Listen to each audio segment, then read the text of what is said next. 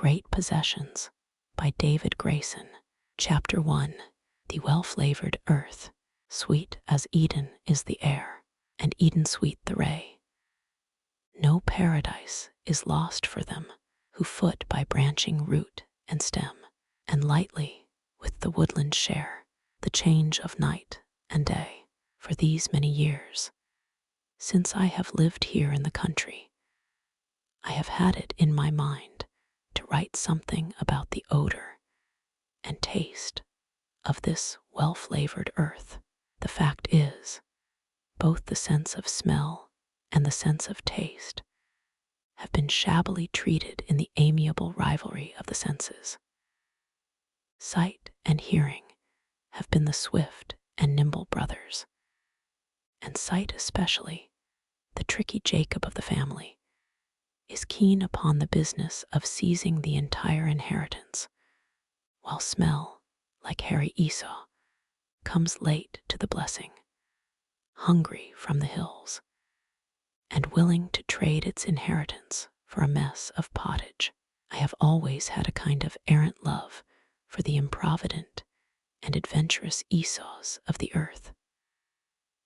I think they smell a wilder fragrance than I do, and taste sweeter things, and I have thought, therefore, of beginning a kind of fragrant autobiography, a chronicle of all the good odors and flavors that ever I have had in my life. As I grow older, a curious feeling comes often to me in the spring, as it comes this spring more poignantly than ever before, a sense of the temporariness of all things, the swiftness of life, the sadness of a beauty that vanishes so soon, and I long to lay hold upon it as it passes by all the handles that I can. I would not only see it and hear it, but I would smell it and taste it and touch it, and all with a new kind of intensity and eagerness. Harriet says I get more pleasure out of the smell of my supper than I get out of the supper itself. I never need to ring for you, says she, but only open the kitchen door. In a few minutes I'll see you straighten up, lift your head, sniff a little, and come straight for the house. The odor of your suppers, Harriet, I said, after a day in the fields, would lure a man out of purgatory. My father before me had a singularly keen nose. I remember well when I was a boy, and drove with him in the wild north country, often through miles of unbroken forest, how he would sometimes break a long silence, lift his head with sudden awareness, and say to me, "David, I smell open fields." In a few minutes, we were sure to come to a settler's cabin, a log barn, or a clearing. Among the free odors of the forest he had caught, afar off, the common odors of the work of man. When we were tramping or surveying in that country, I have seen him stop suddenly, draw in a long breath, and remark, "Marshes," or "a stream yonder." Part of this strange keenness of sense, often noted by those who knew that sturdy old cavalryman, may have been based, as so many of our talents are, upon a defect. My father gave all the sweet sounds of the world, the voices of his sons, the songs of his daughters, to help free the southern slaves. He was deaf. It is well known that when one sense is defective, the others fly to the rescue, and my father's singular development of the sense of smell may have been due in part to this defect, though I believe it to have been, to a far larger degree, a native gift. He had a downright good nose. All his life long he enjoyed, with more than ordinary keenness the odor of flowers, and would often pick a sprig of wild rose and carry it along with him in his hand, sniffing at it from time to time. And he loved the lilac, as I do after him. To ill odors he was not less sensitive, and was impatient of rats in the barn, and could smell them, among other odors, the moment the door was opened. He always had a peculiar sensitiveness to the presence of animals, as of dogs, cats, muskrats, cattle, horses, and the like, and would speak of them long before he had seen them, or could know that they were about. I recall once on a wild northern lake, when we were working along the shore in a boat, how he stopped suddenly and exclaimed, "David, do you hear anything?" For I, a boy, was ears for him in those wilderness places. "No, Father." "What is it?" "Indians." And sure enough, in a short time, I heard the barking of their dogs, and we came soon upon their camp, where, I remember, they were drying deer meat upon a frame of poplar poles over an open fire.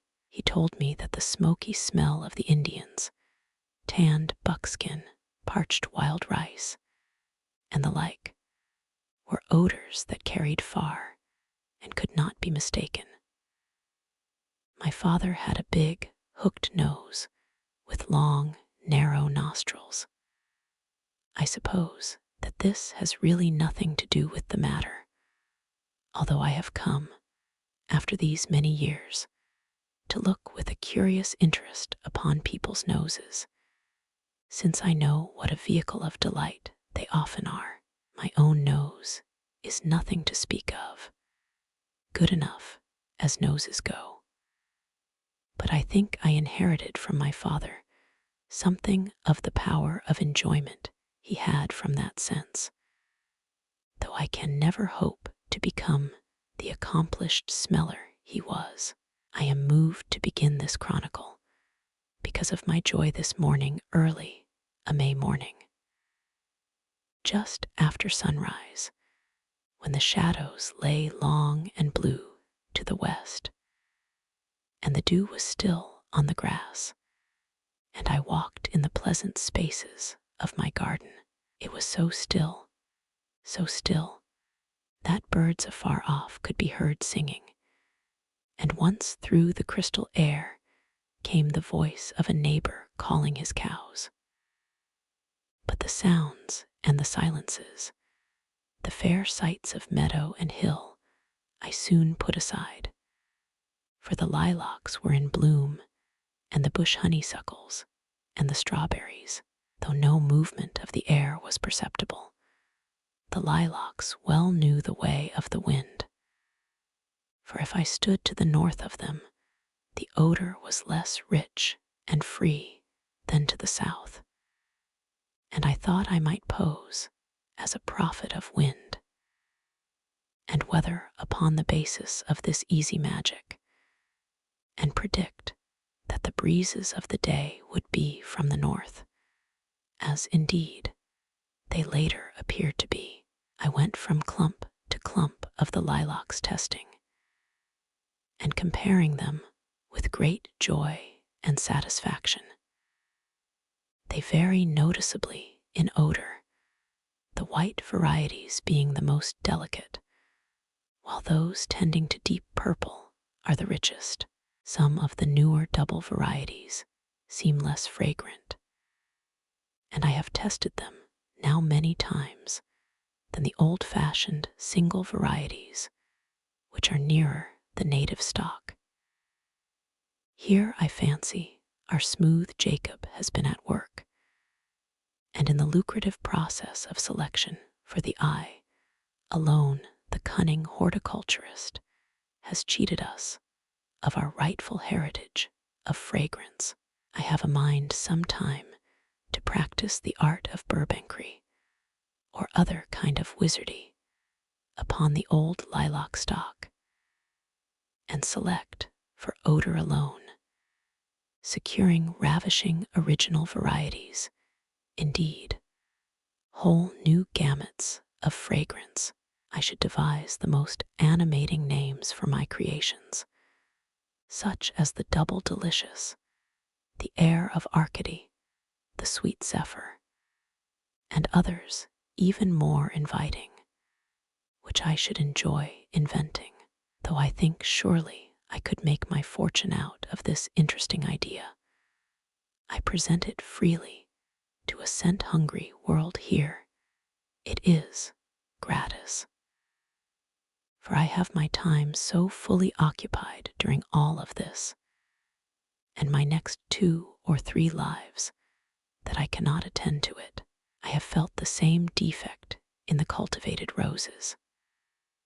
While the odors are rich, often of cloying sweetness, or even, as in certain white roses, having a languor as of death, they never for me equal the fragrance of the wild sweet rose that grows all about these hills, in old tangled fence rows, in the lee of meadow boulders, or by some unfrequented roadside. No other odor I know awakens quite such a feeling, light like a cloud, suggesting free hills, open country, sunny air, and none surely has, for me, such an aftercall. A whiff of the wild rose will bring back in all the poignancy of sad happiness a train of ancient memories, old faces, old scenes, old loves, and the wild thoughts I had when a boy.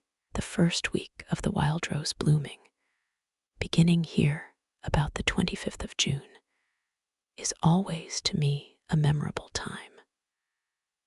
I was a long time learning how to take hold of nature, and think now with some sadness of all the life I lost in former years. The impression the earth gave me was confused. I was as one only half awake. A fine morning made me dumbly glad. A cool evening, after the heat of the day and the work of it, touched my spirit restfully, but I could have explained neither the one nor the other. Gradually, as I looked about me, I began to ask myself, why is it that the sight of these common hills and fields gives me such exquisite delight? And if it is beauty, why is it beautiful? And if I am so richly rewarded by mere glimpses, can I not increase my pleasure with longer looks? I tried longer looks both at nature and at the friendly human creatures all about me.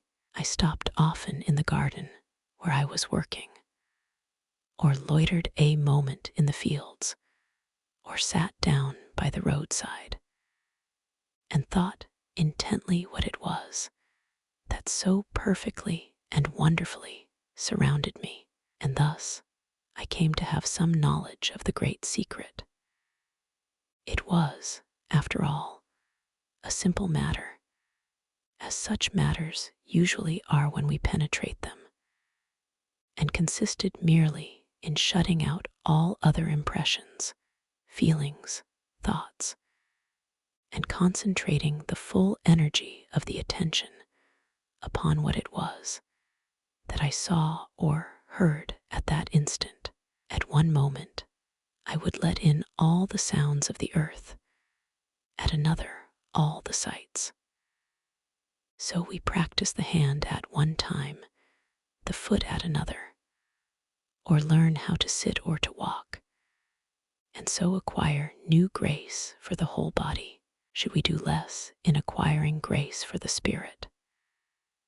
It will astonish one who has not tried it how full the world is of sounds commonly unheard, and of sights commonly unseen, but in their nature, like the smallest blossoms, of a curious perfection and beauty out of this practice grew presently, and as it seems to me instinctively, for I cannot now remember the exact time of its beginning, a habit of repeating under my breath, or even aloud, and in a kind of sing-song voice, fragmentary words and sentences describing what it was that I saw or felt at the moment, as, for example, the pink blossoms of the wild crabapple trees I see from the hill, the reedy song of the wood thrush among the thickets of the wild cherry,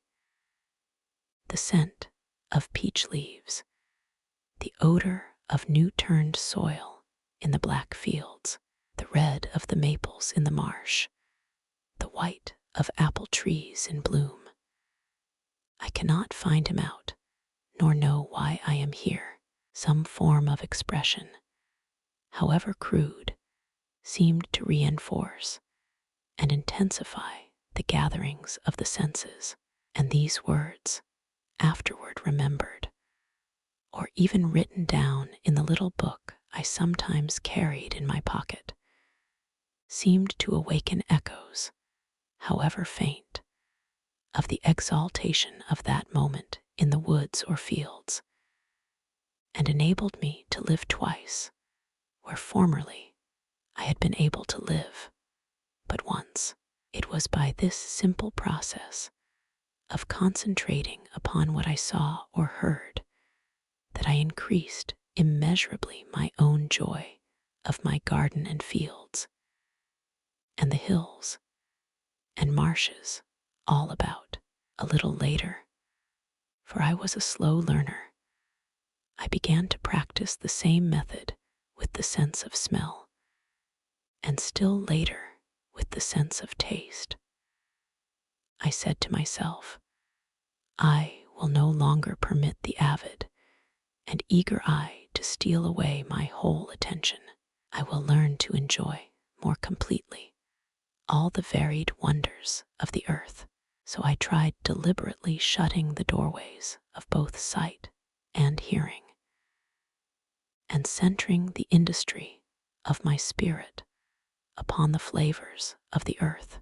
I tested each odor narrowly, compared it well with remembered odors, and often turned the impression I had into such poor words as I could command. What a new and wonderful world opened to me then.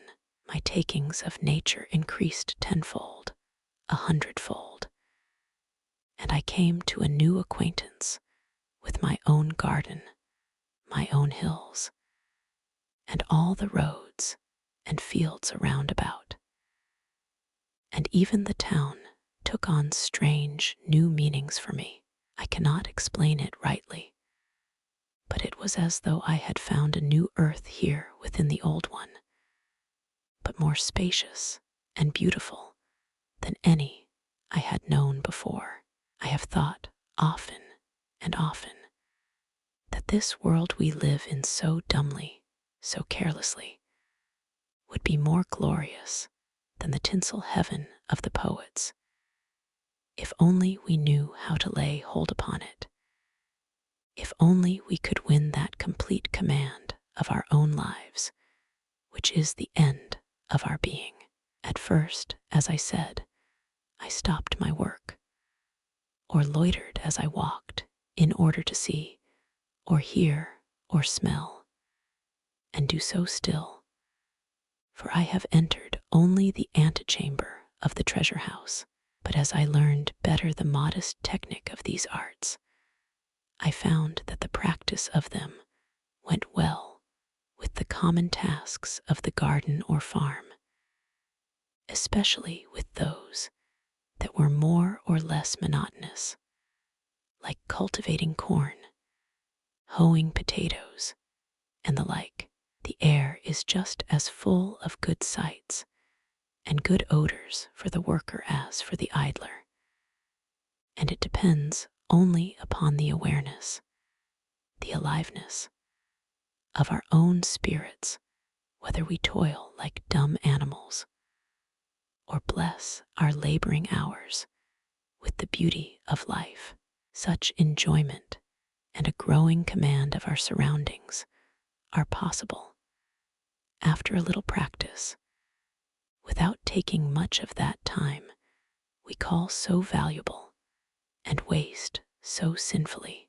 I haven't time, says the farmer, the banker, the professor, with a kind of disdain for the spirit of life, when, as a matter of fact, he has all the time there is, all that anybody has, to wit, this moment, this great and golden moment, but knows not how to employ it. He creeps when he might walk, walks when he might run, runs when he might fly, and lives like a woodchuck in the dark body of himself. Why, there are men in this valley who scout the idea that farming, carpentry, merchantry are anything but drudgery, defend all the evils known to humankind with the argument that a man must live, and laugh at anyone who sees beauty or charm in being here, in working with the hands, or, indeed, in just living, while they think of themselves cannily as practical men. I think them the most impractical men I know. For in a world full of boundless riches, they remain obstinately poor. They are unwilling to invest even a few of their dollars, unearned, in the real wealth of the earth. For it is only the sense of the spirit of life, whether in nature or in other human beings, that lifts men above the beasts and curiously leads them to God, who is the spirit both of beauty and of friendliness. I say truly, having now reached the point in my life where it seems to me I care only for writing that which is most deeply true for me, that I rarely walk in my garden or upon the hills of an evening without thinking of God. It is in my garden that all things become clearer to me, even that miracle whereby one who has offended may still see God. And this, I think, a wonderful thing. In my garden, I understand dimly why evil is in the world, and in my garden learn how transitory it is. Just now I have come in from work, and will note freshly one of the best odors I have had today. As I was working in the corn, a lazy breeze blew across the meadows from the west, and after loitering a moment among the blackberry bushes, sought me out where I was busiest. Do you know the scent of the blackberry? Almost all the year round, it is a treasure house of odors, even when the leaves first come out. But it reaches crescendo in blossom time, when indeed I like it least, for being too strong. It has a curious fragrance, once well called by a poet the hot scent of the briar, and aromatically hot it is, and sharp like the briars themselves. At times I do not like it at all, for it gives me a kind of faintness, while at other times, as today, it fills me with a strange sense of pleasure, as though it were the very breath of the spicy earth. It is also a rare friend of the sun, for the hotter and brighter the day, the hotter and sharper the scent of the briar. Many of the commonest and least noticed of plants, flowers, trees, possess a truly fragrant personality if once we begin to know them. I had an adventure in my own orchard only this spring, and made a fine new acquaintance in a quarter least of all expected. I had started down the lane through the garden one morning in the most ordinary way, with no thought of any special experience, when I suddenly caught a whiff of pure delight that stopped me short. What now can that be? And I thought to myself that nature had played some new prank on me. I turned into the orchard, following my nose. It was not the peach buds, nor the plums, nor the cherries, nor yet the beautiful new colored leaves of the grape, nor anything I could see along the grassy margin of the pasture. There were other odors all about, old friends of mine. But this was some shy and pleasing stranger come venturing upon my land. A moment later, I discovered a patch of low green verdure upon the ground, and dismissed it scornfully as one of my ancient enemies. But it is this way with enemies. Once we come to know them, they often turn out to have a fragrance that is kindly. Well, this particular fierce enemy was a patch of chickweed. Chickweed, invader of the garden, Cossack of the orchard. I discovered, however, that it was in full bloom and covered with small, star-like white blossoms. Well now, said I, are you the guilty rascal?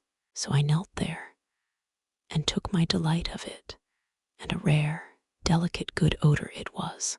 For several days afterward, I would not dig out the patch, for I said to myself, what a cheerful claim it makes these early days, when most of the earth is still cold and dead, for a bit of immortality. The bees knew the secret already, and the hens and the blackbirds, and I thought it no loss, but really a new and valuable pleasure, to divert my path down the lane for several days, that I might enjoy more fully this new odor, and make a clear acquaintance with something fine upon the earth I had not known before.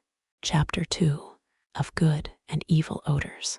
Of all times of the day for good odors, I think the early morning the very best, although the evening just after sunset, if the air falls still and cool, is often as good. Certain qualities or states of the atmosphere seem to favor the distillation of good odors, and I have known times, even at midday, when the earth was very wonderful to smell. There is a curious, fainting fragrance that comes only with sunshine and still heat. Not long ago, I was cutting away a thicket of wild spirea, which was crowding in upon the cultivated land.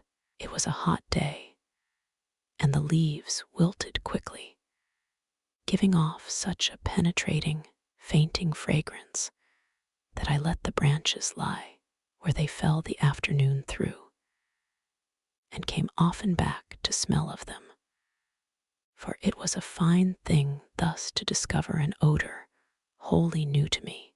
I like also the first wild, sweet smell of new-cut meadow grass, not the familiar odor of new-mown hay, which comes a little later, and is worthy of its good report, but the brief, despairing odor of grass just cut down, its juices freshly exposed to the sun, one as it richly in the fields at the mowing. I like also the midday smell of peach leaves and peach tree bark at the summer priming, and have never let anyone else cut out the old canes from the blackberry rows in my garden for the goodness of the scents which wait upon that work. Another odor I have found animating is the odor of burning wastage in new clearings or in old fields, especially in the evening when the smoke drifts low along the land and takes to itself, by some strange chemical process, the tang of earthy things. It is a true saying that nothing will so bring back the emotion of a past time as a remembered odor. I have had from a whiff of fragrance caught in a city street such a vivid return of an old time and an old, sad scene that I have stopped, trembling there, with an emotion long spent and I thought forgotten. Once in a foreign city, passing a latticed gateway that closed in a narrow court, I caught the odor of wild, sweet balsam. I do not know now where it came from, or what could have caused it, but it stopped me short where I stood, and the solid brick walls of that city rolled aside like painted curtains, and the iron streets dissolved before my eyes, and with the curious dizziness of nostalgia, I was myself upon the hill of my youth, with the gleaming river in the valley, and a hawk sailing majestically in the high blue of the sky, and all about and everywhere the balsams, and the balsams, full of the sweet, wild odors of the north, and of dreaming boyhood. And there, while my body, the shell of me, loitered in that strange city, I was myself 4,000 miles and a quarter of a century away, reliving, with a conscious passion that boyhood never knew, a moment caught up, like a torch, out of the smoldering wreckage of the past. Do not tell me that such things die. They all remain with us, all the sights and sounds and thoughts of bygone times, awaiting only the whiff from some latticed gateway, some closed-in court, to spring again into exuberant life, if only we are ready for the great moment. As for the odor of the burning wastage of the fields at evening, I scarcely know if I dare say it. I find it produces in the blood of me a kind of primitive emotion, as though it stirred memories older than my present life.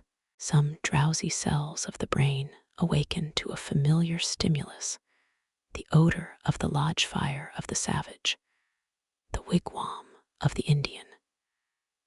Racial memories. But it is not the time of the day, nor the turn of the season, nor yet the way of the wind that matters most, but the ardor and glow we ourselves bring to the fragrant earth. It is a sad thing to reflect that in a world so overflowing with goodness of smell, of fine sights and sweet sounds, we pass by hastily and take so little of them. Days pass when we see no beautiful sight, hear no sweet sound, smell no memorable odor, when we exchange no single word of deeper understanding with a friend. We have lived a day and added nothing to our lives, a blind, grubbing, senseless life, that. It is a strange thing, also, that instead of sharpening the tools by which we take hold of life, we make studied efforts to dull them. We seem to fear life, and early begin to stop our ears and close our eyes, lest we hear and see too much. We clog our senses and cloud our minds. We seek dull security and ease and cease longer to desire adventure and struggle. And then the tragedy of it, the poet we all have in us in youth, begins to die. The philosopher in us dies. The martyr in us dies. So that the long, long time beyond youth, with so many of us, becomes a busy death, and this, I think, truer of men than of women. Beyond 40, many women just begin to awaken to power and beauty, but most men beyond that age go on dying. The task of the artist, whether poet or musician or painter, is to keep alive the perishing spirit of free adventure in men, to nourish the poet, the prophet, the martyr. We all have in us one's sense of smell, like the sense of taste, is sharpest when he is hungry, and I am convinced also that one sees and hears best when unclogged with food, undulled with drink, undrugged with smoke. For me also, weariness, though not exhaustion, seems to sharpen all the senses. Keenness goes with leanness. When I have been working hard or tramping the country roads in the open air, and come in weary and hungry at night, and catch the fragrance of the evening along the road or upon the hill, or at barn doors smell the unmilked cows, or at the doorway the comfortable odors of cooking supper, how good that all is. At such times I know Esau to the core. The forthright, nature-loving, simple man he was, coming in dabbled with the blood of hunted animals, and hungry for the steaming pottage. It follows that if we take excessive joys of one sense, as of taste, nature, ever seeking just balances, deprives us of the full enjoyment of the others. I am stuffed, cousin, cries Beatrice in the play. I cannot smell. I have drunk, remarks the clown in Arcady. What are roses to me? We forget that there are 5 chords in the great scale of life: sight, hearing, smell, taste, touch, and few of us ever master the chords well enough to get the full symphony of life, but are something like little pigtailed girls playing Peter Piper with one finger, while all the music of the universe is in the great instrument, and all to be had for the taking. Of most evil odors, it can be said that they are temporary or unnecessary, and any unpleasant odor, such as that of fruit sprays in spring, or fertilizer newly spread on the land, can be borne and even welcomed if it is appropriate to the time and place. Some smells, evil at first, become through usage not unpleasant. I once stopped with a wolf trapper in the North Country, who set his bottle of bait outside when I came in. He said it was good and strong, and sniffed it with appreciation. I agreed with him that it was strong. To him, it was not unpleasant, though made of the rancid fat of the muskellunge. All nature seems to strive against evil odors, for when she warns us of decay, she is speeding decay. And a manured field produces later the best of all odors. Almost all shut-in places sooner or later acquire an evil odor, and it seems a requisite for good smells that there be plenty of sunshine and air. And so it is with the hearts and souls of men. If they are long shut in upon themselves, they grow rancid. Chapter 3. Follow your nose. Listen to the exhortation of the dawn. Look to this day, for it is life, the very life of life. On a spring morning, one has only to step out into the open country, lift his head to the sky, and follow his nose.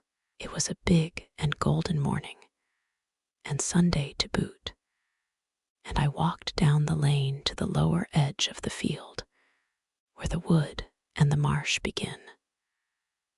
The sun was just coming up over the hills, and all the air was fresh and clear and cool. High in the heavens, a few fleecy clouds were drifting, and the air was just enough astir to waken the hemlocks into faint and sleepy exchanges of confidence. It seemed to me that morning that the world was never before so high, so airy, so golden, all filled to the brim with the essence of sunshine and spring morning, so that one's spirit dissolved in it, became a part of it.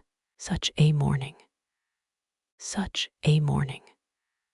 From that place, and just as I set off across the open land. It was the time of all times for good odors, soon after sunrise, before the heat of the day had drawn off the rich distillations of the night. In that keen moment, I caught, drifting, a faint but wild fragrance upon the air, and veered northward, full into the way of the wind. I could not at first tell what this particular odor was, nor separate it from the general good odor of the earth, but I followed it intently across the moor-like open land. Once I thought I had lost it entirely, or that the faint northern airs had shifted, but I soon caught it clearly again, and just as I was saying to myself, I've got it, I've got it. For it is a great pleasure to identify a friendly odor in the fields. I saw, near the bank of the brook, among ferns and raspberry bushes, a thorn-apple tree in full bloom. So there you are, I said. I hastened toward it, now in the full current and glory of its fragrance.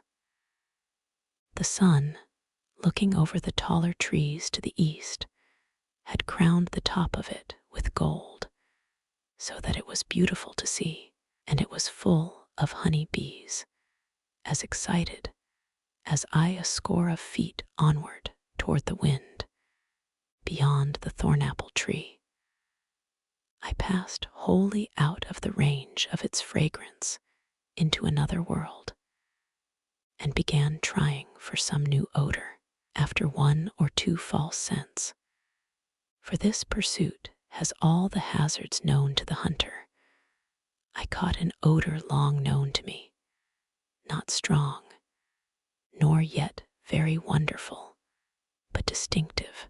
It led me still a little distance northward to a sunny slope just beyond a bit of marsh. And sure enough, I found an old friend, the wild sweet geranium, a world of it, in full bloom, and I sat down there for some time to enjoy it fully. Beyond that, and across a field wild with tangles of huckleberry bushes and sheep laurel, where the bluets and buttercups were blooming, and in shady spots the shy white violet, I searched for the odor of a certain clump of pine trees I discovered long ago. I knew that I must come upon it soon, but could not tell just when or where. I held up a moistened finger to make sure of the exact direction of the wind, and bearing, then, a little eastward, soon came full upon it, as a hunter might surprise a deer in the forest. I crossed the brook a second time, and through a little marsh, making it the rule of the game never to lose for an instant the scent I was following, even though I stopped in a low spot to admire a mass of thrifty blue flags, now beginning to bloom, and came thus to the pines I was seeking.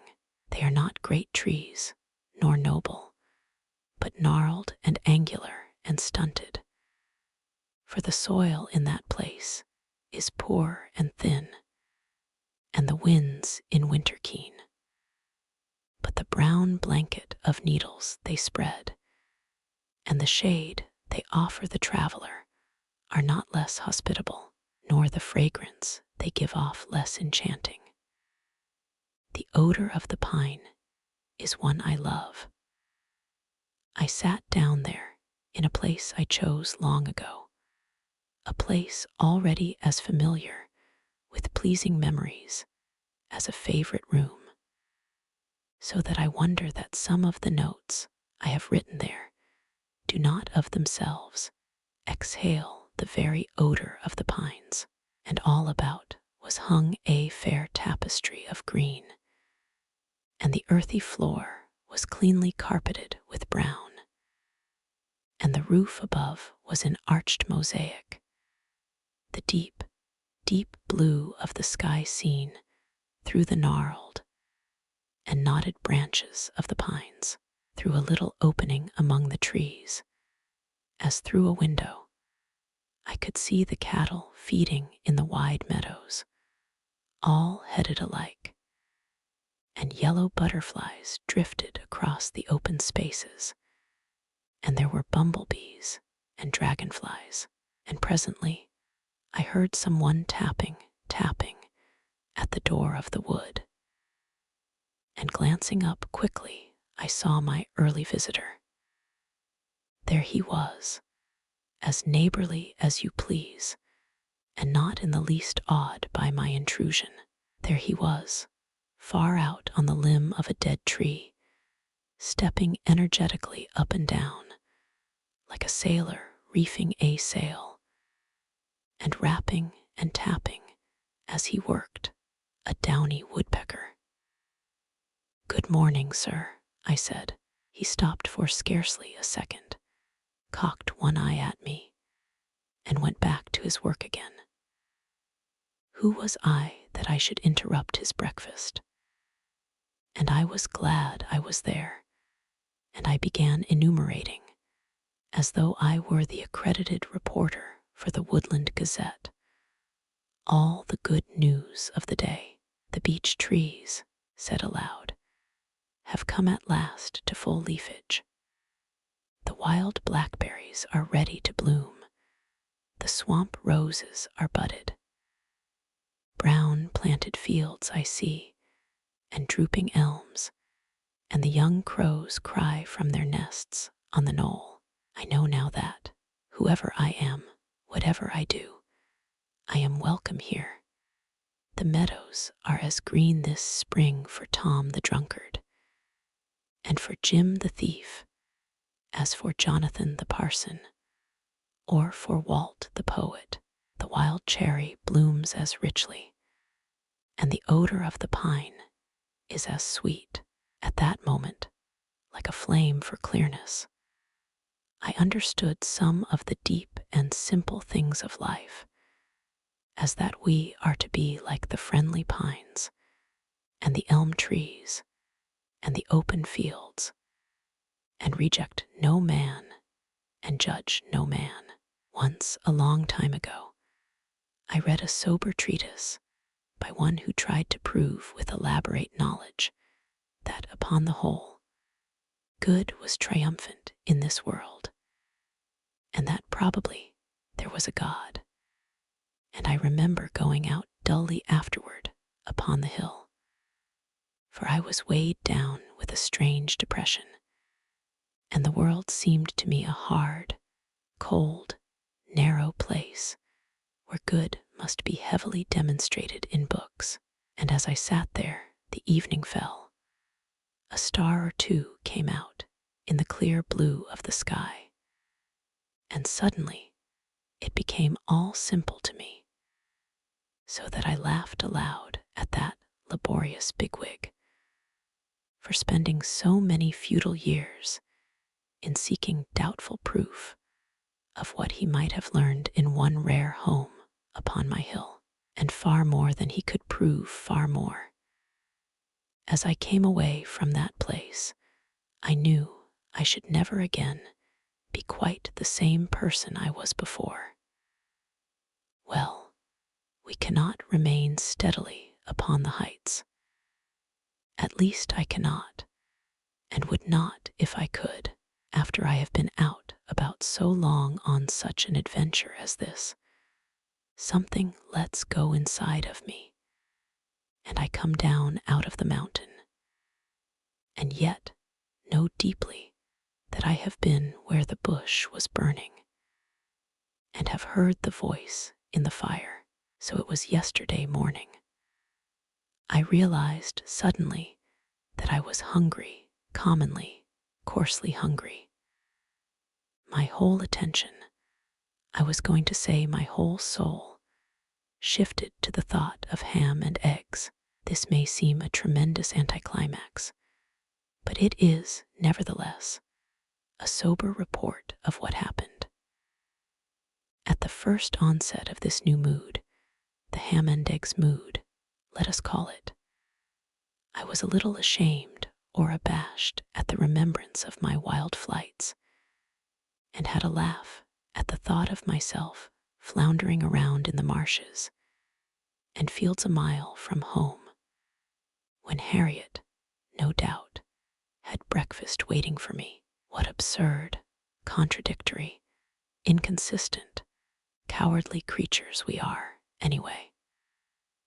The house seemed an inconceivable distance away, and the only real thing in the world, the gnawing emptiness under my belt, and I was wet to my knees, and the tangled huckleberry bushes and sheep laurel and hardback I had passed through so joyously a short time before now clung heavily about my legs as I struggled through them, and the sun was hot and high, and there were innumerable small, black buzzing flies.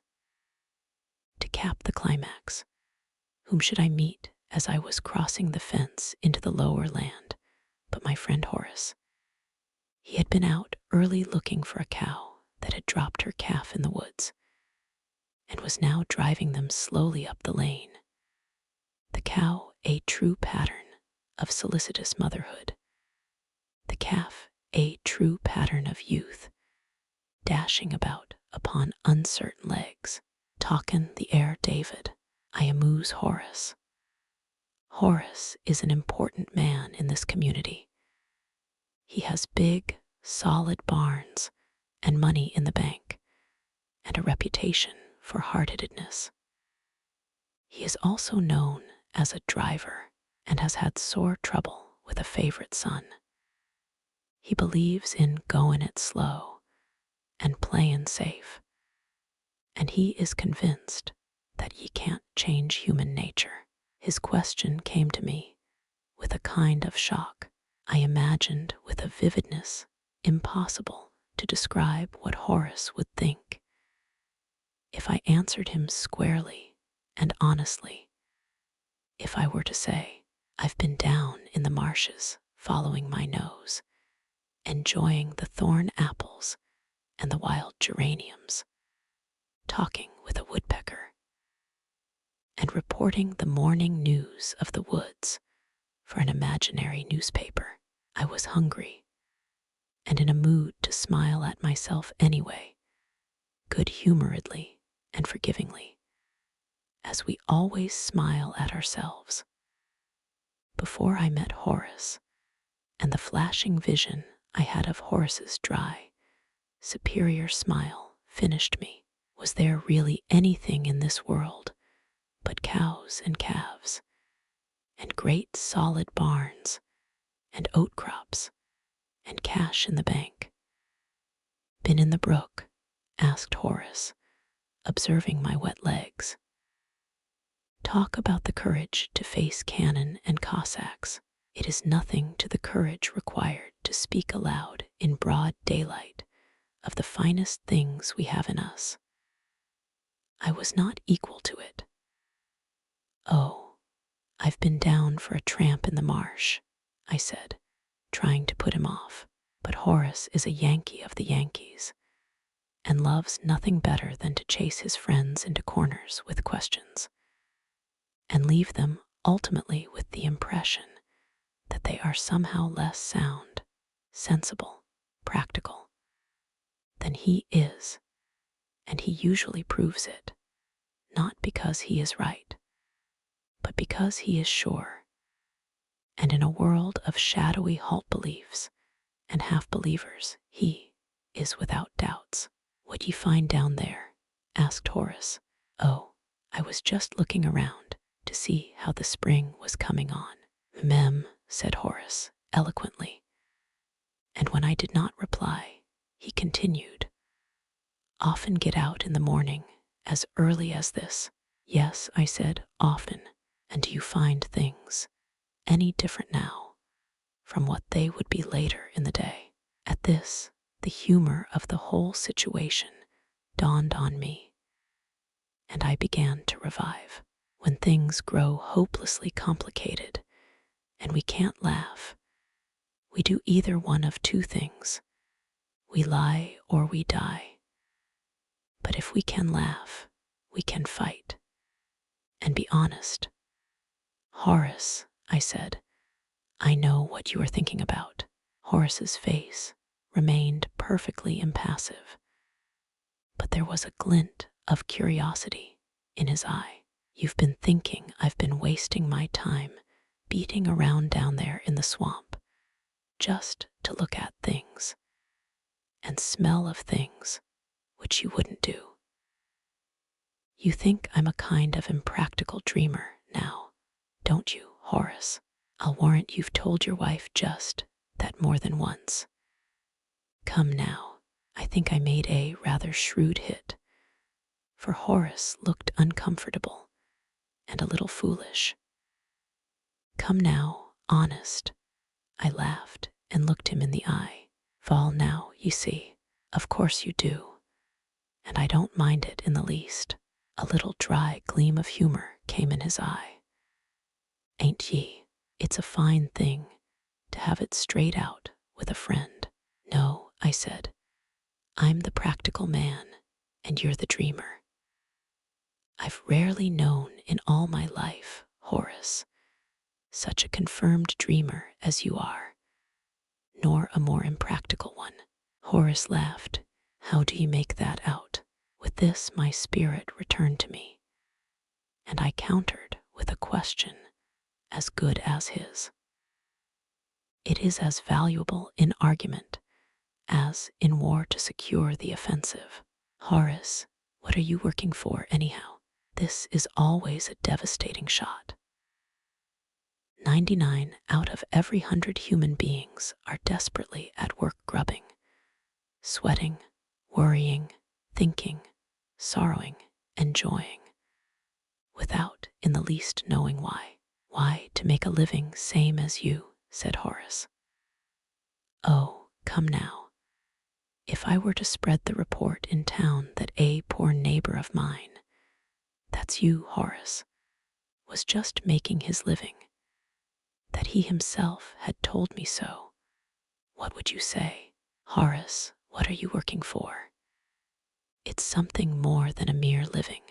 Fall now, I'll tell ye, if you want it straight. I'm layin' aside a little something for a rainy day. A little something." This in the exact inflection of irony by which here in the country we express our opinion that a friend has really a good deal more laid aside than anybody knows about. Horace smiled also in the exact manner of one so complimented. "Horace, what are you going to do with that $30,000? 30,000. Horace looks at me and smiles, and I look at Horace and smile. "Honest now, Val, I'll tell ye, a little peace and comfort for me and Josie in our old age, and a little something to make the children remember us when we're gone. Isn't that worth working for?" He said this with downright seriousness.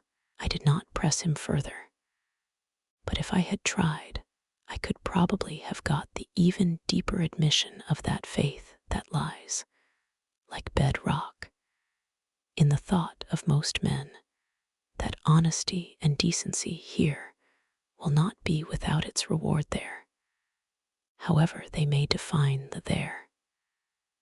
Some prophet's paradise to come. I knew it, I said. Horace, you're a dreamer too.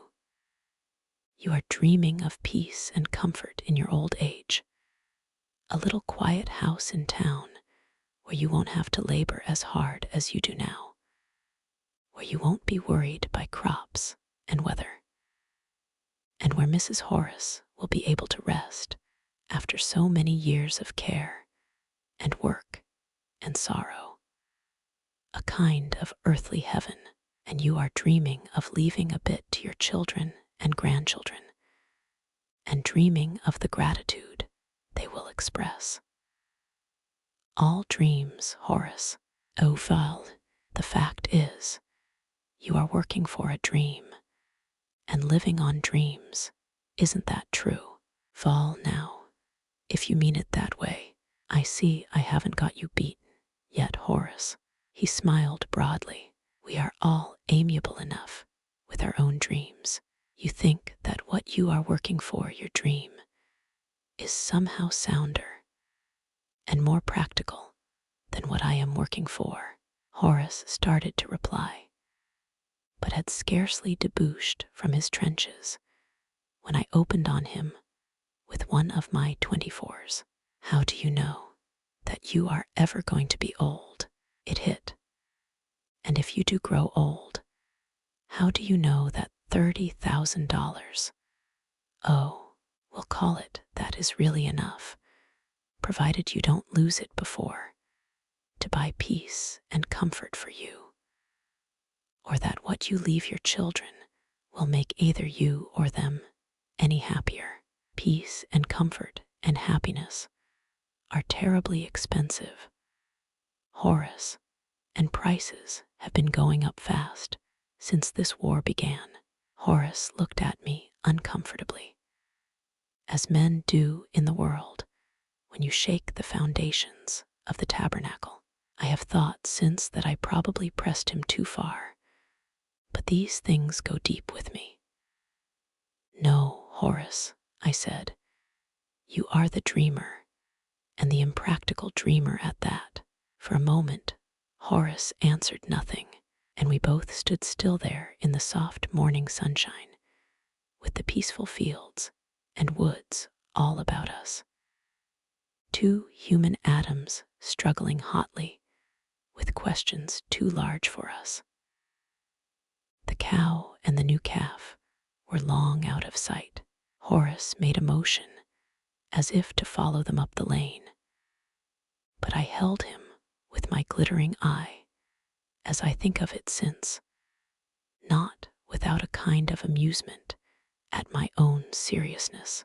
I'm the practical man, Horace, for I want my peace now, and my happiness now, and my God now. I can't wait. My barns may burn, or my cattle die, or the solid bank where I keep my deferred joy may fail, or I myself by tomorrow be no longer here. So powerfully and vividly did this thought take possession of me that I cannot now remember to have said a decent goodbye to Horace. Never mind. He knows me.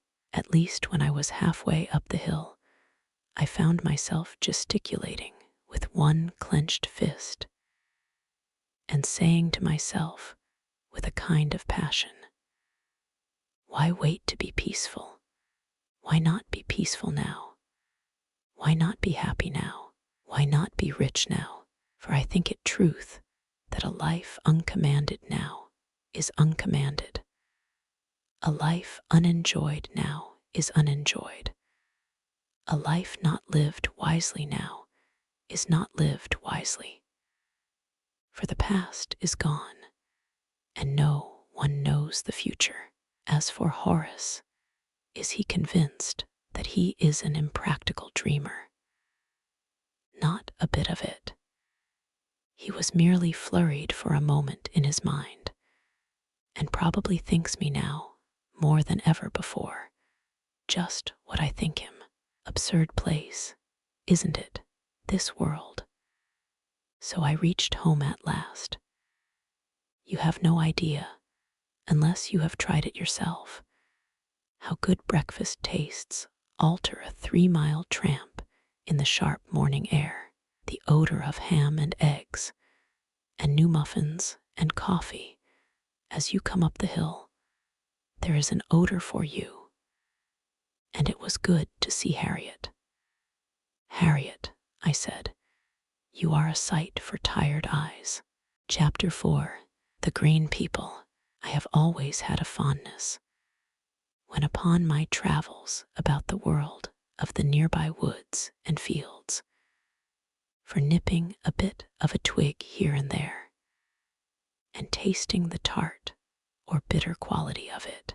I suppose the instinct descends to me from the herbivorous side of my distant ancestry.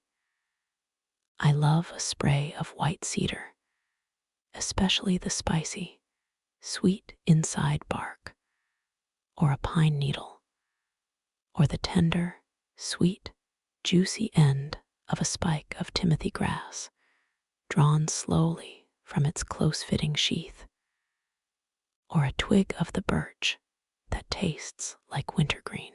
I think this no strange or unusual instinct, for I have seen many other people doing it, especially farmers around here, who go through the fields nipping the new oats, testing the red top, or chewing a bit of sassafras bark.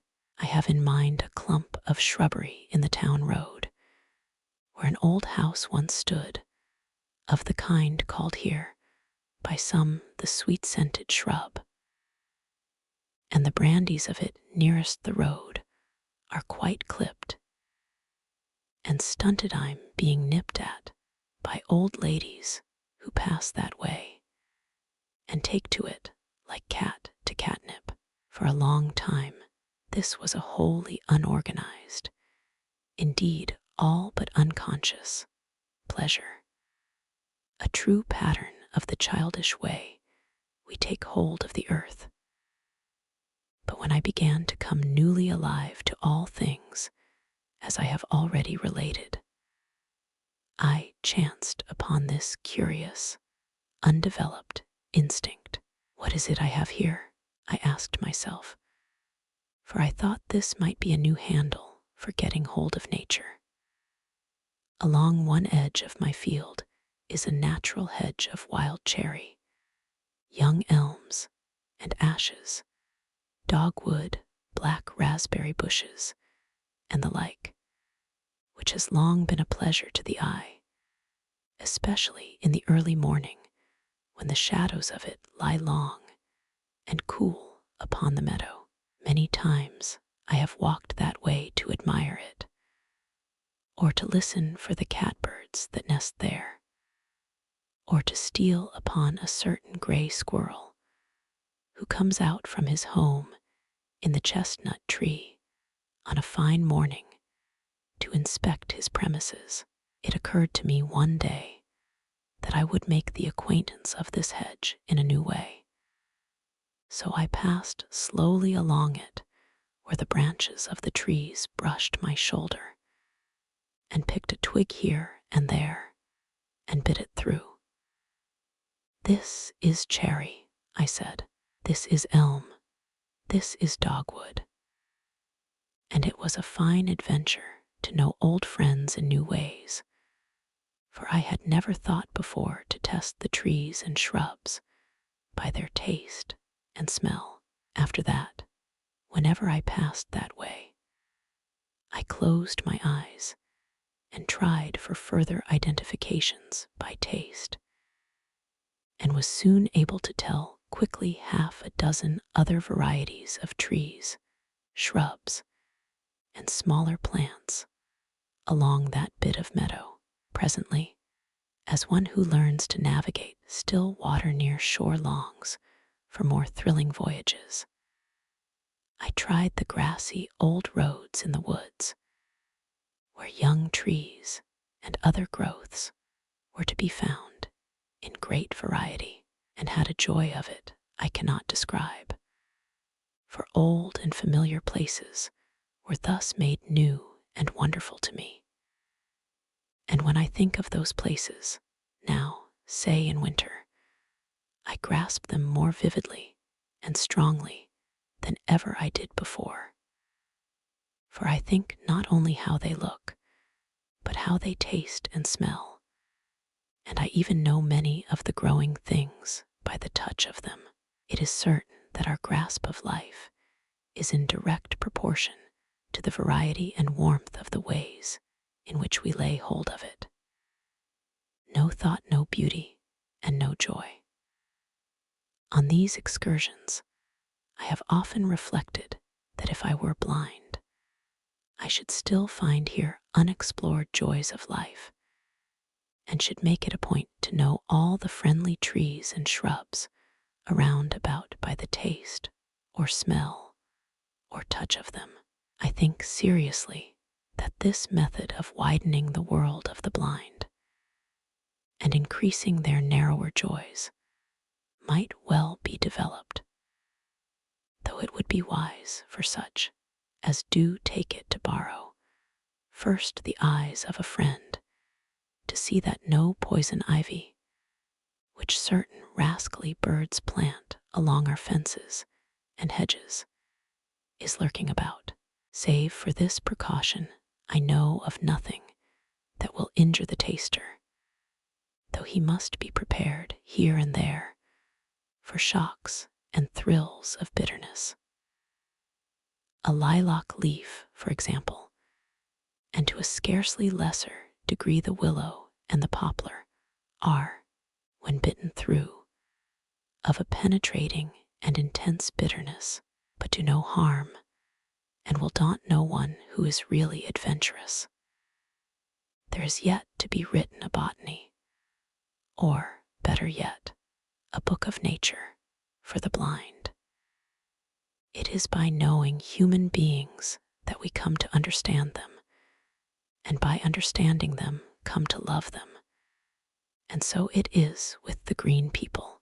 When I was a boy in the wild north country trees, were enemies to be ruthlessly fought, to be cut down, sawed, split, burned, anything to be rid of them. The ideal in making a home place was to push the forest as far away from it as possible. But now, when I go to the woods, it is like going among old and treasured friends, and with riper acquaintance, the trees come to take on, curiously, a kind of personality, so that I am much fonder of some trees than of others, and instinctively seek out the companionship of certain trees in certain moods, as one will his friends. I love the unfolding beeches in spring, and the pines in winter. The elms I care for afar off, like great aloof men, whom I can admire. But for friendly confidences, give me an apple tree in an old green meadow. In this more complete understanding, I have been much aided by getting hold of my friends of the hedges and hills in the new ways I have described. At times, I even feel that I have become a fully accepted member of the fraternity of the living earth, for I have already received many of the benefits which go with that association, and I know now for a certainty that it makes no objection to its members, because they are old or sad or have sinned, but welcomes them all alike. The essential taste of the cherry and peach and all their numerous relatives is in variation that of the peach pit, so that the whole tribe may be easily recognized, though it was some time before I could tell with certainty the peach from the cherry. The oak shoot, when chewed a little, tastes exactly like the smell of new oak lumber. The maple has a peculiar taste and smell of its own that I can find no comparison for. And the poplar is one of the bitterest trees that ever I have tasted. The trees, pines, spruces, hemlocks, balsams, cedars, are to me about the pleasantest of all, both in taste and odor. And though the spruces and pines taste and smell much alike at first, one soon learns to distinguish them. The elm has a rather agreeable, nondescript, bitterish taste, but the linden is gummy and of a mediocre quality, like the tree itself, which I dislike. Some of the sweetest flowering shrubs, such as the lilac, have the bitterest of leaves and twigs, or, like certain kinds of clematis, have a seed that when green is sharper than cayenne pepper, while others, like the rose, are pleasanter in flavor. The ash tree is not too bitter and a little sour. I give here only a few of the commoner examples, for I wish to make this no tedious catalogue of the flavors of the green people. I am not a scientist, nor would wish to be taken for one. Only last winter I had my pretensions sadly shocked when I tasted twigs cut from various trees and shrubs, and tried to identify them by taste or by smell. And while it was a pleasing experiment, I found I could not certainly place above half of them, partly, no doubt, because many growing things keep their flavors well wrapped up in winter. No, I have not gone far upon this pleasant road, but neither am I in any great hurry, for there yet remains much time in this, and my future lives to conquer the secrets of the earth. I plan to devote at least one entire life to science, and may find I need several. One great reason why the sense of taste and the sense of smell have not the same honor as the sense of sight or of hearing is that no way has yet been found to make a true art of either. For sight, we have painting, sculpturing, photography, architecture, and the like, and for hearing, music, and for both, poetry and the drama. But the other senses are more purely personal, and have not only been little studied or thought about, but are the ones least developed and most dimmed and clogged by the customs of our lives. For the sense of smell we have, indeed, the perfumer's art, but a poor rudimentary art it is, giving little freedom for the artist who would draw his inspirations freshly from nature. I can, indeed, describe poorly in words the odors of this June morning: the mingled lilacs, late wild cherries, new broken soil, and the fragrance of the sun on green verdure. For there are here both lyrical and symphonic odors, but how inadequate it is. I can tell you what I feel and smell and taste, and give you, perhaps, a desire another spring to spend the months of May and June in the country. But I can scarcely make you live again the very moment of life I have lived, which is the magic quality of the best art, the art of the perfumer, which, like all crude art, thrives upon blatancy, does not make us go to gardens or love the rose, but often instills in us a kind of artificiality, so that perfumes, so far from being an inspiration to us, increasing our lives, become often the badge of the abnormal, used by those unsatisfied with simple, clean, natural things, and as a people deficient in musical art delights in ragtime tunes, so a people deficient in the true art of tasting and smelling delights in ragtime odors and ragtime tastes. I do not know that the three so-called lesser senses will ever be organized to the point where they are served by well-established arts. But this I do know, that there are three great ways of entering upon a better understanding of this magic earth, which are now neglected. I think we have come upon hasty and heated days, and are too much mastered by the god of hurry and the swift and greedy eye. We accept flashing pictures of life for life itself. We rush here and rush there, and having arrived, rush away again to what sensible purpose? Be still a little. Be still. I do not mean by stillness stagnation, not yet lazy contentment, but life more deeply thought about, more intensely realized, an activity so concentrated that it is quiet. Be still then. So it is that, though I am no worshipper of the old, I think the older gardeners had in some ways a better practice of the art than we have, for they planted not for the eye alone, but for the nose and the sense of taste, and even in growing such plants as the lamb's tongue, to gratify, curiously, the sense of touch. They loved the scented herbs, and appropriately called them simples.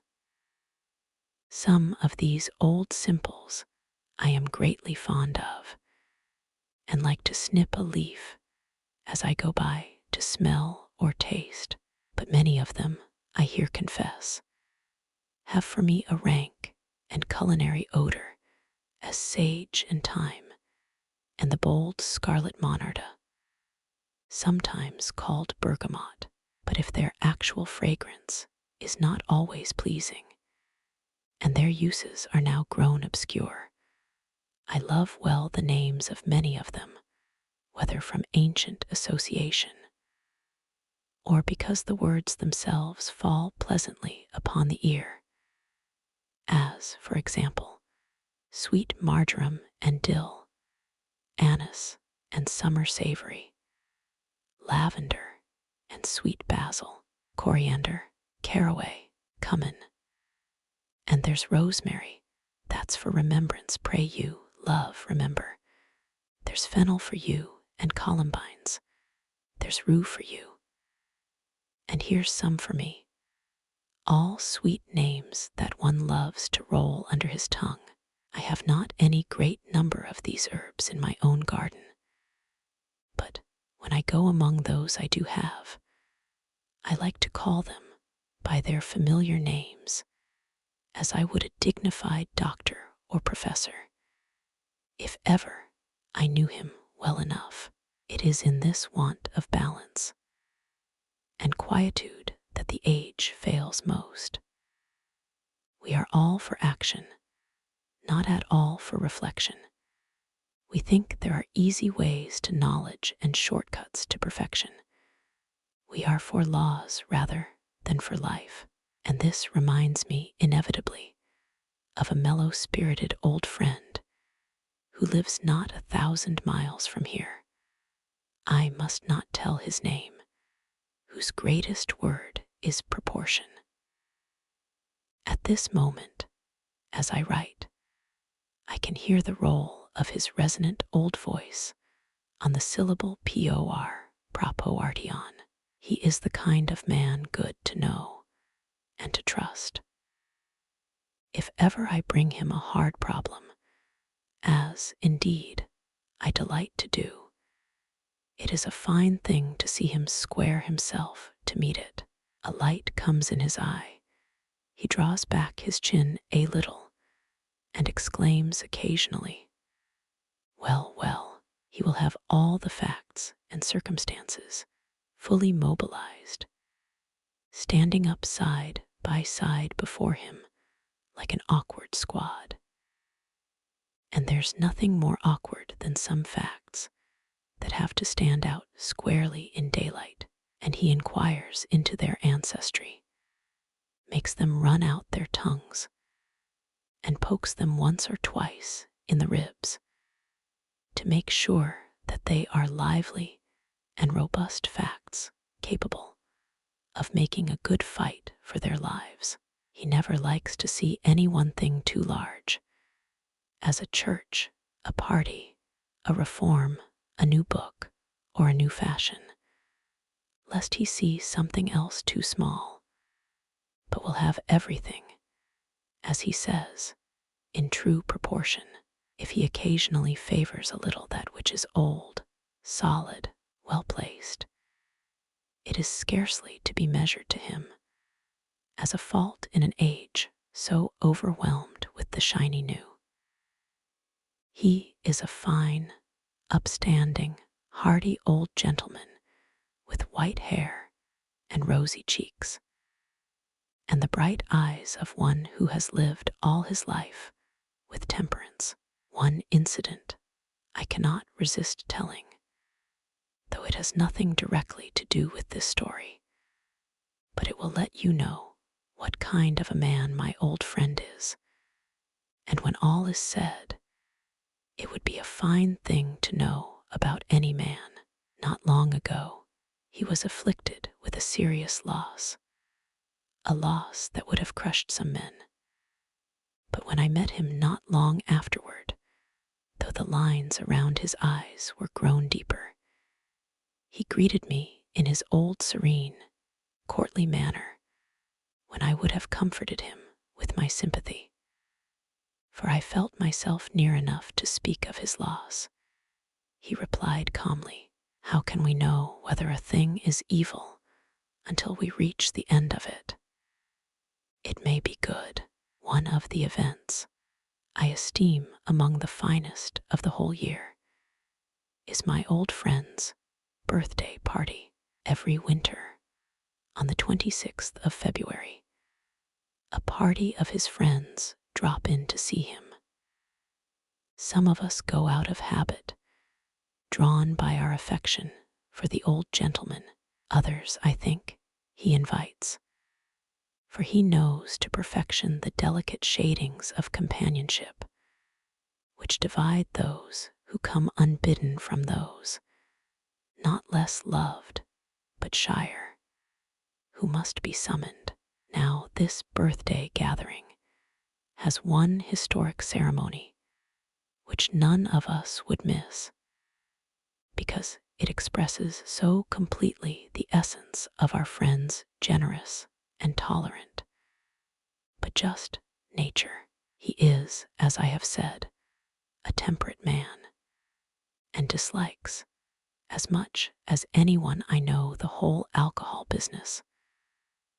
But living in a community where the struggle for temperance has often been waged intemperately, and where there is a lurking belief that cudgeling laws can make men virtuous, he publishes abroad once a year his Declaration of Independence.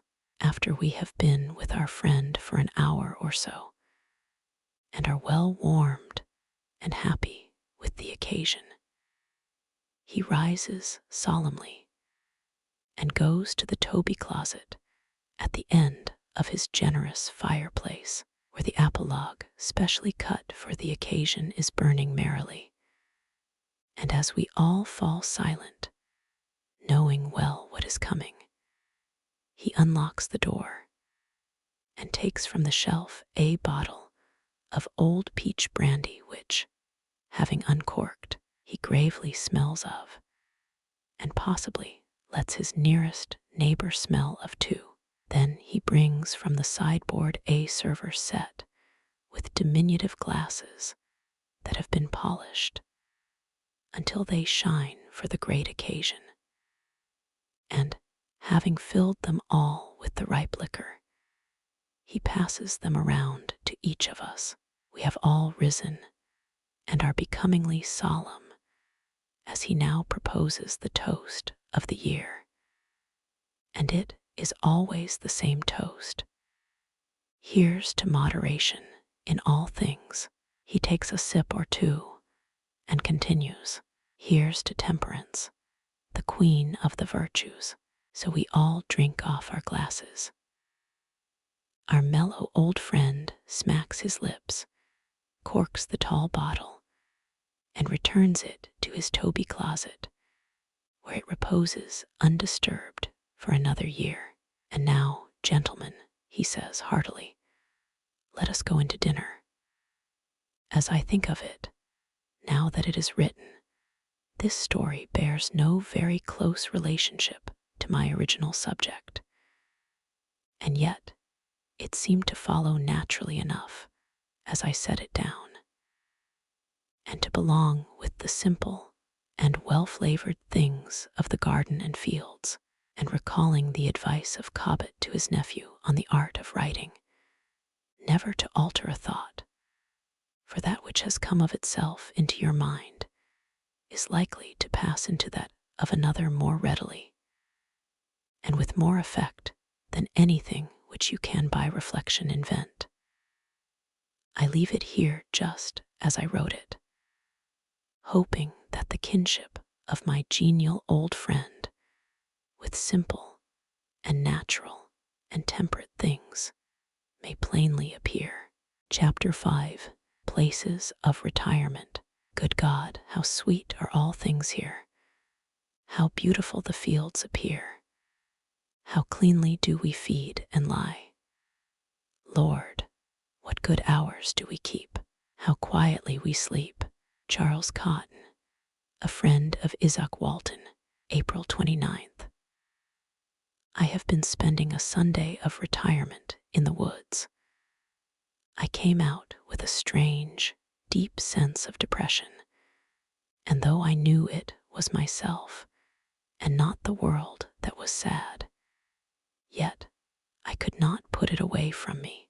As I write, the wood seems full of voices, the little rustling of leaves, the minute sounds of twigs chafing together, the cry of frogs from the swamp, so steady and monotonous that it scarcely arrests attention, of odors aplenty just behind me, so that by turning my head I can see into their cool green depths, are a number of hemlock trees, the breath of which is incalculably sweet.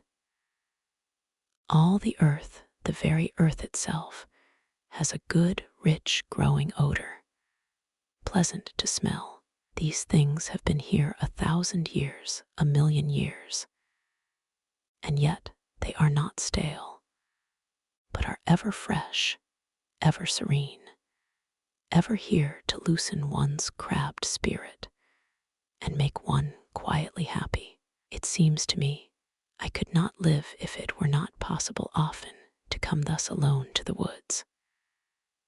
On later walking, I discover that here and there on warm southern slopes, the dog-tooth violet is really in bloom, and worlds of hepatica, both lavender and white, among the brown leaves.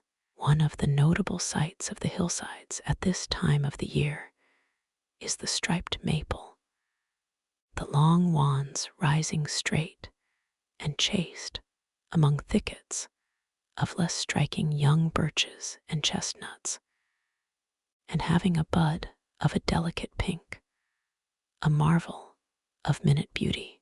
A little trailing arbutus I found and renewed my joy with one of the most exquisite odors of all the spring. Solomon's seal thrusting up vivid green cornucopias from the lifeless earth, and often near a root or stone the red partridge berries among their bright leaves. The laurel on the hills is sharply visible, especially when among deciduous trees, and along the old brown roads are patches of fresh wintergreen. In a cleft of the hills near the top of Norwituck, though the day is warm, I found a huge snowbank, the last held trench of old winter, the last guerrilla of the cold, driven to the fastnesses of the hills. I have enjoyed this day without trying. After the first hour or so of it, all the worries dropped away, all the ambitions, all the twisted thoughts. It is strange how much thrilling joy there is in the discovery of the ages-old miracle of returning life in the woods. Each green adventurer, each fragrant joy, each bird call, and the feel of the soft, warm sunshine upon one's back after months of winter. On any terms life is good. The only woe, the only great woe, is the woe of never having been born. Sorrow, yes, failure, yes, weakness, yes, the sad loss of dear friends, yes. But oh, the good God, I still live. Being alone without feeling alone is one of the great experiences of life, and he who practices it has acquired an infinitely valuable possession. People fly to crowds for happiness, not knowing that all the happiness they find there they must take with them. Thus they divert and distract that within them which creates power and joy, until by flying always away from themselves, seeking satisfaction from without rather than from within, they become infinitely boresome to themselves, so that they can scarcely bear a moment of their own society. But if once a man have a taste of true and happy retirement, though it be but a short hour or day now and then, he has found, or is beginning to find, a sure place of refuge, of blessed renewal, toward which in the busiest hours he will find his thoughts wistfully stealing. How stoutly will he meet the buffets of the world if he knows he has such a place of retirement where all is well ordered and full of beauty, and right counsels prevail, and true things are noted. As a man grows older, if he cultivate the art of retirement, not indeed as an end in itself, but as a means of developing a richer and freer life, he will find his reward growing surer and greater, until in time none of the storms or shocks of life any longer disturbs him. He might in time even reach the height attained by Diogenes, of whom Epictetus said, "It was not possible for any man to approach him, nor had any man the means of laying hold upon him to enslave him. He had everything easily loosed, everything only hanging to him. If you laid hold of his property, he would rather have let it go and be yours than he would have followed you for it. If you laid hold of his leg, he would have let go his leg. If all of his body, all his poor body, his intimates, friends, country, just the same. For he knew from whence he had them, and from whom and on what conditions. The best partners of solitude are books. I like to take a book with me in my pocket, although I find the world so full of interesting things, sights, sounds, odors, that often I never read a word in it. It is like having a valued friend with you, though you walk for miles without saying a word to him or he to you. But if you really know your friend, It is a curious thing how, subconsciously, you are aware of what he is thinking and feeling about this hillside or that distant view. And so it is with books. It is enough to have this writer in your pocket, for the very thought of him and what he would say to these old fields and pleasant trees is ever freshly delightful. And he never interrupts at inconvenient moments, nor intrudes his thoughts upon yours unless you desire it. I do not want long books, and least of all story books in the woods. These are for the library, but rather scraps and extracts and condensations from which thoughts can be plucked like flowers and carried for a while in the buttonhole. So it is that I am fond of all kinds of anthologies. I have one entitled Traveler's Joy, another Songs of Nature, and I have lately found the best one I know called The Spirit of Man by Robert Bridges, the English laureate. Other little books that fit well in the pocket on a tramp, because they are truly companionable, are Ben Jonson's Timber, one of the very best, and William Penn's Fruits of Solitude. An anthology of Elizabethan verse given me by a friend is also a good companion. It is not a discourse or a narrative we want as we walk abroad, but conversation. Neither do we want people or facts or stories, but a person. So I open one of these little books and read therein the thoughtful remark of a wise companion. This I may reply to, or merely enjoy as I please. I am in no hurry, as I might be with a living companion, for my book friend, being long dead, is not impatient and gives me time to reply, and is not resentful if I make no reply at all, submitted to such a test as this few writers, old or new, give continued profit or delight. To be considered in the presence of the great and simple things of nature, or worn long in the warm places of the spirit, a writer must have supreme qualities of sense or humor, a great sensitiveness to beauty, or a genuine love of goodness. But above all, he must somehow give us the flavor of personality. He must be a true companion of the spirit. There is an exercise given to young soldiers, which consists in raising the hands slowly above the head, taking in a full breath at the same time, and then letting them down in such a way as to square the shoulders. This leaves the body erect, the head high, the eyes straight ahead, the lungs full of good air. It is the attitude that every man at arms should wish to take. After a day in the woods, I feel some such erectness of spirit, a life of the head, and a clearer and calmer vision. For I have raised up my hands to the heavens, and drawn in the odors, and sights, and sounds of the good earth.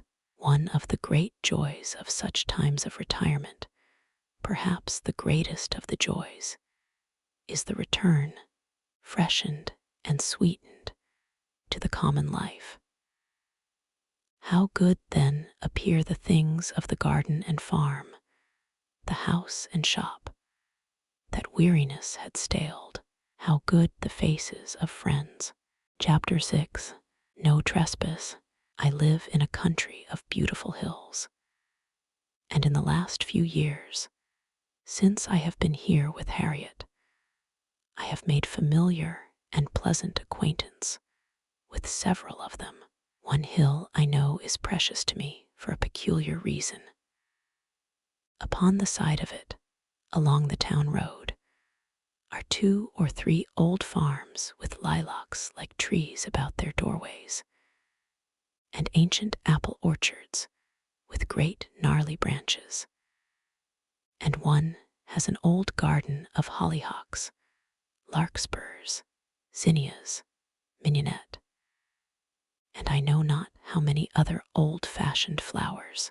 Wild grapes there are along the neglected walls, and in a corner of one of them, by a brook, a mass of sweet currant, which in blossom time makes all that bit of valley a bower of fragrance.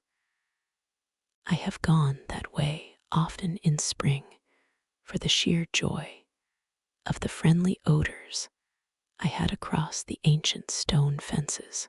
The largest and stoniest of the farms is owned by an old man named Howison, a strange, brown-clad, crooked, crabbed old man. I have seen him often creeping across his fields with his horses, an ineffective worker all his life long. He has scarcely made a living from his stony acres. His farm is tipped up behind upon the hill and runs below to the brook, and the buildings are old and worn, and a rocky road goes by to the town.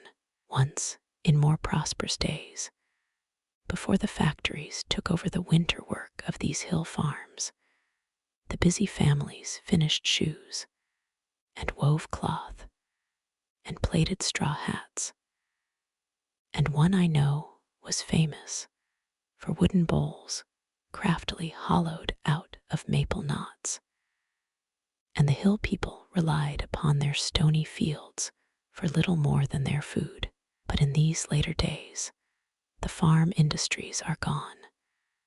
The houses are no longer overflowing with children, for there is nothing for children to do, and those who remain are old or discouraged.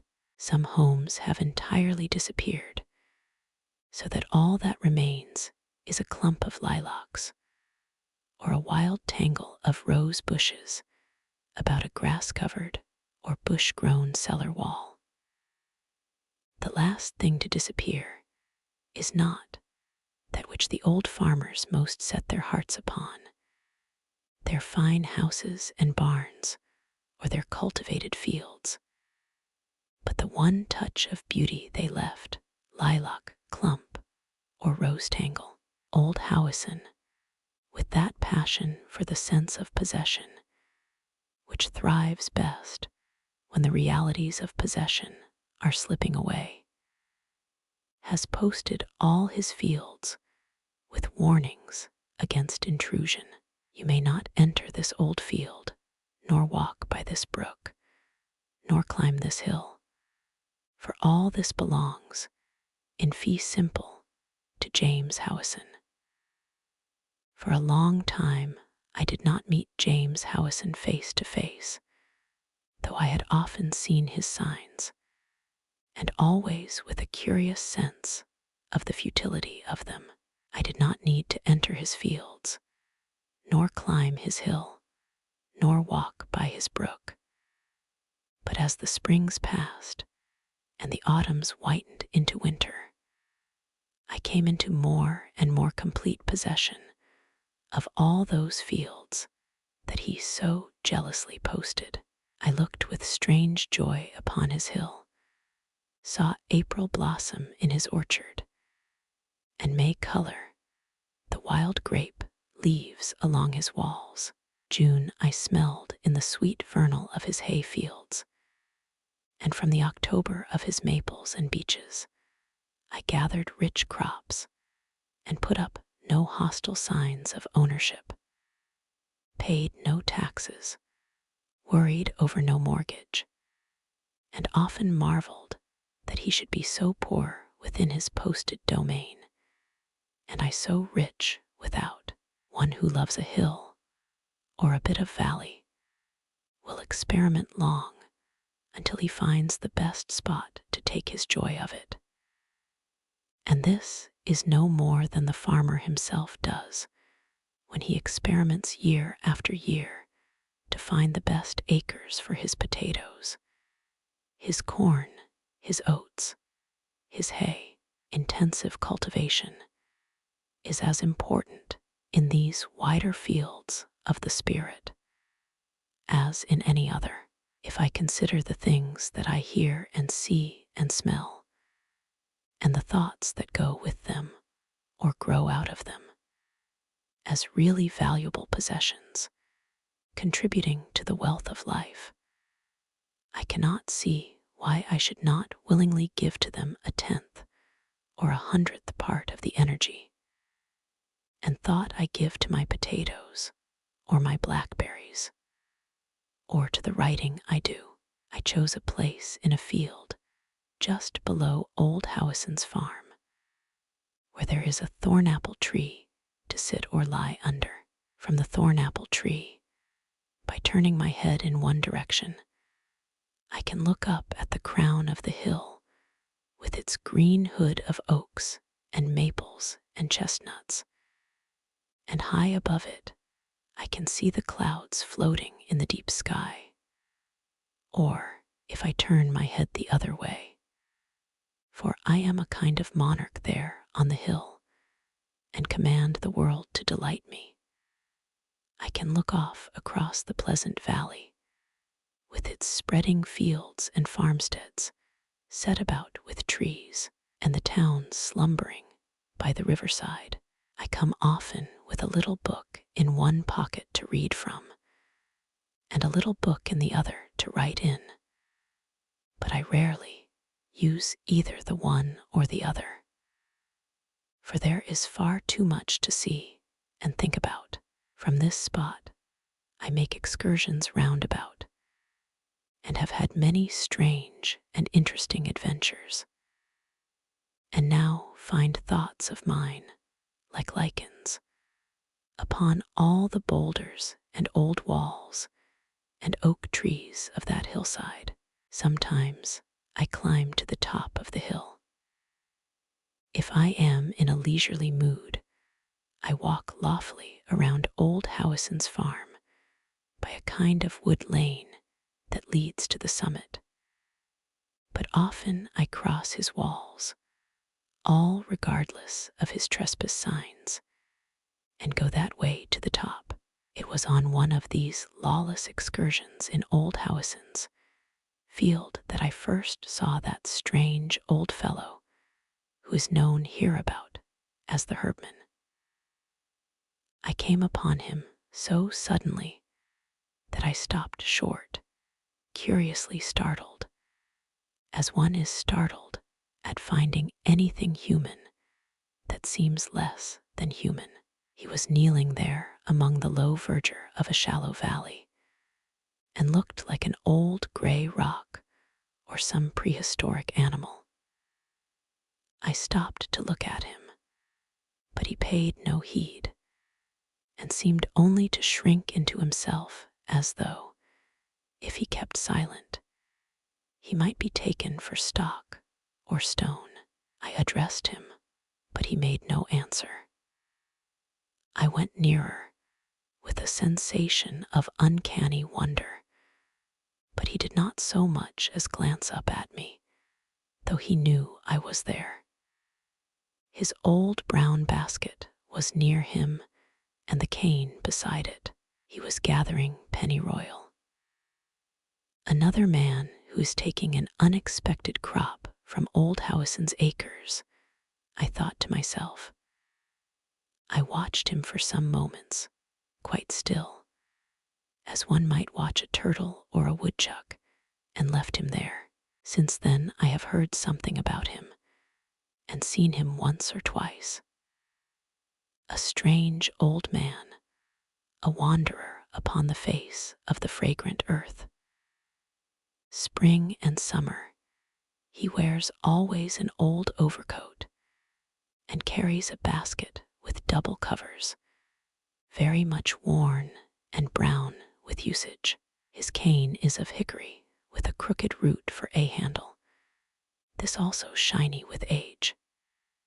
He gathers bitterbark, tansy, ginseng, calamus, smartweed, and slippery elm, and from along old fences and barnyards, catnip and boneset. I suppose he lives somewhere, a hole in a log, or the limb of a tree, but no one knows where it is, or how he dries or cures his findings. No one knows his name.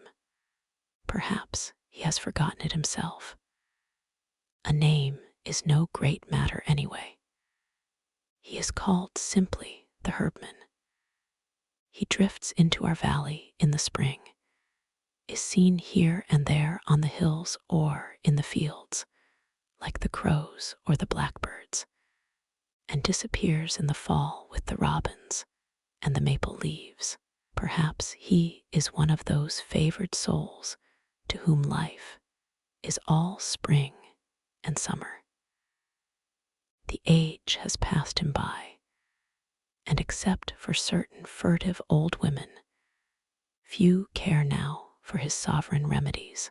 I met him once in the town road, and he stopped humbly without lifting his eyes, and opening his basket, let out into the air such a fragrance of ancient simples as I never smelled before. He said nothing at all, but took out dry bundles of catnip, sassafras, slippery elm to show me. He had also pennyroyal for healing teas, and calamus and bitterbark for miseries. I selected a choice assortment of his wares to take home to Harriet, but could get him to name no price. He took what I gave without objection and without thanks, and went his way. A true man of the hills. As I said, I came often to the field below old Howison's farm.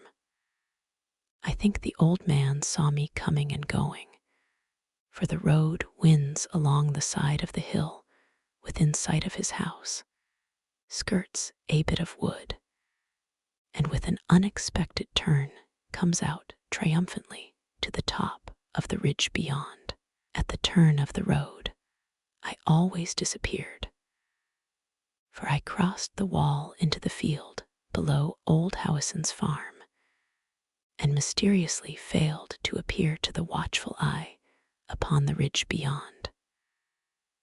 What could be more provoking or suspicious to go in at one end of a well-traveled road, and not to come out in the regular and expected way at the other, or to be suspected of not being deferential toward trespass signs, or observant of closed ways? How disturbing to all those who dwell tremulously within posted enclosures of whatever sort, or those who base their sense of possession upon stumped paper, or take their God from a book. Men have been crucified for less. Sooner or later those who cross boundaries clash with those who defend boundaries, and those who adventure offend those who seek security. But it was a long time before I came face to face with old man Howison. This was the way of it, well back of Howison's buildings, and reaching upward upon the face of the hill, stretches a long and narrow field, a kind of barren back pasture with boulders in it, and gnarly hawthorn trees, and a stunted wild apple or so. A stone fence runs down one side of the cleared land, and above it rises the hill. It is like a great trough or ravine, which upon still spring evenings gathers in all the varied odors of old Howison's farm and orchard, and brings them down to me as I sit in the field below. I need no book then, nor sight of the distant town, nor song of birds, for I have a singular and incomparable album of the good odors of the hill.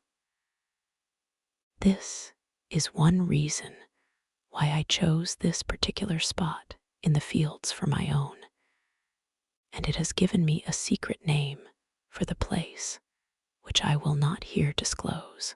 If ever you should come this way in May, my friend, I might take you there of an evening, but could warrant you no joy of it that you yourself could not take. But you need not come here or go there, but stop where you are at this moment, and I here assure you that if you look up and look in, you also will see something of the glory of the world. One evening I had been upon the hill to seek again the pattern and dimensions of my tabernacle, and to receive anew the tables of the jaw.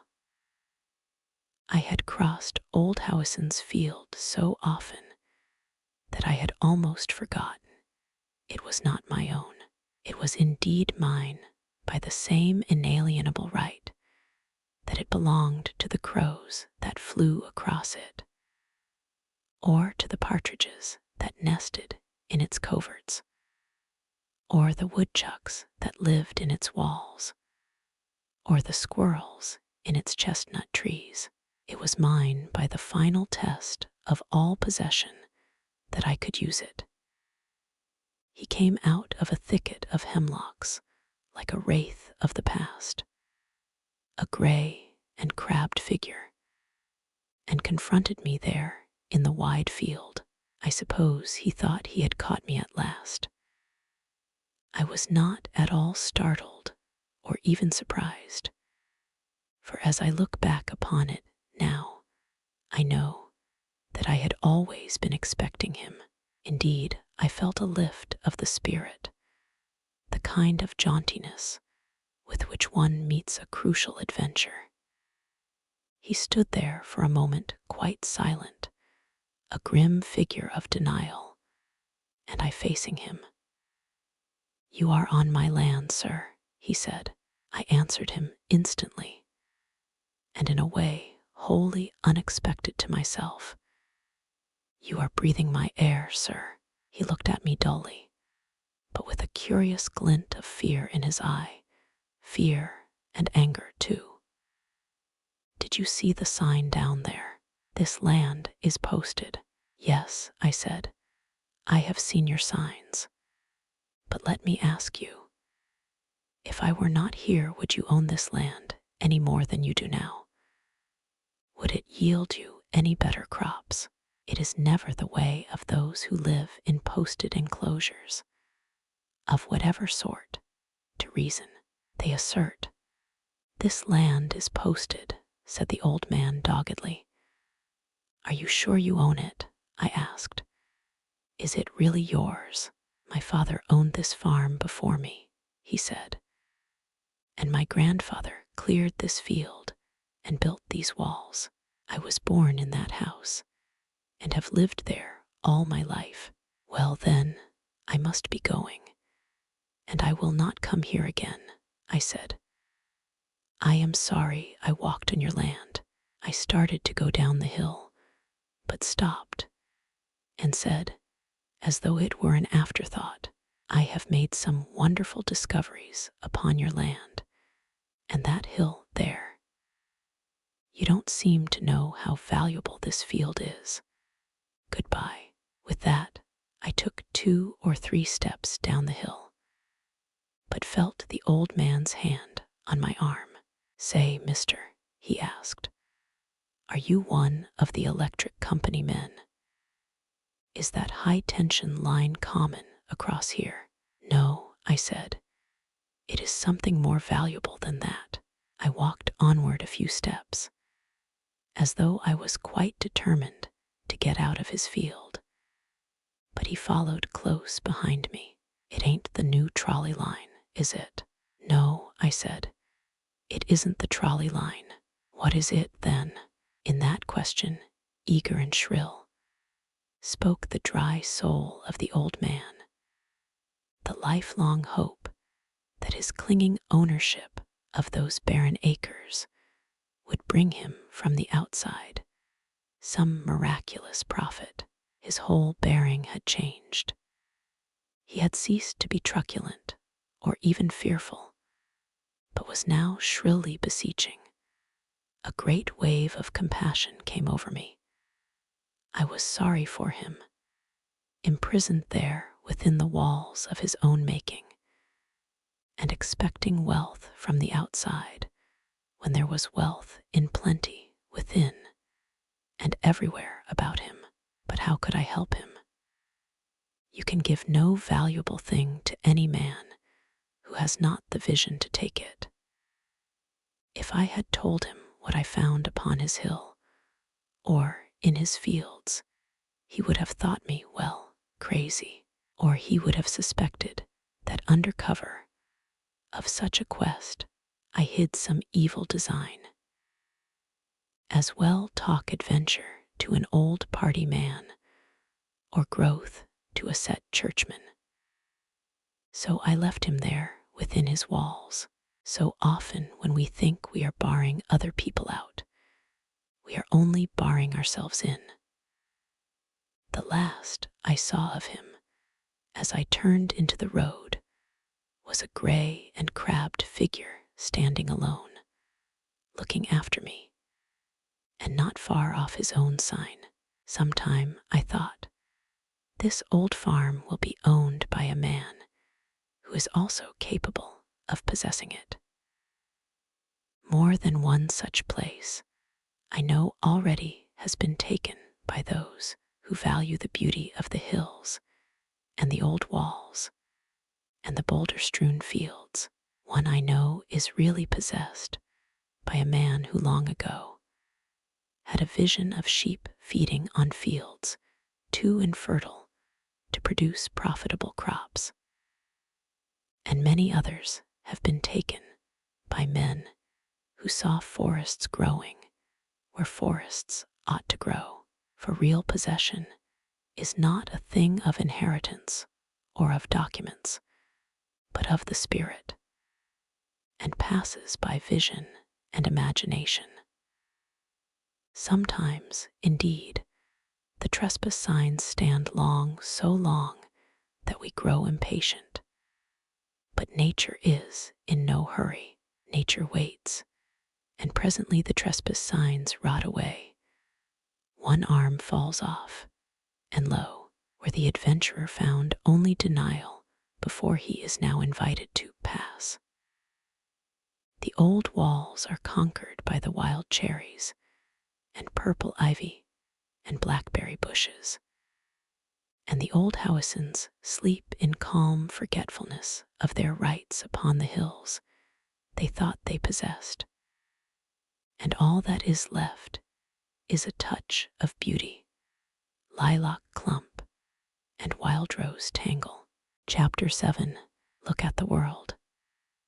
Give me to struggle with weather and wind. Give me to stride through the snow.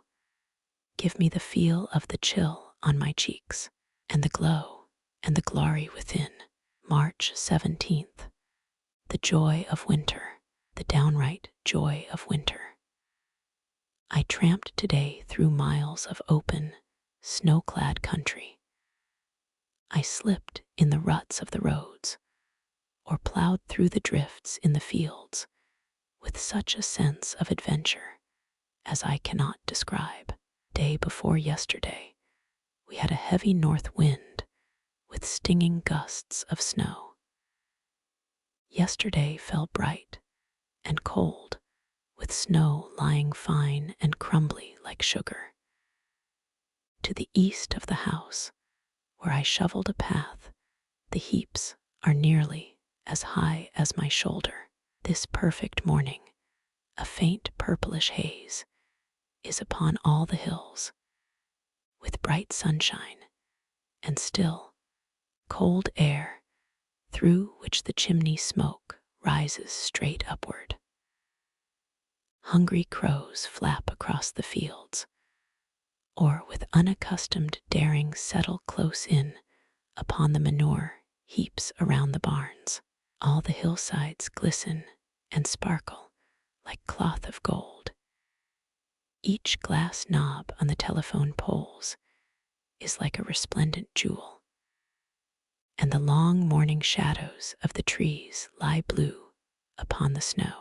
Horses' feet crunch upon the road as the early farmers go by with milk for the creamery, the frosty breath of each driver fluttering aside like a white scarf.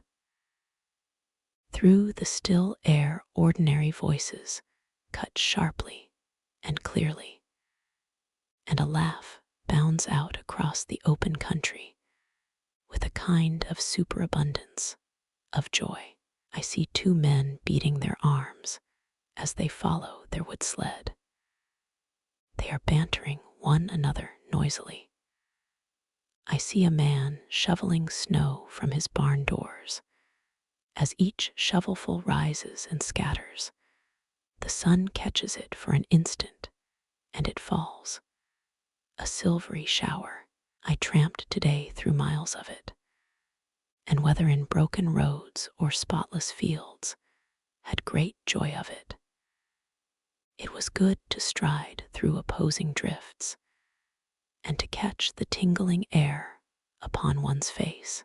The spring is beautiful indeed, and one is happy at autumn. But of all the year, no other mornings set the blood to racing like these.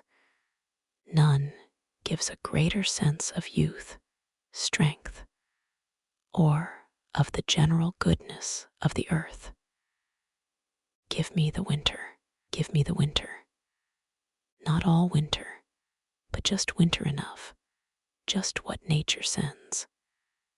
Dry air in the throat, so cold at first as to make one cough, and dry, sharp, tingling air in the nostrils, frost on beard and eyebrows, cheeks red and crusty, so that to wrinkle them hurts, but all the body within aglow with warmth and health. Twice the ordinary ozone in the air, so that one wishes to whistle or sing, and if the fingers grow chill, what are shoulders for but to beat them around? It is a strange and yet familiar experience how all things present their opposites. Do you enjoy the winter? Your neighbor loathes or fears it. Do you enjoy life? To your friend, it is a sorrow and a heaviness. Even to you, it is not always alike. Though the world itself is the same today as it was yesterday, and will be tomorrow, the same snowy fields and polar hills, the same wintry stars, the same infinitely alluring variety of people. Yet today you, that were a god, have become a grieving child, even at moments when we are well pleased with the earth. We often have a wistful feeling that we should conceal it, lest it hurt those borne down by circumstances too great or too sad for them. What is there to offer one who cannot respond gladly to the beauty of the fields, or opens his heart widely to the beckoning of friends? And we ask ourselves, have I been tried as this man has? Would I be happy then? Have I been wrung with sorrow, worn down by ill health, buffeted with injustice as this man has? Would I be happy then? I saw on my walk today an old woman with a crossed shawl upon her breast, creeping out painfully to feed her hens. She lives on a small, ill-kept farm I have known for years. She is old and poor and asthmatic, and the cold bites through her with the sharpness of knives. The path to the henhouse is a kind of Via Dolorosa, a terror of slipperiness and cold. She might avoid it. Her son, worthless as he is, might do it for her, but she clings to it as she clings to her life. It is the last reason for staying here. But the white fields and drifted roads are never joyfully met, never desired. She spends half the summer dreading the return of winter from the severities of which she cannot escape. Nor is it all mere poverty, though she is poor, for there are those who would help to send her away. But she will not go. She is wrapped about with old terrors, ancient tyrannies, that terror of the unknown, which is more painful even than the terror of the known. Those tyrannies of habit and of place, which so often and so ruthlessly rule the lives of the old. She clings desperately to the few people she knows. 'Tis hard to die among strangers, and the customs she has followed all her life. Against the stark power of her tragic helplessness, neither the good nor the great of the earth may prevail. This reality, too. I had a curious experience not long ago. One of those experiences which light up as in a flash some of the fundamental things of life. I met a man in the town road whom I have come to know rather more than slightly. He is a man of education and has been well off in the country sense, is still, so far as I know, but he has a sardonic outlook upon life. He is discouraged about human nature, thinks that politics are rotten, and that the prices of potatoes and bread are disgraceful. The state of the nation and of the world is quite beyond temperate expression. Few rays of joy seemed to illuminate his pathway. As we approached in the town road, I called out to him, "Good morning." He paused and, to my surprise, responded, "Are you happy?" It had not occurred to me for some time whether I was happy or not. So I replied, "I don't know. Why do you ask?" He looked at me in a questioning, and I thought rather indignant way. "Why shouldn't a man be happy?" I pressed him. "Why should he be? Answer me that." He responded, "Why should he be? Look at the world." With that he passed onward with a kind of crushing dignity. I have laughed since when I have recalled the tone of his voice as he said, "Look at the world." Gloomy and black it was.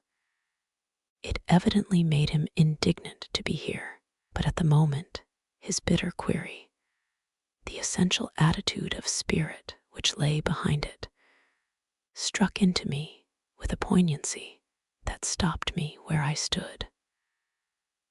Was I, then, all wrong about the world? I actually had a kind of fear lest, when I should look up again, I should find the earth grown wan and bleak and unfriendly, so that I should no longer desire it. "Look at the world," I said aloud, and with that I suddenly looked all around me. And it is a strange, deep thing, as I have thought of it since, how the world came back upon me with a kind of infinite, calm assurance, as beautiful as ever it was. There were the hills and the fields, and the great still trees, and the open sky above. And even as I looked down the road and saw my sardonic old friend plodding through the snow, his very back frowning, I had a sense that he belonged in the picture, too, and couldn't help himself, that he even had a kind of grace, and gave a human touch to that wintry scene. He had probably said a great deal more than he meant. Look at the world. Well, look at it. Chapter 8. A good apple. I am made immortal by apprehending my possession of incorruptible goods. I have just had one of the pleasant experiences of life. From time to time, these brisk winter days, I like to walk across the fields to Horace's farm. I take a new way each time and make nothing of the snow in the fields or the drifts along the fences. Why, asks Harriet, do you insist on struggling through the snow when there's a good beaten road around? Harriet, I said, why should anyone take a beaten road when there are new and adventurous ways to travel? When I cross the fields, I never know at what moment I may come upon some strange or surprising experience, what new sights I may see, what new sounds I may hear. And I have the further great advantage of appearing unexpectedly at Horace's farm. Sometimes I enter by the cow lane, sometimes by way of the old road through the woodlot, or I appear casually, like a gust of wind, around the corner of the barn, or I let Horace discover me leaning with folded arms upon his cattle fence. I have come to love doing this, for unexpectedness in visitors, as in religion and politics, is disturbing to Horace, and as sand grits in oysters produce pearls, my unexpected appearances have more than once astonished new thoughts in Horace, or yielded pearly bits of native humor. Ever since I have known him, Horace has been rather high and mighty with me, but I know he enjoys my visits, for I give him always, I think, a pleasantly renewed sense of his own superiority. When he sees me, his eye lights up with the comfortable knowledge that he can plow so much better than I can, that his corn grows taller than mine, and his hens lay more eggs. He is a wonderfully practical man, is Horace, hard-headed, they call it here.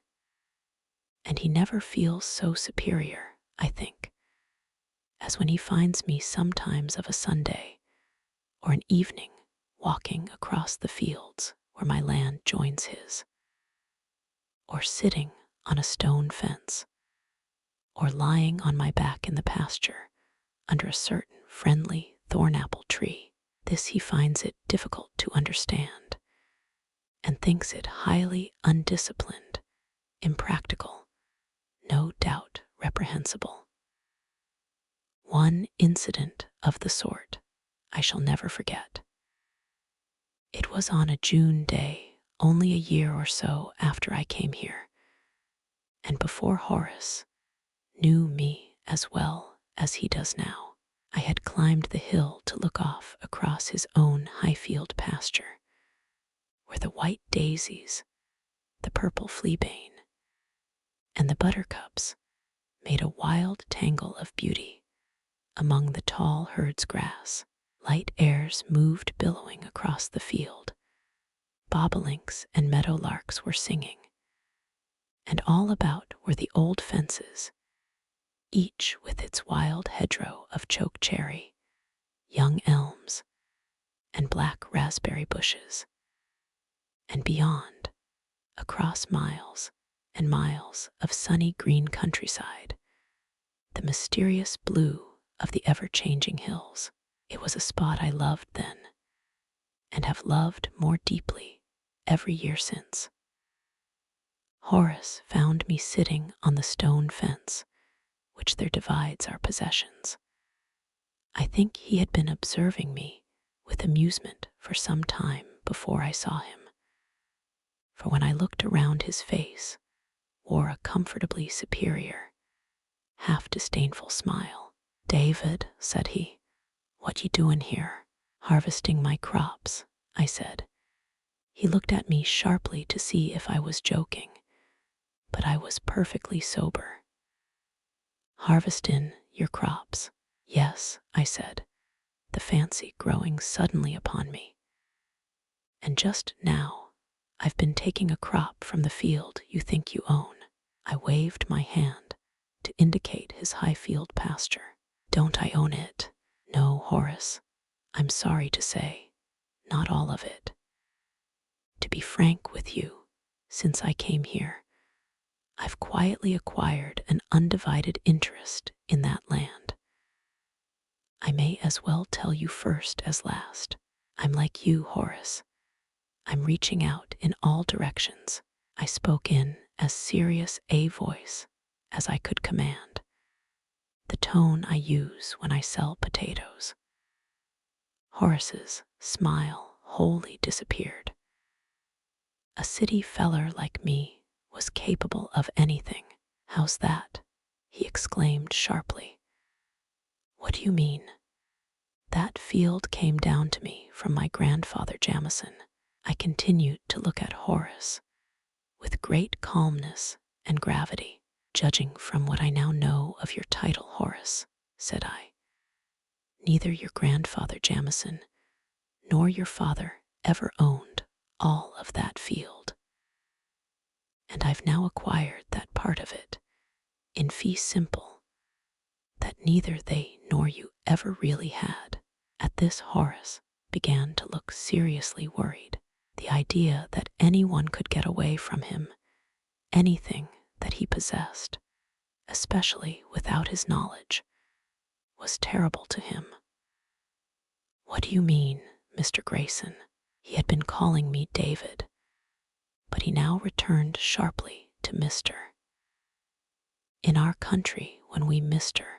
a friend, something serious is about to happen. It's the signal for general mobilization. I continued to look Horace rather coldly and severely in the eye. Yes, said I, I've acquired a share in that field which I shall not soon surrender. An unmistakable dogged look came into Horace's face, the look inherited from generations of land-owning, home-defending, fighting ancestors. Horace is New England of New England. Yes, I said, I have already had 2 or 3 crops from that field. Huh, said Horace. I've cut the grass, and I've cut the rowan every year since you've been here. What's more, I've got the money for it in the bank. He tapped his fingers on the top of the wall. Nevertheless, Horace, said I, I've got my crops also from that field, and a steady income too. What crops? Well, Eve just now been gathering in one of them. What do you think of the value of the fleabane, and the daisies, and the yellow 5-finger in that field? Huh, said Horace. Well, I've just been cropping them. And have you observed the wind in the grass, and those shadows along the southern wall? Aren't they valuable? Huh, said Horace. I've rarely seen anything more beautiful, I said, than this field and the view across it.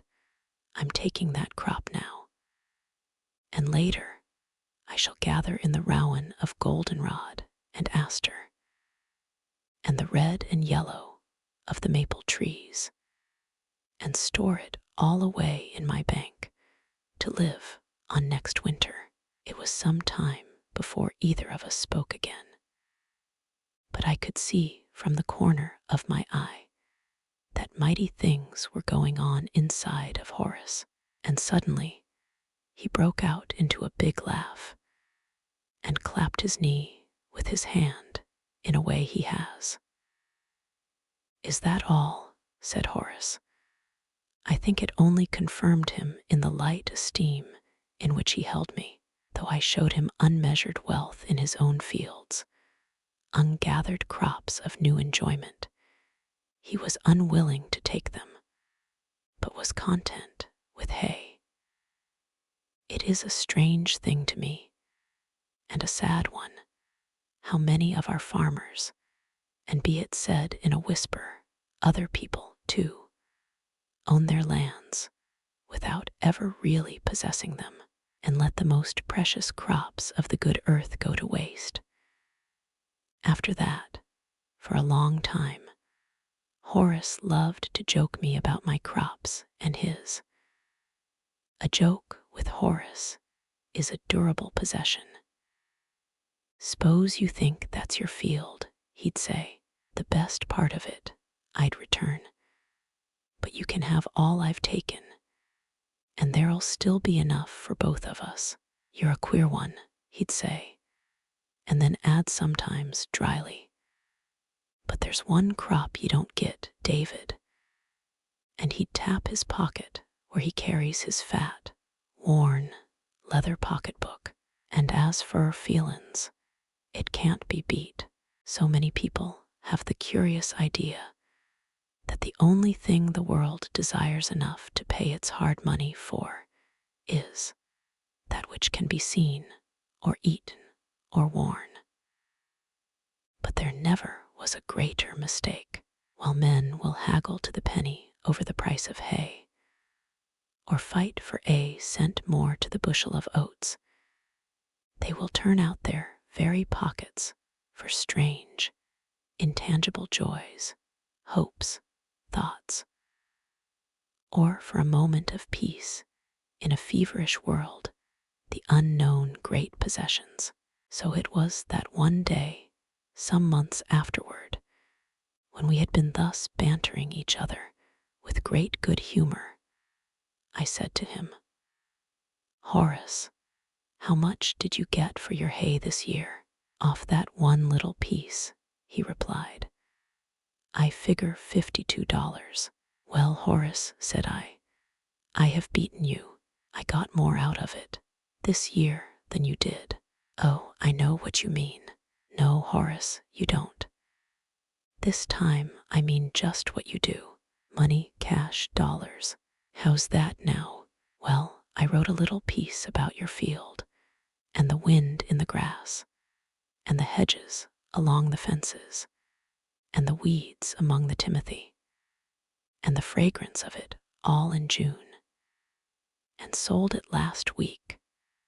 I leaned over toward Horace and whispered behind my hand, in just the way he tells me the price he gets for his pigs. "What?" he exclaimed. Horace had long known that I was a kind of literary feller, but his face was now a study in astonishment. "What?" Horace scratched his head, as he is accustomed to do when puzzled, with one finger just under the rim of his hat. "Well, said he. "Here I have been wandering all around Horace's barn in the snow, getting at the story I really started to tell, which probably supports Horace's conviction that I am an impractical and unsubstantial person. If I had the true business spirit, I should have gone by the beaten road from my house to Horace's, borrowed the singletree I went for, and hurried straight home. Life is so short when one is after dollars.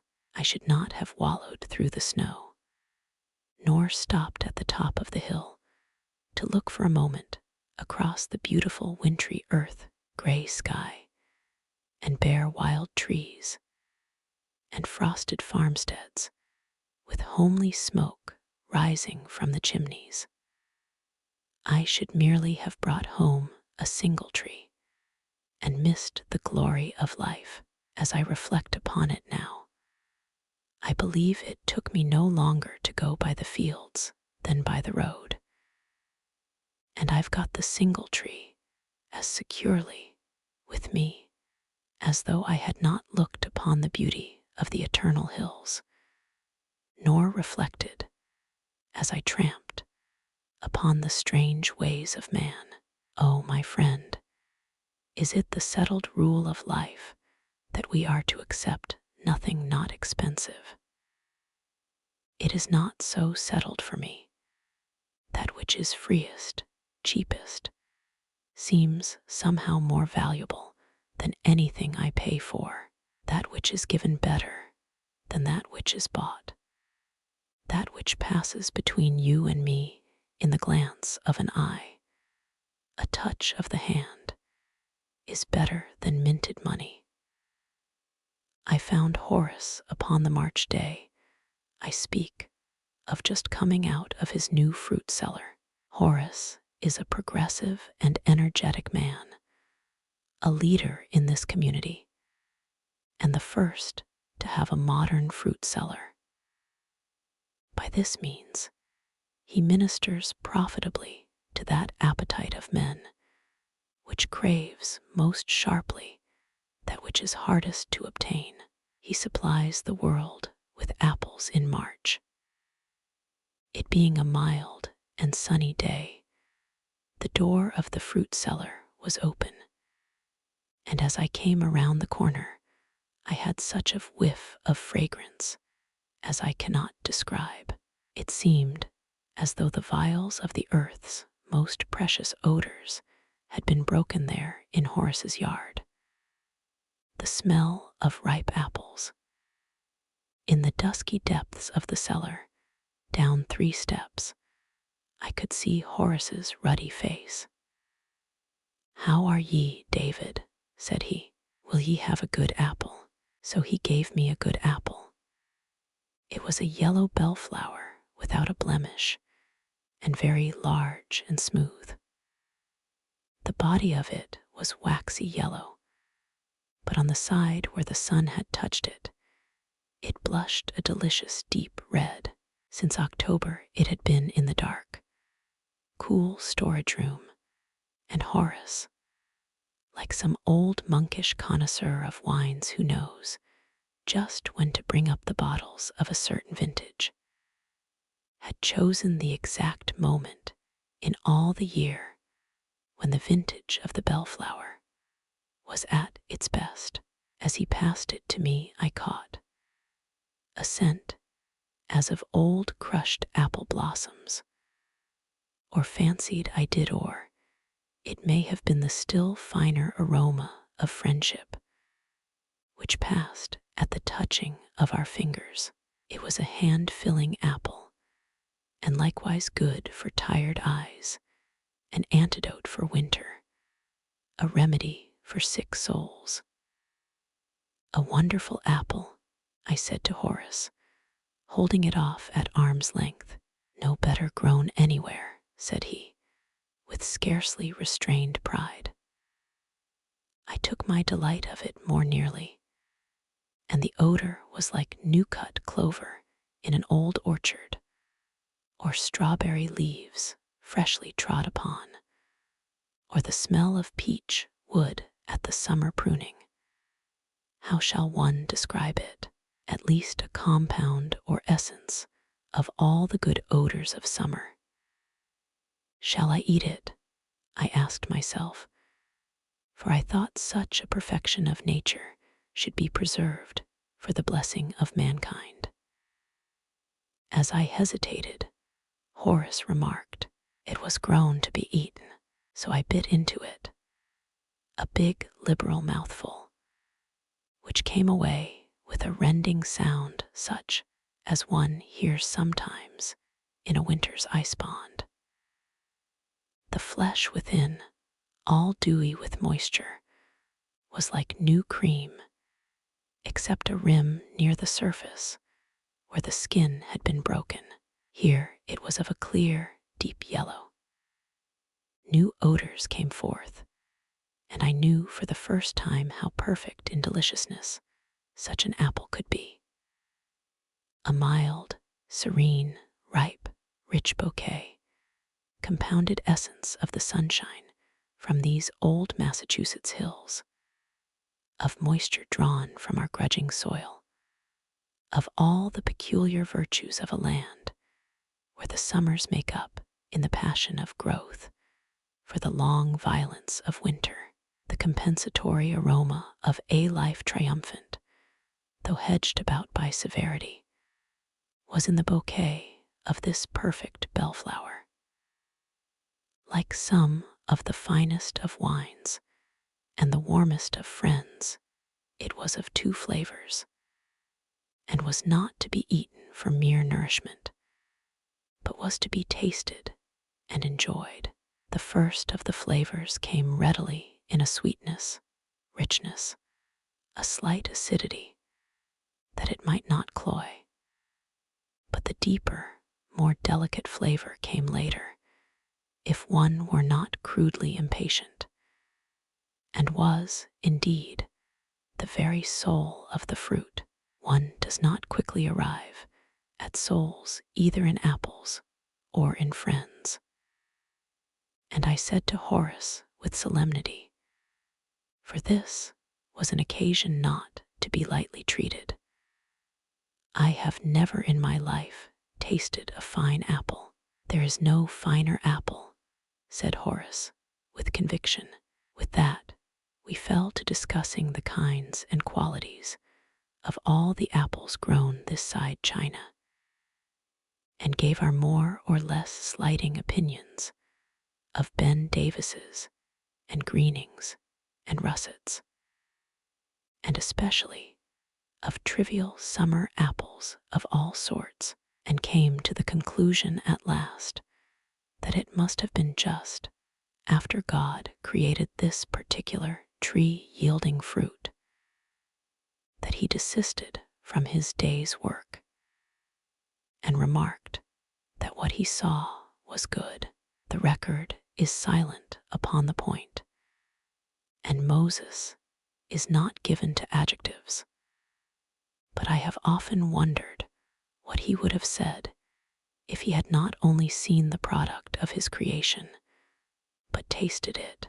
I forgot to say that when I would have slurred the excellence of the Baldwin in comparison with the bellflower, Horace began at once to interpose objections, and defended the excellence and perfection of that variety. He has 50 barrels of Baldwins in his cellar. While we talked with much enjoyment of the lore of apples and apple growing, I finished the bellflower to the very core, and said to Horace, as I reluctantly tossed aside the stem and 3 seeds, surely this has been one of the rare moments of life. Chapter 9. I go to the city. Surely man is a wonderful diverse and varying subject. It is very hard to ground and directly constant and uniform judgment upon him, though I live most of the time in the country, as I love best to do. Sometimes I go to the city and find there much that is strange and amusing. I like to watch the inward flow of the human tide in the morning and the ebb at evening, and sometimes in the slack tide of noon I drift in one of the eddies where the restless life of the city pauses a moment to refresh itself. One of the eddies I like best of all is near the corner of Madison Square, where the flood of 23rd Street swirls around the bulkhead of the Metropolitan Tower to meet the transverse currents of Madison Avenue. Here, of a bright morning when down at heels is generously warming himself on the park benches, and old Defeat watches young Hurry striding by.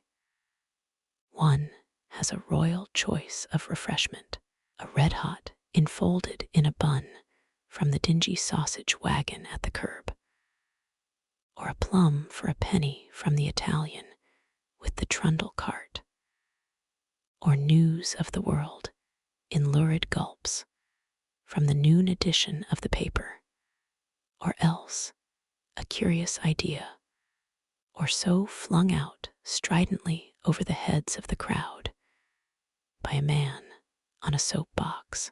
I love this corner of the great city. I love the sense of the warm human tide flowing all about me. I love to look into the strange, dark, eager, sensitive, blunt faces, the other noon, drifting there in that human eddy. I stopped to listen to a small, shabby man who stood in transitory eminence upon his soapbox, half his body reaching above the knobby black soil of human heads around him. Black, knobby soil that he was seeking, there in the spring sunshine, to plow with strange ideas. He had ruddy cheeks and a tuft of curly hair set like an upholstery button on each side of his bald head.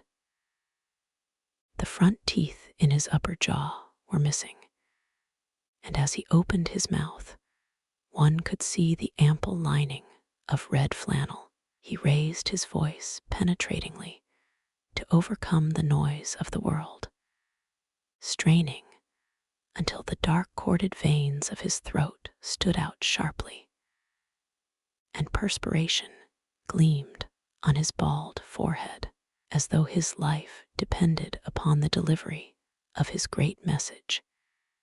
He was explaining to that close-packed crowd that there was no God. From time to time, he offered for sale pamphlets by R.G. Ingersoll and Frederick Harrison, with grimy back numbers of a journal called The Truth Seeker. By the slant and timbre of his speech, he was an Englishman. He had a gift of vigorous statement and met questioners like an intellectual pugilist, with skillful blows between the eyes, and his grammar was bad. I stood for some time listening to him while he proved with excellent logic, basing his reasoning on many learned authorities, that there was no God. His audience cheered with glee his clever hits and held up their hands for the books he had for sale. "Who is this speaker?" I asked the elbowing helper who came through the crowd to deliver the speaker's wares and collect the silver for them. "Who is this speaker who says there is no God?" "Henry Moore," he responded. "And who," I asked, "is Henry Moore?" "He is an Englishman and was brought up a Presbyterian, but he's seen the light and no longer thinks there is any God." "Nope, and these books prove the same thing." "Yep." So I bought one of them, thinking it wonderful that proof of so momentous a conclusion could be had for so small a sum. This Henry Moore could fling arguments like thunderbolts. He could marshal his authorities like an army. He could talk against the roar of the city and keep his restless audience about him. And if he did not believe in God, he had complete faith in Haeckel and Jacques Loeb, and took at face value the lightest utterances of John Stuart Mill. I enjoyed listening to Henry Moore. I enjoyed looking into the faces all around me, mostly keen foreign or half-foreign faces, and young faces, and idle faces, and curious faces, and faces that drank in, and faces that disdainfully rejected. After a time, however, I grew unaccountably weary of the vehemence of Henry Moore, and of the adroit helper who hawked his books. And suddenly I looked up into the clear noon blue of the ancient sky. A pigeon was flying across the wide open spaces of the square, the sunlight glinting on its wings. I saw the quiet green tops of the trees in the park, and the statue of Roscoe Conkling turning a nonchalant shoulder toward the heated speaker who said there was no God. How many strange ideas, contradictory arguments, curious logic have fallen this last quarter century, upon the stony ears of Roscoe Conkling, far above me, the Metropolitan Tower, that wonder work of men, lifted itself grandly to the heavens, and all about I suddenly heard and felt the roar and surge of the mighty city, the mighty, careless, busy city, thousands of people stirring about me, souls full of hot hopes and mad desires, unsatisfied longings, unrealized ideals. And I stepped out of the group who were gathered around the man who said there was no God. But I still drifted in the eddy, thinking how wonderful and strange all these things were, and came thus to another group, close gathered at the curb. It was much smaller than the other, and at the center stood a patriarchal man with a white beard, and with him 2 women. He was leaning against the iron railing of the park, and several of the freethinkers' audience, freshly stuffed with arguments, had engaged him hotly. Just as I approached, he drew from his pocket a worn, leather-covered Bible, and said, tapping it with one finger, "For 40 years I have carried this book with me. It contains more wisdom than any other book in the world. Your friend there can talk until he is hoarse. It will do no harm. But the world will continue to follow the wisdom of this book." A kind of exaltation gleamed in his eye, and he spoke with an earnestness equal to that of Henry Moore. He, too, was a street speaker, waiting with his box at his side to begin. He would soon be standing up there to prove, also with logic and authority, that there was a God. He also would plow that knobby black soil of human heads with the share of his vehement faith. The 2 women were with him to sing their belief, and one had a basket to take up a collection, and the other, singling me out as I listened with eagerness, gave me a printed tract, a kind of advertisement of God. I looked at the title of it. It was called God in His World. "Does this prove that God is really in the world?" I asked. "Yes," she said. "Will you read it?" "Yes," I said. "I am glad to get it. It is wonderful that so great a truth can be established in so small a pamphlet, and all for nothing." She looked at me curiously, I thought, and I put the tract by the side of the pamphlet I had bought from the Freethinker, and drifted again in the eddy. The largest crowd of all was close packed about a swarthy young chap, whose bushy hair waved in response to the violence of his oratory. He, too, was perspiring with his ideas. He had a marvelous staccato method of question and answer. He would shoot a question like a rifle bullet at the heads of his audience, and then stiffen back like a wary boxer, both clenched hands poised in a tremulous gesticulation.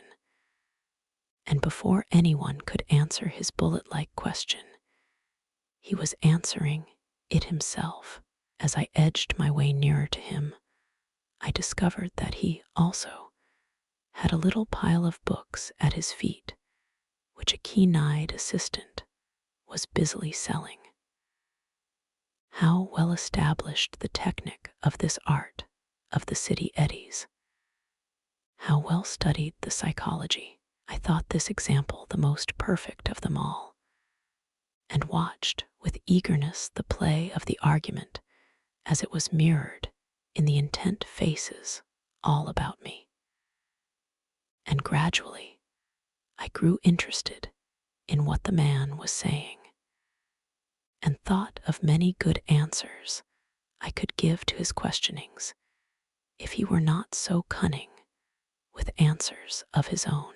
Finally, in the midst of one of his loftiest flights, he demanded hotly, "Are you not, every one of you, a slave of the capitalist class?" It was perfectly still for a second after he spoke, and before I knew what I was doing, I responded, "Why, no, I'm not." It seemed to astonish the group around me. White faces turned my way, but it would have been difficult to dash that swarthy young man. He was as full of questions as a porcupine is full of quills. "Well, sir," said he, "if I can prove to you that you are a slave, will you believe it?" "No," I said, "unless you make me feel like a slave too." No man is a slave who does not feel slavish, but I was no match for that astonishing young orator, and he had the advantage over me of a soapbox. Moreover, at that moment, the keen-eyed assistant, never missing an opportunity, offered me one of his little red books. "If you can read this without feeling a slave," he remarked, "you're John D. himself in disguise." I bought his little red book and put it with the pamphlet of the Freethinker and the tract of the God-fearing man, and stepped out of that group, feeling no more servile than when I went in. And I said to myself, this, surely, is a curious place to be in, for I was now strangely interested in these men of the eddy. "There are more gods preached here," I said, "than ever were known on the Acropolis."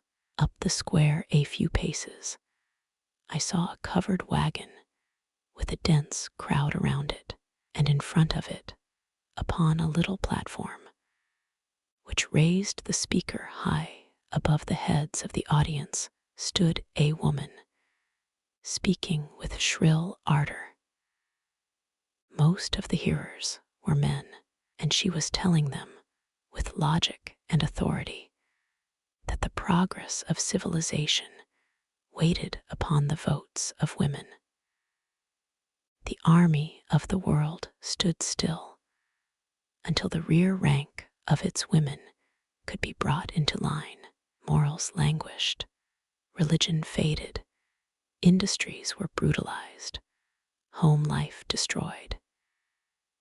If only women had their rights, the world would at once become a beautiful and charming place.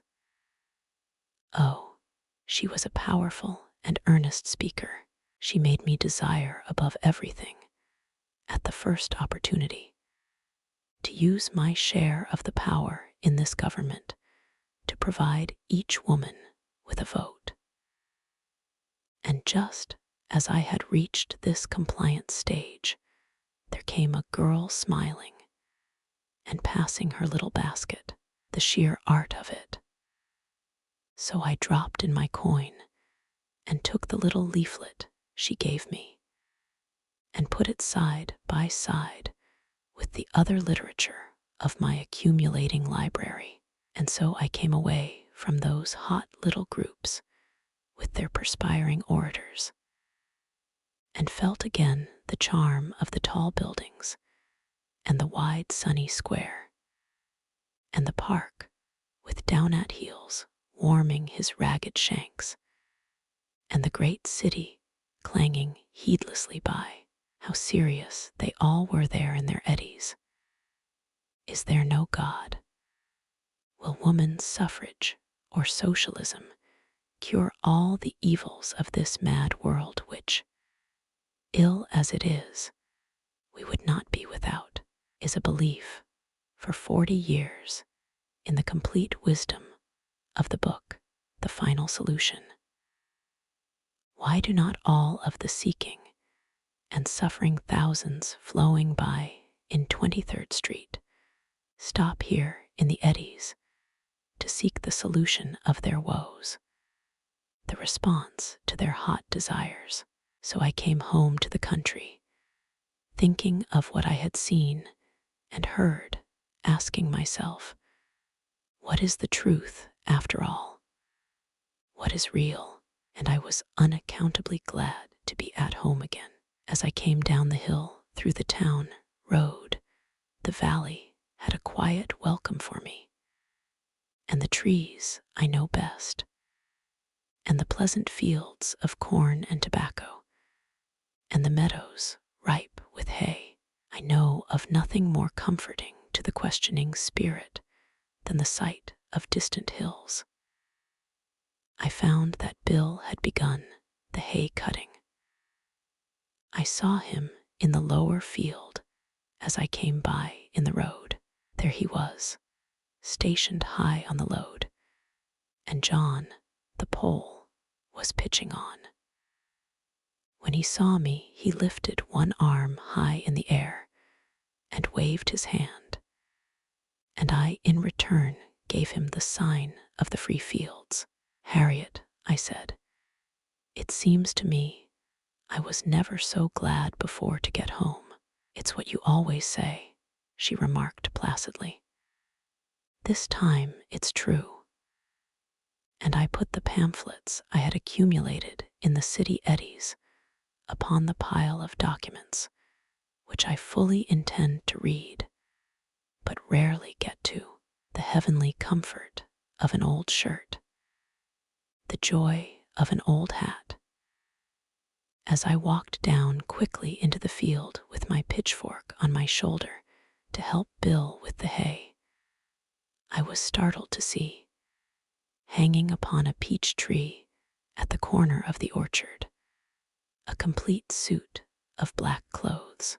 Near it, with the arms waving gently in the breeze, was a white shirt and a black tie, and at the foot of the tree, a respectable black hat.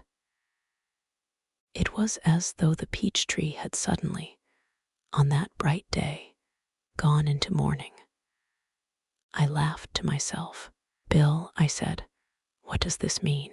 Bill is a stout, jolly chap with cheeks that look, after half a day's haying, like raw beefsteaks.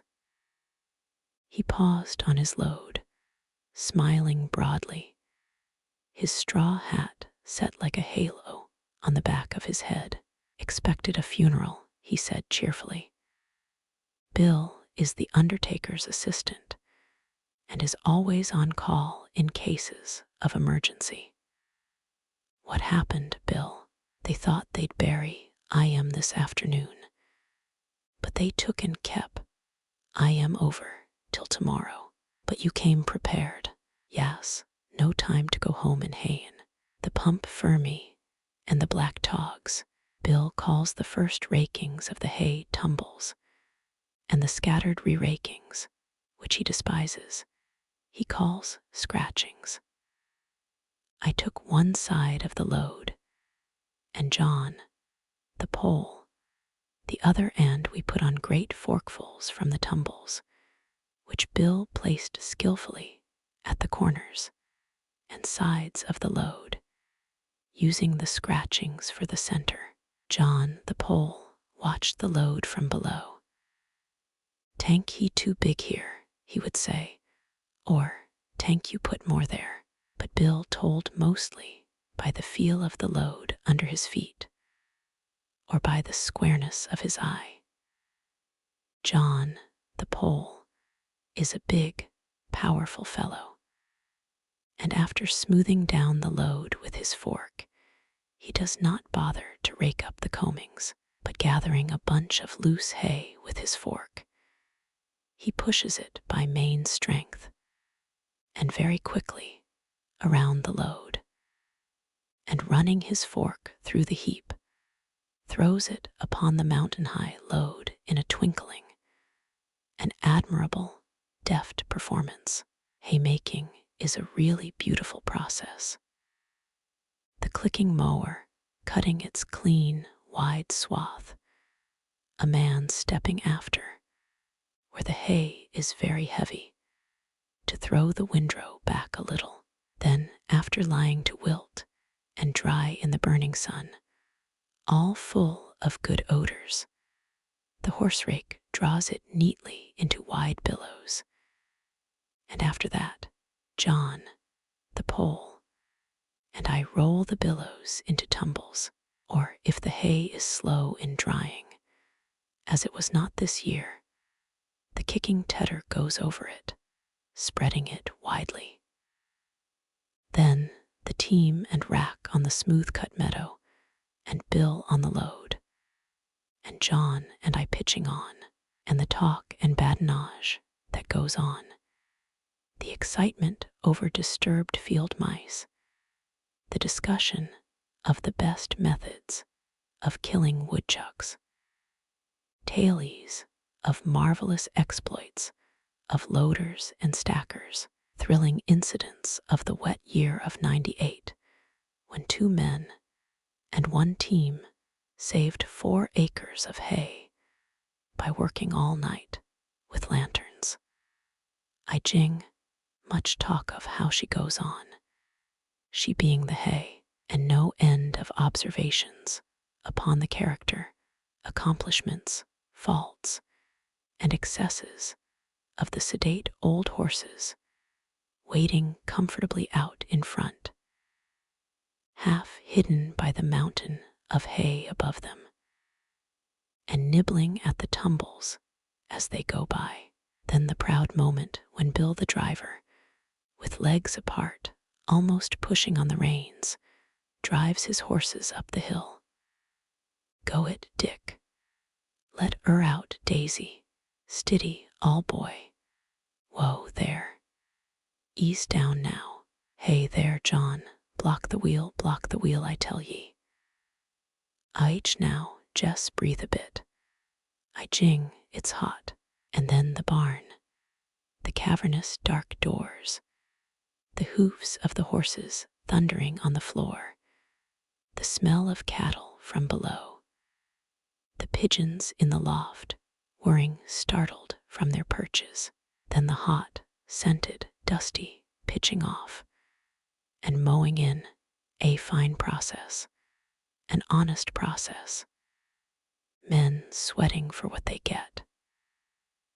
As I came in from the field that night, the sun was low in the hills, and a faint breeze had begun to blow, sweetly cool after the burning heat of the day, and I felt again that curious deep sense I have so often here in the country, of the soundness and reality of the plain things of life.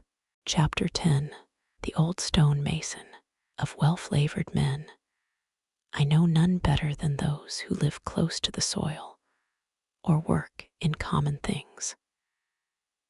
Men are like roses and lilacs, which, too carefully cultivated to please the eye, lose something of their native fragrance. One of the best flavored men I know is my friend, the Old Stone Mason. Today, I rode over with the Old Stone Mason to select some wide stones for steps in my new building. The old man loves stones all his life long. He is now beyond 70 years old. He has lived among stones, lifted stones, fitted stones. He knows all the various kinds, shapes, sizes, and where they will go best in a wall. He can tell at a glance where to strike a stone to make it fit a particular place. And out of a great pile, he can select, with a shrewd eye, the stone for the exact opening he has to fill. He will run his stubby rough hand over a stone and remark, "Fine face that. You don't see many such stones these days," as though he were speaking of the countenance of a friend. I veritably believe there are stones that smile at him, stones that frown at him, stones that appear good or ill-humored to him as he bends his stocky, strong body to lift or lay them. He is a slow man, a slow, steady, geologic man, as befits one who works with the elemental stuff of nature. His arms are short and his hands powerful. He has been a servant of stones in this neighborhood alone for upward of 50 years. He loves stones and can no more resist a good stone than a good book. When going about the country, if he sees comely stones in a wayside pile or in a fine-featured old fence, he will have them, whether or no, and dickers for them with all the eagerness, sly pride, and half-concealed cunning with which a lover of old Prince chaffers for a Seymour Haddon in a second-hand bookshop. And when he has bought them, he takes the first idle day he has, and with his team of old horses goes into the hills, or wherever it may be, and brings them down. He has them piled about his barn, and even in his yard, as another man might have flower beds. And he can tell you, as he told me today, just where a stone of such a size and such a face can be found, though it be at the bottom of a pile. No book lover with a feeling sense for the place in his cases, where each of his books may be found, has a sharper instinct than he. In his pocket, he carries a lump of red chalk, and when we had made our selections, he marked each stone with a broad red cross. I think it good fortune that I secured the old stone mason to do my work, and take to myself some credit for skill in enticing him. He is past 70 years old, though of a ruddy fresh countenance and a clear bright eye, and takes no more contracts, and is even reluctantly persuaded to do the ordinary stone work of the neighborhood. He is well enough off, as the saying goes, to rest during the remainder of his years, for he has lived a temperate and frugal life, owns his own home with the little garden behind it, and has money in the bank. But he can be prevailed upon, like an old artist who has reached the time of life when it seems as important to enjoy as to create.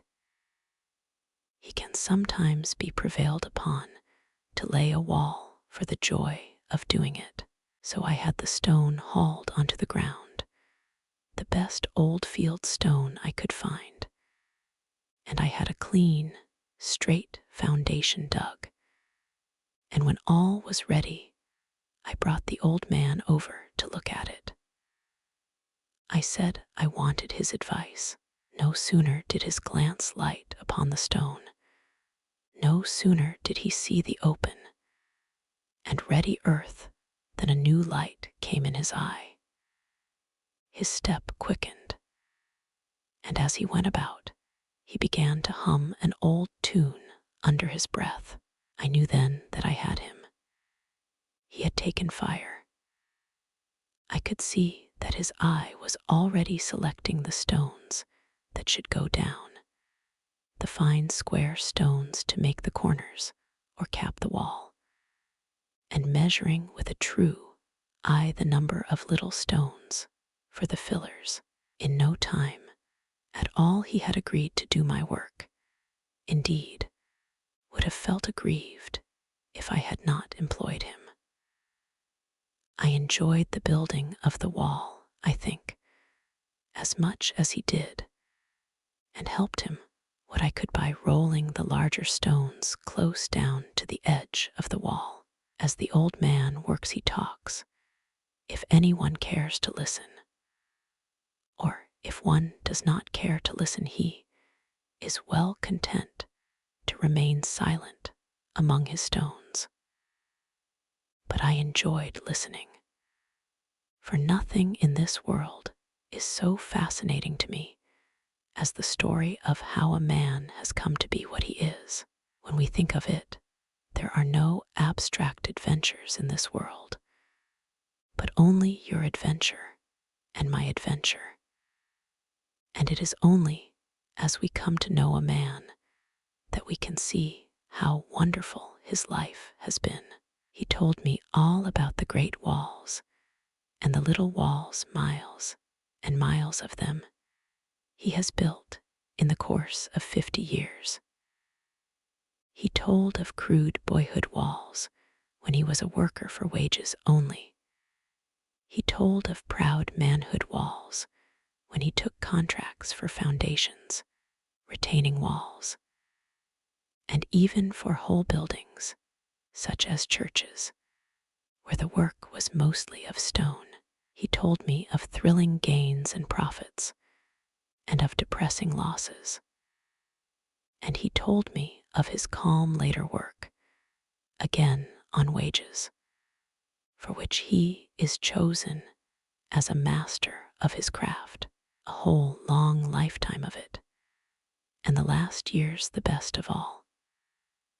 As we drove up yesterday to select the steps from his piles of old field stone, riding behind his great, slow, hairy-hoofed horse in the battered and ancient wagon, he pointed with his stubby whip to this or that foundation, the work of his hands. "Fine job, that," said he, and I looked for the first time in my life at the beautiful stonework beneath the familiar home of a friend. I had seen the house 1,000 times and knew well the people in it, but my unobservant eye had never before rested consciously upon that bit of basement wall. How we go through life, losing most of the beauties of it from sheer inability to see. But the old man, as he drives about, rarely sees houses at all, especially wooden houses. And for all modern stucco and cement work, he entertains a kind of lofty contempt, sham work of a hasty and unskilled age. He never, I think, put in a shovelful of cement except in the place where it belongs, as a mortar for good walls, and never will do so as long as he lives. So long as he lives, the standards of high art will never be debased. He built that foundation and this chimney. He worked on the tower of the Baptist church in the town, and never yet has there been a crack in her, winter or summer. And more than 40 years ago, he laid the cornerstone of the old schoolhouse, the foundation walls of which stand today, as sound and strong as they were when they were put down. In dry walls, I think the old stone mason takes the greatest pride of all. For it is in the dry wall, I mean by that a wall laid without mortar, that the sheer art of the mason comes most into play. Anyone can throw a wall together if he has mortar to make it stick. But a dry wall must stand out for what it is, built solid from the bottom up, each stone resting securely upon those below it, and braced and nested in by the sheer skill of the mason. The art of the dry wall is the ancient heritage of New England, and speaks not only of the sincerity and the conscientiousness of the old Puritan spirit, but strikes the higher note of beauty. Many of the older walls, I know, are worth going far to see, for they exhibit a rare sense of form and proportion, and are sometimes set in the landscape with a skill that only the master artist himself could exceed. Those old, hard-wrought stone fences of the Burnham Hills and Cruceberry, the best of them, were honestly built, and built to last 1,000 years. A beautiful art, and one that is passing away. It is the dry wall that stands of itself, that the old stone mason loves best of all. As we drove along the road, the old man pointed out to me, with his stubby whip, so many examples of his work, that it seemed finally as if he had borne a hand in nearly everything done in this neighborhood in the last half-century. He has literally built himself into the country and into the town, and at 70 years of age, he can look back upon it all with honest pride. It stands. No jerry work anywhere. No cracks. It stands. I never realized before how completely the neighborhood rests upon the work of this simple old man. He founded most of the homes here, and upon his secure walls rest many of the stores, the churches, and the schools of the countryside. I see again how important each man is to the complete fabric of civilization, and know that we are to leave no one out, despise no one, look down upon no one. He told me stories of this ancient settler, and of that. He was a powerful, queer man. He wanted the moss left on his stones when I put him in. Never a hammer touched the facings of his wall. That is properly a woman's wall. She was the boss, you might call it, and wanted stone. But he wanted brick, so you see the front, where people can see it, is of stone, but the sides is all brick, thus like the true artist that he is. He has not only built himself his own honesty, truth, skill into the town, but he has built in the inexhaustible peculiarities, the radiant charm, the hates and the loves of the people of this place. He has mirrored his own little age in stone. He knows the town, indeed, better than most of us, having a kind of Stone Age knowledge of it. The fundamental things men build in when they set about building permanently, and that is what you might call a spite wall, said he, showing me a long wall leading between two shady homes, making one of them a prison on the south, and the other a prison on the north. He told me the story of an ancient and bitter quarrel between two old friends, a story which sounded today among spring blossoms like the account of some ancient baronial feud. But if the old stonemason has built walls to keep enemies apart, how many more walls has he built to keep friends together? How many times has he been consulted by shy lovers seeking a foundation for a new home, a new family? How many times by Darby and Joan planning a resting place for the sunny closing years of their lives? He could point, indeed, to one wall that symbolized hatred. All the others meant homes, roof trees, families, or they were the foundations for the working places of men. Or else, like the tower of the church, they pointed heavenward and were built to the glory of God. The old stone mason has not the slightest idea that he has done anything unusual or wonderful. He is as simple and honest a man as ever I knew. And if he has pride, simple and honest also in that. He was anxious not to charge me too much for the stone I bought in an age like this. I have never talked with him about God or about religion. I had no need to. He has done his duty in other ways, by his time and his place. He has brought up a large family of children and has known sorrow and loss, as well as happiness and contentment. 2 of his children were taken in one day with pneumonia. He told me about it with a quaver in his old voice. How long ago was it? I asked.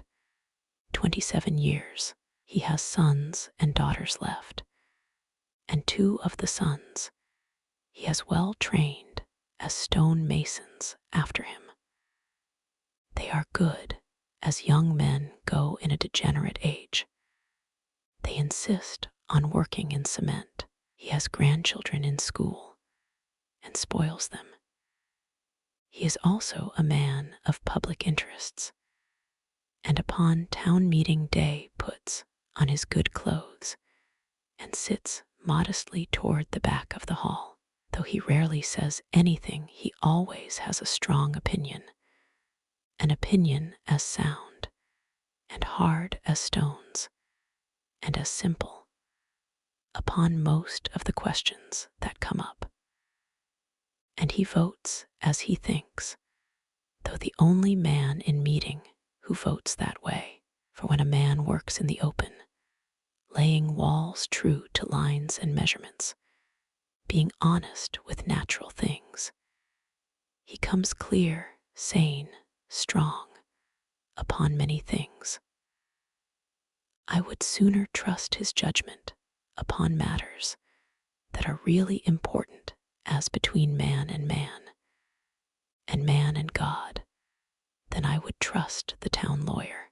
And if he has grown a little testy with some of the innovations of modern life, and thinks they did everything better 40 years ago, and says so he speaks, at least, his honest conviction, if I can lay my walls as true as he does, if I can build myself a third part as firmly into any neighborhood as he has into this, if at 70 years of age, if ever I live to lay walls with joy at that time of life, if I can look back upon my foundations, my heaven-pointing towers, and find no cracks or strains in them, I shall feel that I have made a great success of my life.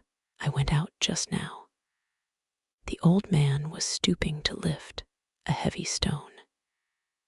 His hat was off, and the full spring sunshine struck down warmly upon the ruddy bald spot on the top of his head, the white hair around about it looking silvery in that light.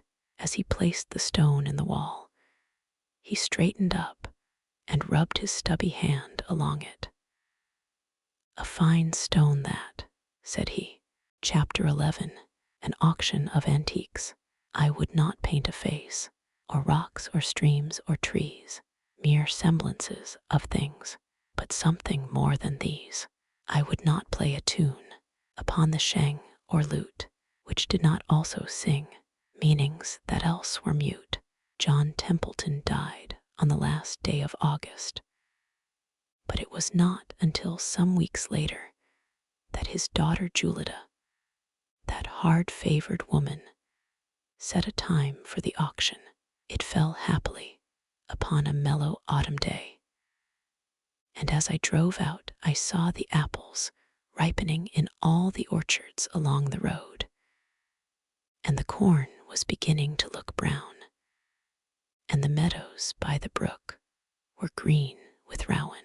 It was an ideal day for an auction, and farmers and townsmen came trooping from all parts of the country, for the Templeton antiques were to be sold. John Templeton lived in one house for 78 years. He was born there, and you will find the like of that in few places in America.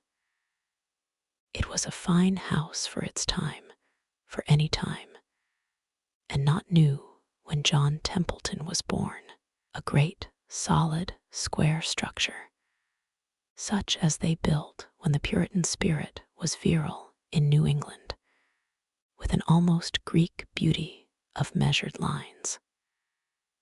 It has a fanlight over the front door, windows exquisitely proportioned, and in the center, a vast brick chimney. Even now, though weathered and unpainted, it stands foursquare upon the earth with a kind of natural dignity. A majestic chestnut tree grows near it, and a large old barn and generous sheds, now somewhat dilapidated, ramble away to the rear, enclosing the fields around about are stone fences, representing the infinite labor of John Templeton's forebears. More toil has gone into the stone fences of New England, free labor of a free people, than ever went into the slave-driven building of the pyramids of Egypt. I knew John Templeton in his old age, a stiff, weather-beaten old man driving to town in a one-horse buggy. "How are you, Mr. Templeton? Common on, common on." This was his invariable reply. He had the old New England pronunciation, now disappearing. He said rud for road, dayown for down, and gave an indescribable twist to the word garden, best spelled garden. He had also the old New England ways. He was forehanded with his winter woodpile, immaculately neat with his dooryard, determined in his Sunday observance. And if he put the small apples in the middle of the barrel, he refused to raise tobacco, lest it become a cause of stumbling to his neighbor. He paid his debts, disciplined his children, and in an age which has come to look chummily upon God, he dreaded his wrath. He grew a peculiar, very fine variety of sweet apple, which I have never seen anywhere else. He called it the pumpkin sweet, for it was of a rich yellow. I can see him yet, driving into town with a shallow wagon box half full of this gold of the orchard. Can see him turn stiffly to get one of the apples for me. Can hear him say in the squeaky voice of age, "You won't find no sweeter apples hereabout. I can tell ye that." He was a dyed-in-the-wool abolition Republican, and took the Boston Transcript for 46 years. He left 2 cords of them piled up in a back storeroom. He loved to talk about Napoleon Bonaparte and the Battle of Waterloo, and how, if there had not been that delay of half an hour, the history of the world might have been different. I can see him saying, with the words puffing out his loose cheeks, and then Blooker came up to the very last, even when his eyes were too dim to read, and his voice was cracked. He would start up, like some old machine set a-whirring when you touched the rusty lever, and talk about the Battle of Waterloo. No one, so far as I know, ever heard him complain, or bemoan his age, or regret the change in the times. And when his day came, he lay down upon his bed and died. "Positively nothing will be reserved," were the familiar words of the poster, and they have a larger meaning in an old country neighborhood than the mere sale of the last pan, and jug, and pig, and highboy. Though we live with our neighbors for 50 years, we still secretly wonder about them. we still suspect that something remains covered, something kept in and hidden away, some bits of beauty unappreciated as they are indeed with ourselves. But death snatches away the last friendly garment of concealment, and after the funeral, the auction. We may enter now. The doors stand at last flung widely open. All the attics have been ransacked. All the chests have been turned out. 1,000 privacies stand glaringly revealed in the sunny open spaces of the yard. Positively, nothing will be reserved. Everything will be knocked down to the highest bidder. What wonder that the neighborhood gathers. What wonder that it nods its head, leaves sentences half uttered, smiles enigmatically. Nearly all the contents of the house had been removed to the yard.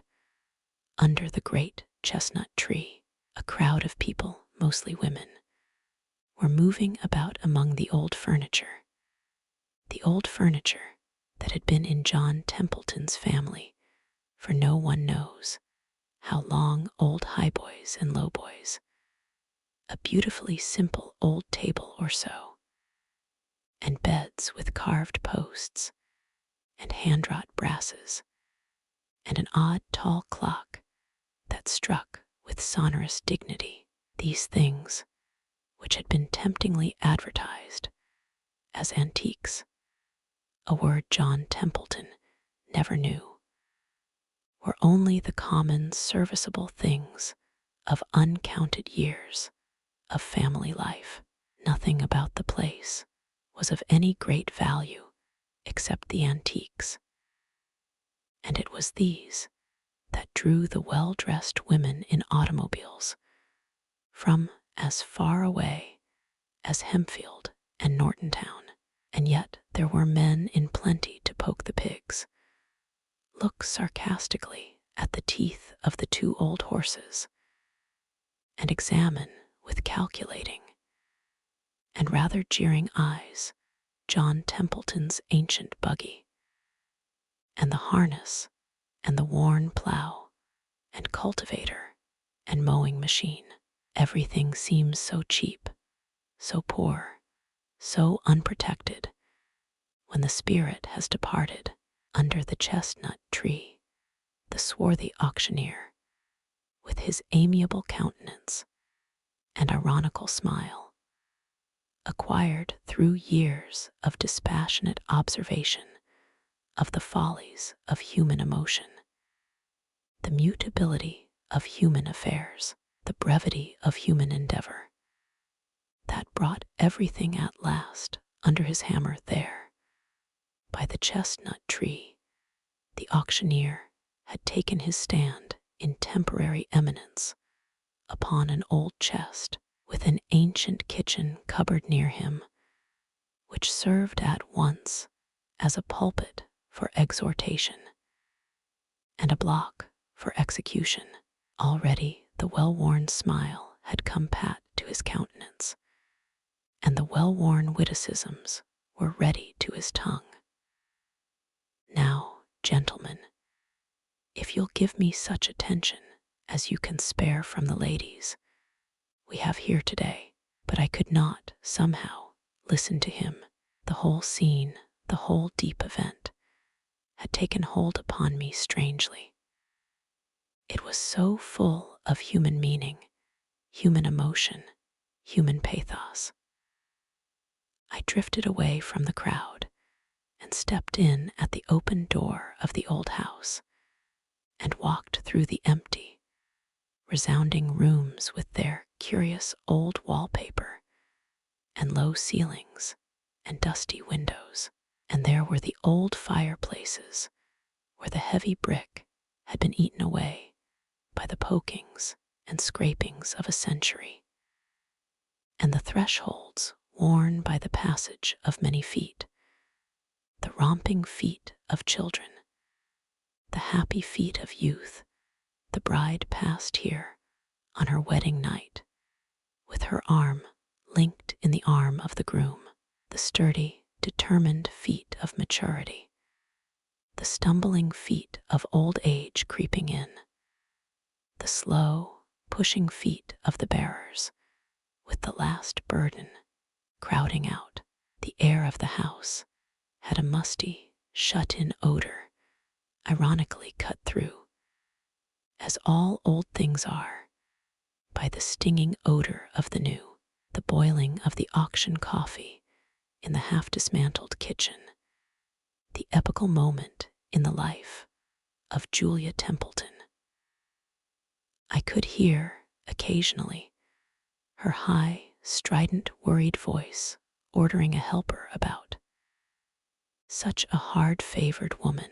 It is the studied and profitable psychology of the auction that the rubbish must be sold first. Pots and bottles and jugs at 5-cent bids, and hose at 10. And after that, the friction of the contest having warmed in the bidders, an amiable desire to purchase goods they do not want and cannot use, the auctioneer gradually puts forth the treasures of the day. As I came out of the old house, I could see that the mystic web had been spun, that the great moment of the sale was arriving. The auctioneer was leaning forward now upon the tall cupboard with an air of command, and surveying the assembled crowd with a lordly eye. Now, Jake, careful there, pass it along steady. We come now to the chef d'oeuvres of the day, the cream deli creams of this sale. Gentlemen and ladies, it is a great moment in the life of an auctioneer when he can offer, for sale, free, and without reservation, such treasures as these.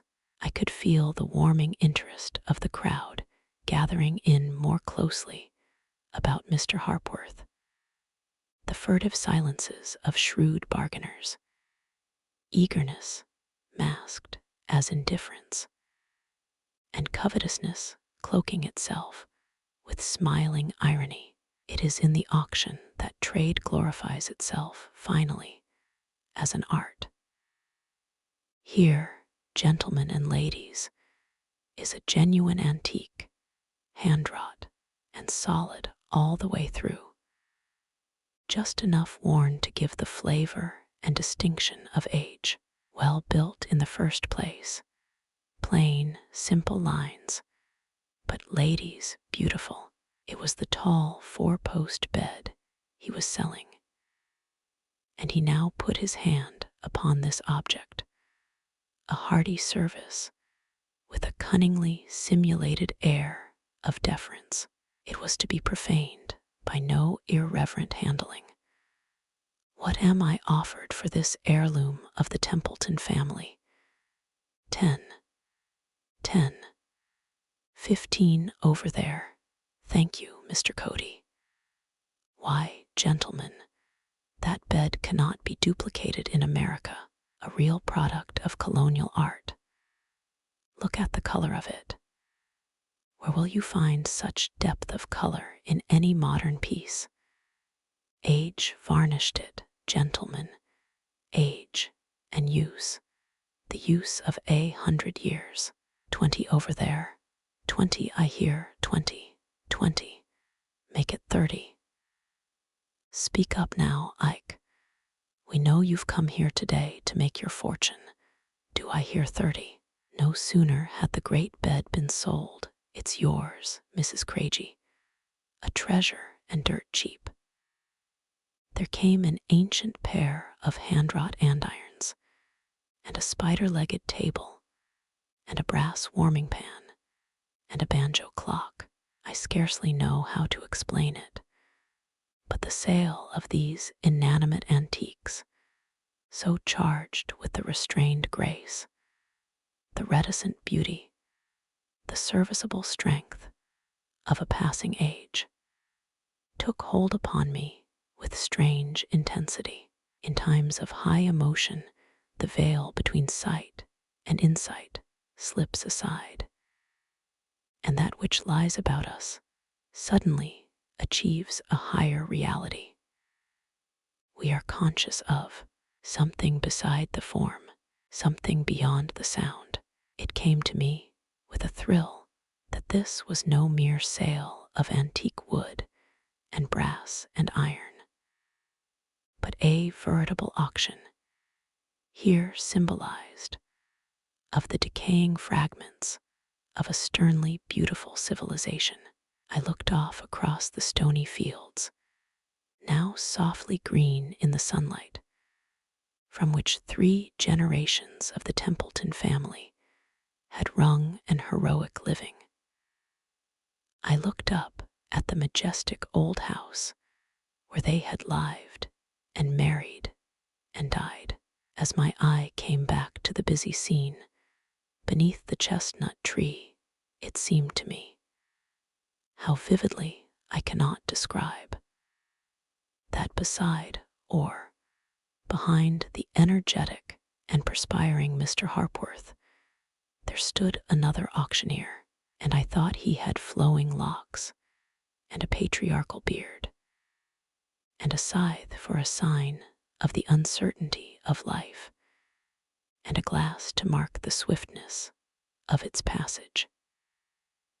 He was that great auctioneer who brings all things at last under his inexorable hammer.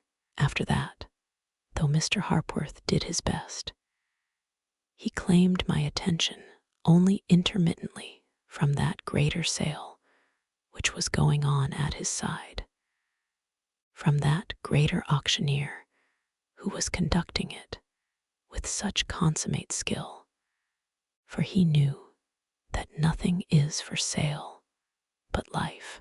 The mahogany highboy, so much packed and garnered life, cut into inanimate wood the andirons, so much life, the bookshelves upon which John Templeton kept his life of Napoleon Bonaparte, so much life. Life for sale, gentlemen. What am I offered today for this bit of life? And this, and this. Mr. Harpworth had paused, for even an auctioneer, in the high moment of his art, remains human, and in the silence following the cessation of the metallic click of his voice, 30, 30, third, make it 35, thank you, 40. One could hear the hens gossiping in the distant yard. There were craftsmen in those days, gentlemen, he was resuming. Look at this example of their art. There is quality here and durability. At this point, the great auctioneer broke in upon my attention and caught up Mr. Harpworth's words. Yes, quality and durability, quality and durability. I also have here today, and will offer you, gentlemen, a surpassing antique, not built of wood nor fashioned in brass or iron, but a thing long attached to these acres and this house. I present for your consideration the married life of John Templeton and Hannah, his wife. They lived together 40 years, and the record scarcely shows a dent. In all that time, hardly a word of love passed between them, but never a word of hatred either. They had a kind of hard and fast understanding, like the laws of Moses. He did the work of the fields, and she did the work of the house, from sunrise to sunset.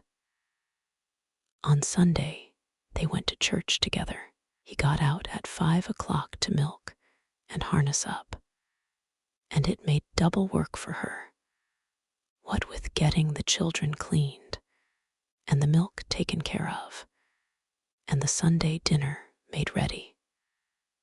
But neither he nor she ever doubted or complained. It was the Lord's way. She bore him 8 children, She told him before the last one came that she was not equal to it. After that, she was an invalid for 17 years until she died, and there was loss of children to bear between them, and sickness and creeping age.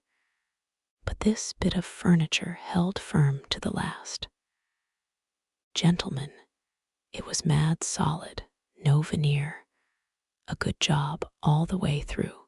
As he spoke, I thought that his roving eye, perhaps it was only my own, fell upon Johnny Holcomb, whose married life has been full of vicissitudes. John, take this home with you. You can use it. Nope, no such married life for me. I thought I could hear him responding, rather pleased than not to be the butt of the auctioneer. Do I hear any bids? The great auctioneer was saying, almost in the words of Mr. Harpworth. What? No one wants an married life like this. Well, put it aside, Jake. It isn't wanted. Too old-fashioned. It was Julia Templeton herself, who now appeared with certain of the intimate and precious bedroom things. A wonderful old linen bedspread, wrought upon with woolen figures, and exhaling an ancient and exquisite odor of lavender, and a rag rug or so, and a little old rocking chair with chintz coverings, in which more than one Templeton mother had rocked her baby to sleep. Julia herself, I saw Julia, that hard-favored woman, for the first time at that moment, really saw her. How fiercely she threw down the spread and the rugs. How bold and unweeping her eyes. How hard and straight the lines of her mouth. Here they are, Mr. Harpworth. How shrill her voice, and how quickly she turned back to the noisy kitchen. I could see the angular form, the streakings of gray in her hair. What am I offered now for this precious antique? This handmade spread, everything sold without reserve. Come now, don't let this opportunity slip by. He leaned forward confidentially and persuasively. Fellow citizens, styles change and fashions pass away, but things made like these, good lines, strong material, honest work, they never grow old. Here the shadowy auctioneer broke in again and lifted me out of that limited moment. A true word, he was saying. Styles change and fashions pass away, and only those things that are well made and made for service, the beautiful things remain. I am offering today, without reservation, another precious antique. What will you give for such a religious faith as that of John Templeton, worn for a lifetime and sound to the end? He read the Bible every Sunday morning of his life, went to church, and did his religious duty by his children. Do you remember young Joe Templeton? Wouldn't learn his chapter one Sunday, and the old gentleman prayed about it, and then beat him with a hitching strap. Joe ran away from home and made his fortune in Minnesota, nearly broke the mother's heart, and old John's too, but he thought it right and never repented it. Gentlemen, an honest man who feared God and lived righteously all his days. What am I offered for this durable antique, this characteristic product of New England?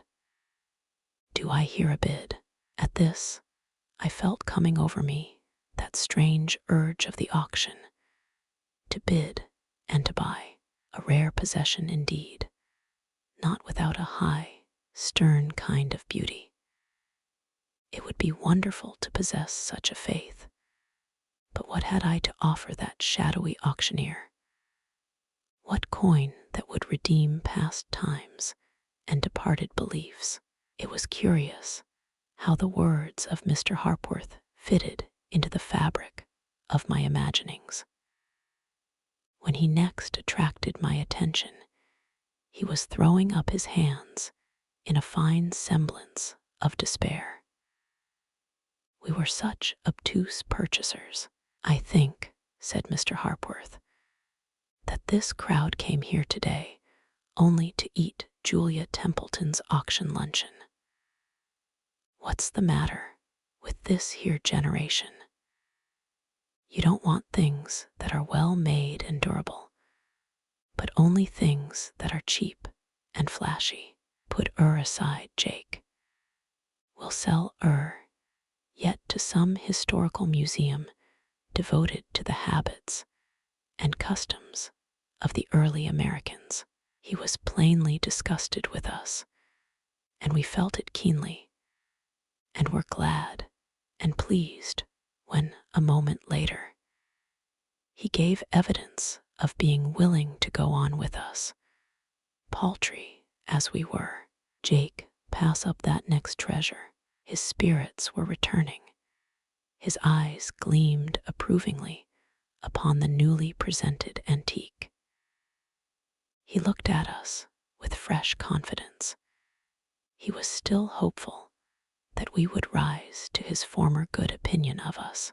And now, before I sell the Hale clock by Willard, date of 1822, I am going to offer what is possibly the best single piece in this sale. Here again, the old auctioneer, having caught his asterisk, broke in when he spoke, who could listen to Mr. Harpworth. The best single piece in this sale, gentlemen. I offer you now the Templeton family pride, a choice product of old New England, a little battered, but still good and sound. The Templetons. They never did anything notable except to work early and late, summer and winter, for 3 generations. They were proud of anyone who bore the Templeton name. They were proud even of Jim, Simple Jim, who got a job driving the delivery wagon at the Hill store, and drove it for 22 years, and was drowned in Mill River. I'll tell you what family pride meant to old John Templeton. I thought he leaned forward to take us into his confidence, motioning at the same time toward the house. You know Julia Templeton. Know her? Of course we knew her as only the country knows its own. When Julia ran away with that sewing machine agent, it was her only chance. Old John Templeton drove his best cow into town and sold her. He mortgaged his team of horses and went after the girl and brought her home with him. They were firm and strong, and as righteous as God with her, and they paid off, without whining, the mortgages on the horses, and never spoke of the loss of the cow, but never forgot it. They held up their heads to the end. Gentlemen, what am I offered for this interesting antique, this rare work of art? The auction was considered, upon the whole, a great success. Mr. Harpworth himself said so. Ike, the Jewish dealer, bought the family clock and the spring-tooth harrow, and even bid on the family crayon portraits. The frames could be sold for something or other. A Swede bought the pigs and the old buggy. An Irish teamster bid in John Templeton's horses, and a Pole, a good man, I know him well, bought the land, and will no doubt keep his geese in the summer kitchen and get rich from the cultivation of the ancient fields. while old John Templeton bowed himself humbly before a wrathful God, he would never go down on his knees, as the Poles do to the fertile earth. And I forgot an Italian from Norton Town bought for a song the apple and chestnut crops, and busy third-generation Americans loaded in the antiques and drove off with them to the city. The last I saw of Julia Templeton, that hard-favored woman, she was standing, an angular figure, in the midst of the wreck of the luncheon dishes, one arm wrapped in her apron, the other hand shading her eyes, while she watched the company, in wagons and automobiles, trailing away to the westward, and the towns.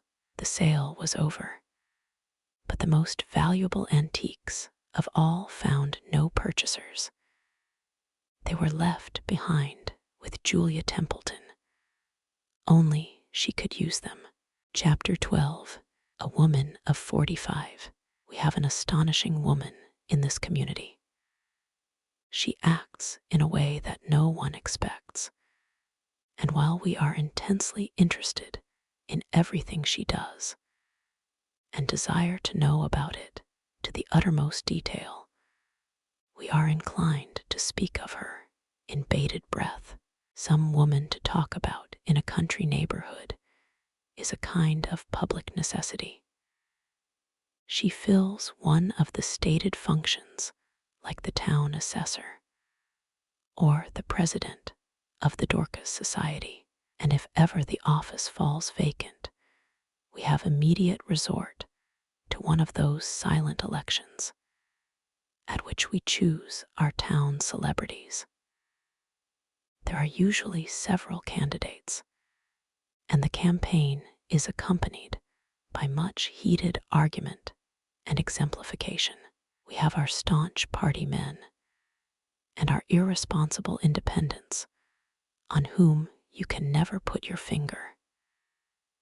And if we are sometimes a little vague in our discussion of principles and issues, we share with our national political leaders an intense interest in personalities. Prominent citizens come out for this candidate or that. We spring surprises and launch new booms, and often, at the last moment, we are taken off our feet by the circulation of comebacks. I take a pardonable pride, however, in saying, to the credit of our democratic institutions, that most of the candidates elected are chosen strictly upon merit. I shall never forget the afternoon, now more than a year ago, that Harriet came up the road bearing the news which, beyond a doubt, placed the present incumbent in office and has served to keep her there, despite the efforts in certain quarters, which shall be nameless, to use that pernicious instrument of radicalism, the recall. I can always tell when Harriet brings important news. She has a slightly quicker step, carries her head a little more firmly, and when she speaks, impresses her message upon me with a lowered voice. When Harriet looks at me severely and drops down an octave, I prepare for the worst. David, she said, Mary Starkweather has gone to live in the barn. In the barn, in the barn. I don't know quite why it is, but I dislike being surprised and do my best to cover it up. And besides, I have always liked Mary Starkweather, so I remarked, as casually as I could, why not? It's a perfectly good barn. David Grayson, well, it is. It's a better building today than many of the people of this town live in. Why shouldn't Mary Starkweather live in the barn if she wants to? It's her barn. But David, There are her children and her husband. There always are. When anybody wants to live in a barn. I shall not talk with you any more, said Harriet, until you can be serious. I had my punishment, as I richly deserved to have, in the gnawing of unsatisfied curiosity, which is almost as distressing as a troubled conscience. Within the next few days, I remember, I heard the great news buzzing everywhere I went. We had conjectured that the barn was being refitted for the family of a caretaker, and it was Mary Starkweather herself, our sole dependable representative of the rich, who was moving in. Mary Starkweather, who had her house in town and her home in the country, and her automobiles, and her servants, and her pictures, and her books, to say nothing of her husband and her children, and her children's maid going to live in her barn. I leave it to you if there was not a valid reason for our commotion. It must have been 2 weeks later that I went to town by the Upper Hill Road in order to pass the Starkweather place. It is a fine old estate. The buildings, except the barn, set well back from the road with a spacious garden near them, and pleasant fields stretching away on every hand. As I skirted the shoulder of the hill, I looked eagerly for the first glimpse of the barn. I confess that I had woven 1,000 stories to explain the mystery, and had reached the point where I could no longer resist seeing if I could solve it. Well, the barn was transformed. 2 or 3 new windows, a door with a little porch, a lattice or so for vines, a gable upon the roof lifting an inquiring eyebrow, and what was once a barn had become a charming cottage. It seemed curiously to have come alive, to have acquired a personality of its own. A corner of the great garden had been cut off and included in the miniature grounds of the cottage, and a simple arbor had been built against a background of wonderful beech trees. You felt at once a kind of fondness for it. I saw Mary Starkweather in her garden, in a large straw hat, with a trowel in her hand. "How are you, David Grayson?" she called out when I stopped. "I have been planning for several days," I said, "to happen casually by your new house." "Have you? You don't know how you have stirred our curiosity. We haven't had a good night's rest since you moved in." "I've no doubt of it," she laughed. "Won't you come in? I'd like to tell you all about it." I also prepared to make excuses for not stopping, I said, and thought up various kinds of urgent business, such as buying a new snow shovel to use next winter. But after making these excuses, I intended to stop if I were sufficiently urged. "You are more than urged. You are commanded." As I followed her up the walk, she said earnestly, "Will you do me a favor? When you come in, will you tell me the first impression my living room gives you? No second thoughts. Tell me instantly." "I'll do it," I said, my mind leaping eagerly to all manner of mysterious surprises. At the center of the room, she turned toward me, and with a sweeping backward motion of the arms, made me a bow, a strong figure instinct, with confident grace, a touch of gray in the hair, a fleeting look of old sadness about the eyes. "Now, David Grayson," she said, quick. It was not that the room itself was so remarkable as that it struck me as being confusingly different from the heavily comfortable rooms of the old Starkweather house, with their crowded furnishings, their overloaded mantels, their plethoric bookcases. "I cannot think of you yet," I stumbled, "as being here. Isn't it like me?" "It is a beautiful room," I groped lamely. "I was afraid you would say that, but it is. It really is."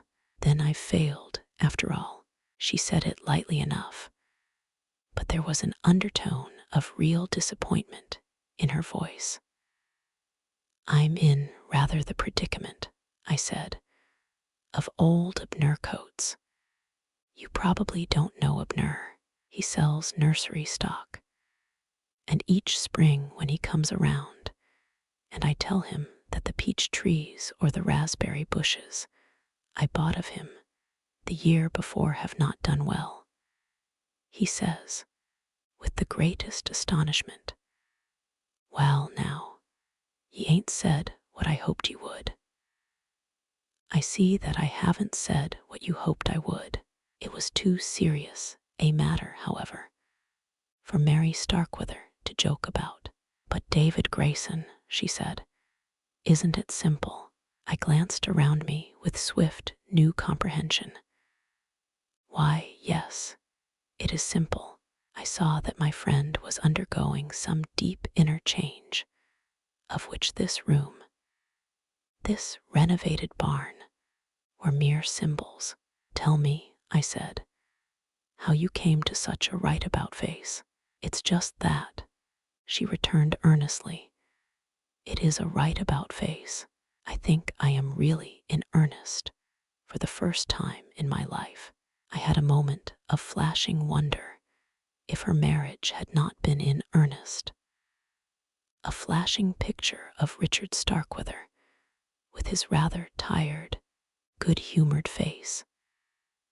And I wondered if her children were not earnest realities to her, if her busy social life had meant nothing. Then I reflected that we all have such moments when the richest experiences of the past seem as nothing in comparison with the fervor of this glowing moment. "Everything in my life in the past," she was saying, "seems to have happened to me. Life has done things for me. I have had so few chances of doing anything for myself, and now you are expressing yourself almost for the first time in my life." She paused. "All my life, it seems to me, I have been smothered with things. Just things. Too much of everything. All my time has been taken up in caring for things, and none in enjoying them." "I understand," I said with a warm sense of corroboration and sympathy. I had so many pictures on my walls that I never really saw, any of them. I saw the dust on them. I saw the cracks in the frames that needed repairing. I even saw better ways of arranging them.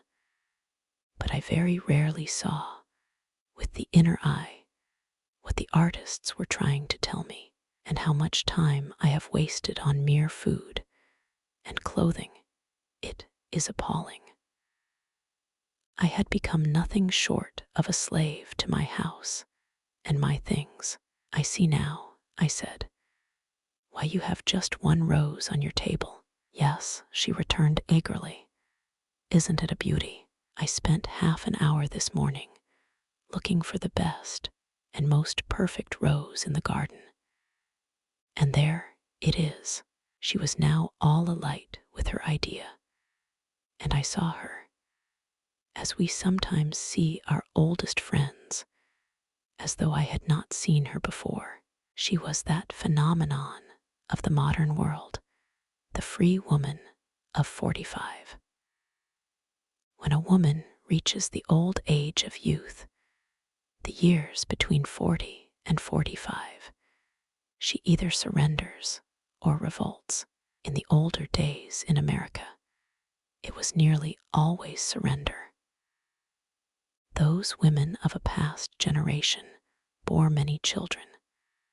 How many graves there are in our hill cemeteries of women of 40 to 50 who died leading families of 5 or 8 or 10 children.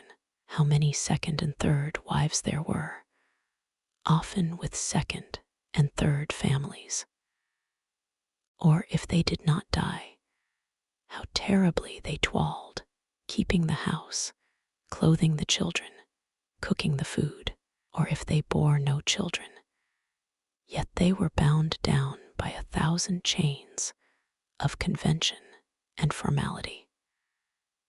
But in these days, we have a woman of 45 who has not surrendered. She is a vigorous, experienced, active-minded human being, just beginning to look restlessly around her and take a new interest in the world. Such a woman was Mary Starkweather, and this was her first revolt. You cannot imagine, she was saying, what a joy it has been to unaccumulate, to get rid of things, to select, to become an artist in life. Yes, at last. What a lot of perfectly worthless trash accumulates around us, not beautiful, not even useful. And it is not only the lives of the well-to-do that are choked and cluttered with things. I wish you could see the house of our Polish farmer. He's been saving money and filling up his house with perfectly worthless ornaments, ornate clocks, gorgeous plush furniture, impossible rugs. And yet, he is only doing what we are all doing on a more elaborate scale. I laughed. That reminds me of a family of squirrels that lives in an oak tree on my hill, I said. I am never tired of watching them. In the fall, they work desperately, stealing all the hickory nuts and chestnuts on my neighbor horse's back pastures, 5 times as many as they need, and then they forget, half the time, where they've hidden them. We're all more or less in the squirrel stage of civilization. Yes, she responded. There are my books. I gathered up books for years, just squirrel fashion, until I forgot what I had or where I put them. You cannot know what joy I'm going to have in selecting just the essential books, the ones I want by me for daily companions. All the others I see now are temporary rubbish, and you've made your selections. No, but I'm making them.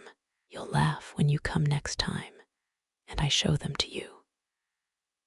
Oh, I am going to be stern with myself.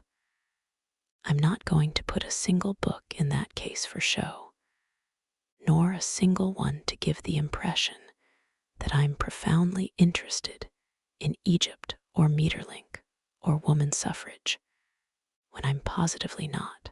It's terribly risky, I said, and I'm terribly reckless, she responded. As I went onward toward the town, I looked back from the hilltop, beyond the big house, for a last glimpse of the reconstructed barn. And with a curious, warm sense of having been admitted to a new adventure, here was life changing under my eyes. Here was a human being struggling with one of the deep common problems that come to all of us: the revolt from things, the struggle with superfluities. And yet, as I walked along the cool aisles of the woods, with the quiet fields opening here and there to the low hill ridges, and saw the cattle feeding, and heard a thrush singing in a thicket, I found myself letting go. How can I explain it? Relaxing. I had been keyed up to a high pitch there in that extraordinary room. Yes, it was beautiful. And yet, as I thought of the sharp little green gate, the new gable, the hard, clean mantel with the cloison vase, it wanted something. As I was gathering the rowan crop of after enjoyment, which rewards us when we reflect freshly upon our adventures. Whom should I meet but Richard Starkweather himself in his battered machine, the two boys, one of whom was driving, and the little girl were with him. "How are you, David?" he called out. "Whoa there, draw up, Jamie." We looked at each other for a moment with that quizzical, half-humorous look that so often conveys, better than any spoken words, the sympathetic greeting of friends. I like Richard Starkweather. He had come up from the city looking rather worn, for the weather had been trying. He has blue, honest, direct-gazing eyes with small humor wrinkles at the corners. I never knew a man with fewer theories, or with a simpler devotion to the thing at hand, whatever it may be. At everything else he smiles, not cynically, for he is too modest in his regard for his own knowledge. He smiles at everything else because it doesn't seem quite real to him. "Been up to see Mary's new house?" he asked. Yes, and for the life of me, I couldn't help smiling in response. "It's a wonder, isn't it?" He thought his wife a very extraordinary woman. I remember his saying to me once, "David, she's got the soul of a poet and the brain of a general." "It is a wonder," I responded. "I can't decide yet what chair to sit in, nor just what she wants the kids to do." I still smiled. "I expect she hasn't determined yet," he went drawling on, "in what chair I will look most decorative." He ruminated. "You know, she's got the idea that there's too much of everything. I guess there is, too, and that she ought to select only those things that are essential. I've been wondering if she had more than one husband, whether or not she'd select me." The restless young Jamie was now starting the machine, and Richard Starkweather leaned out and said to me in parting, "Isn't she a wonder? Did all the planning herself, have an architect, wouldn't have a decorator. All I could do." As he turned around, I saw him throw one arm carelessly about the shoulders of the sturdy younger boy who sat next him. When I got home, I told Harriet all about what I had seen and heard. I think I must feel, when I am retelling such fascinating neighborhood events to Harriet, how she does enjoy them. I must feel very much as she does when she is urging me to have just a little more of the new gingerbread. In the next few months, I watched with indescribable interest the unfolding of the drama of Mary Starkweather. I saw her from time to time that summer, and she seemed, and I think she was, happier than ever she had been before in her whole life, making over her garden, selecting the essential books, choosing the best pictures for her rooms, even reforming the clothing of the boys, all with an emphasis upon perfect simplicity. Her mind was completely absorbed. Occasionally Richard appeared upon the stage, a kind of absurd Greek chorus of one, who remarked what a wonderful woman this was, and poked fun at himself and at the new house, and asserted that Mary could be as simple as ever she liked. He insisted on thick soup for dinner, and would not sacrifice his beloved old smoking jacket upon the altar of any new idea. She's a wonder, David, he'd wind up. But this simple life is getting more complicated every day.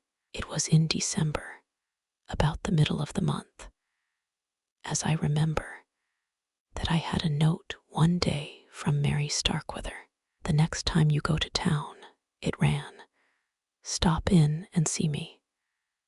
I've made a discovery with such a note as that us my hand it appeared imperative that I go to town at once. I discovered, to Harriet's astonishment, that we were running out of all sorts of necessaries. Now, David, she said, you know perfectly well that you're just making up to call on Mary Starkweather.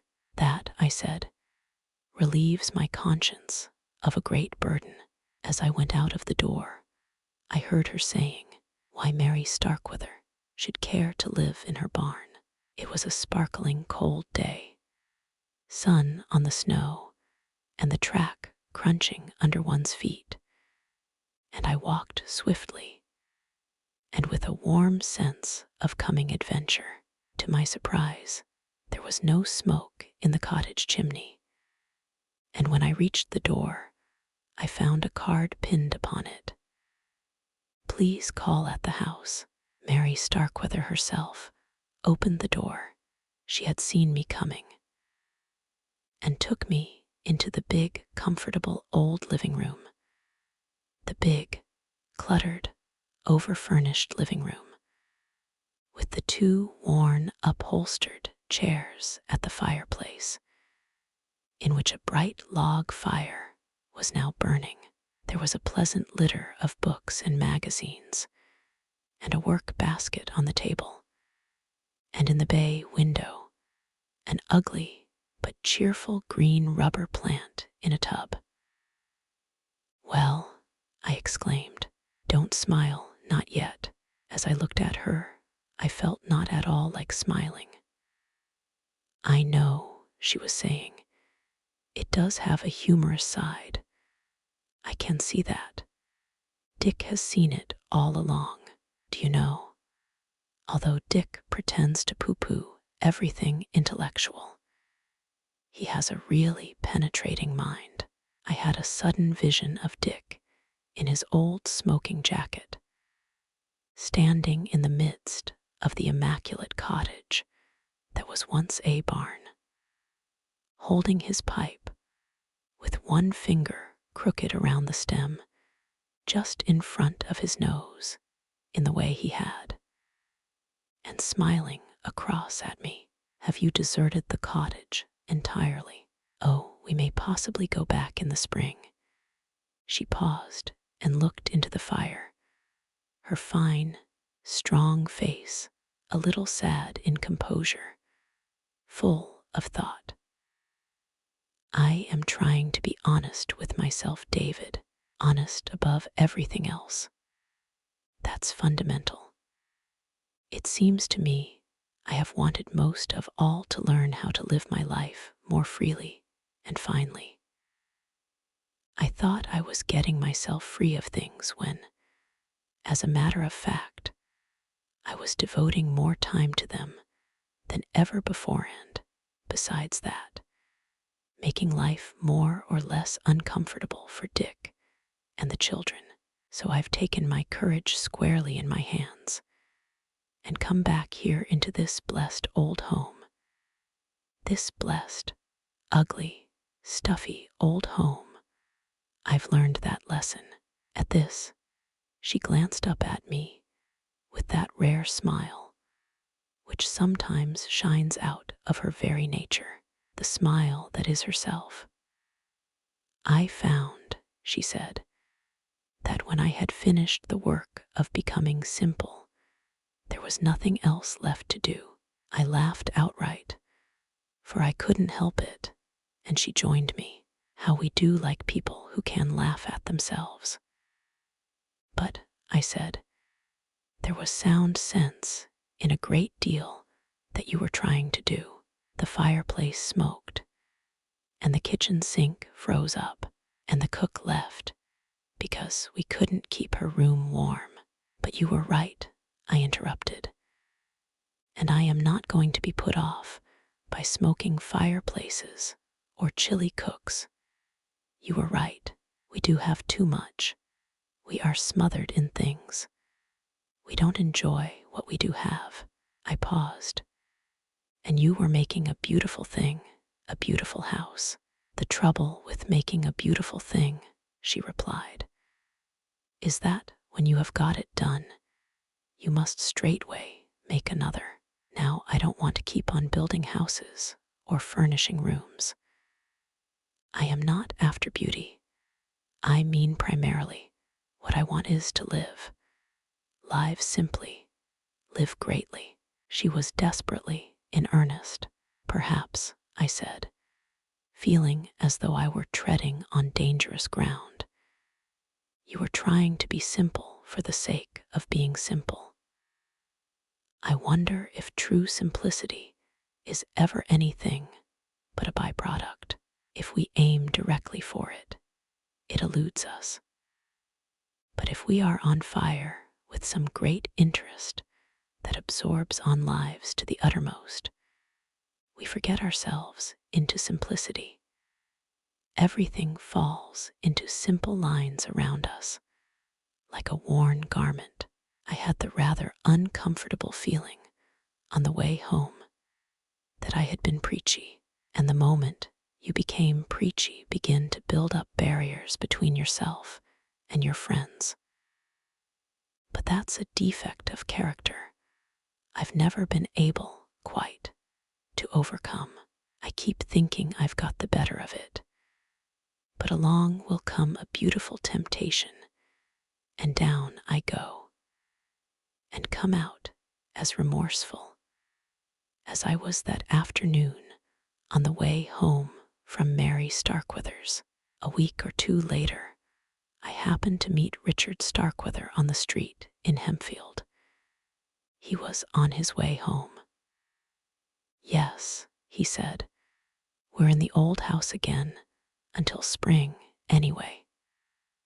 I haven't been so comfortable in a year, and say, here he looked at me quizzically, Mary has joined the new cemetery association. You know, they're trying to improve the resting places of the forefathers. And by George, if they didn't elect her chairman at the first meeting, she's a wonder. Chapter 13, His Majesty, Bill Richards. Well, I have just been having an amusing and delightful adventure, and have come to know a great common person.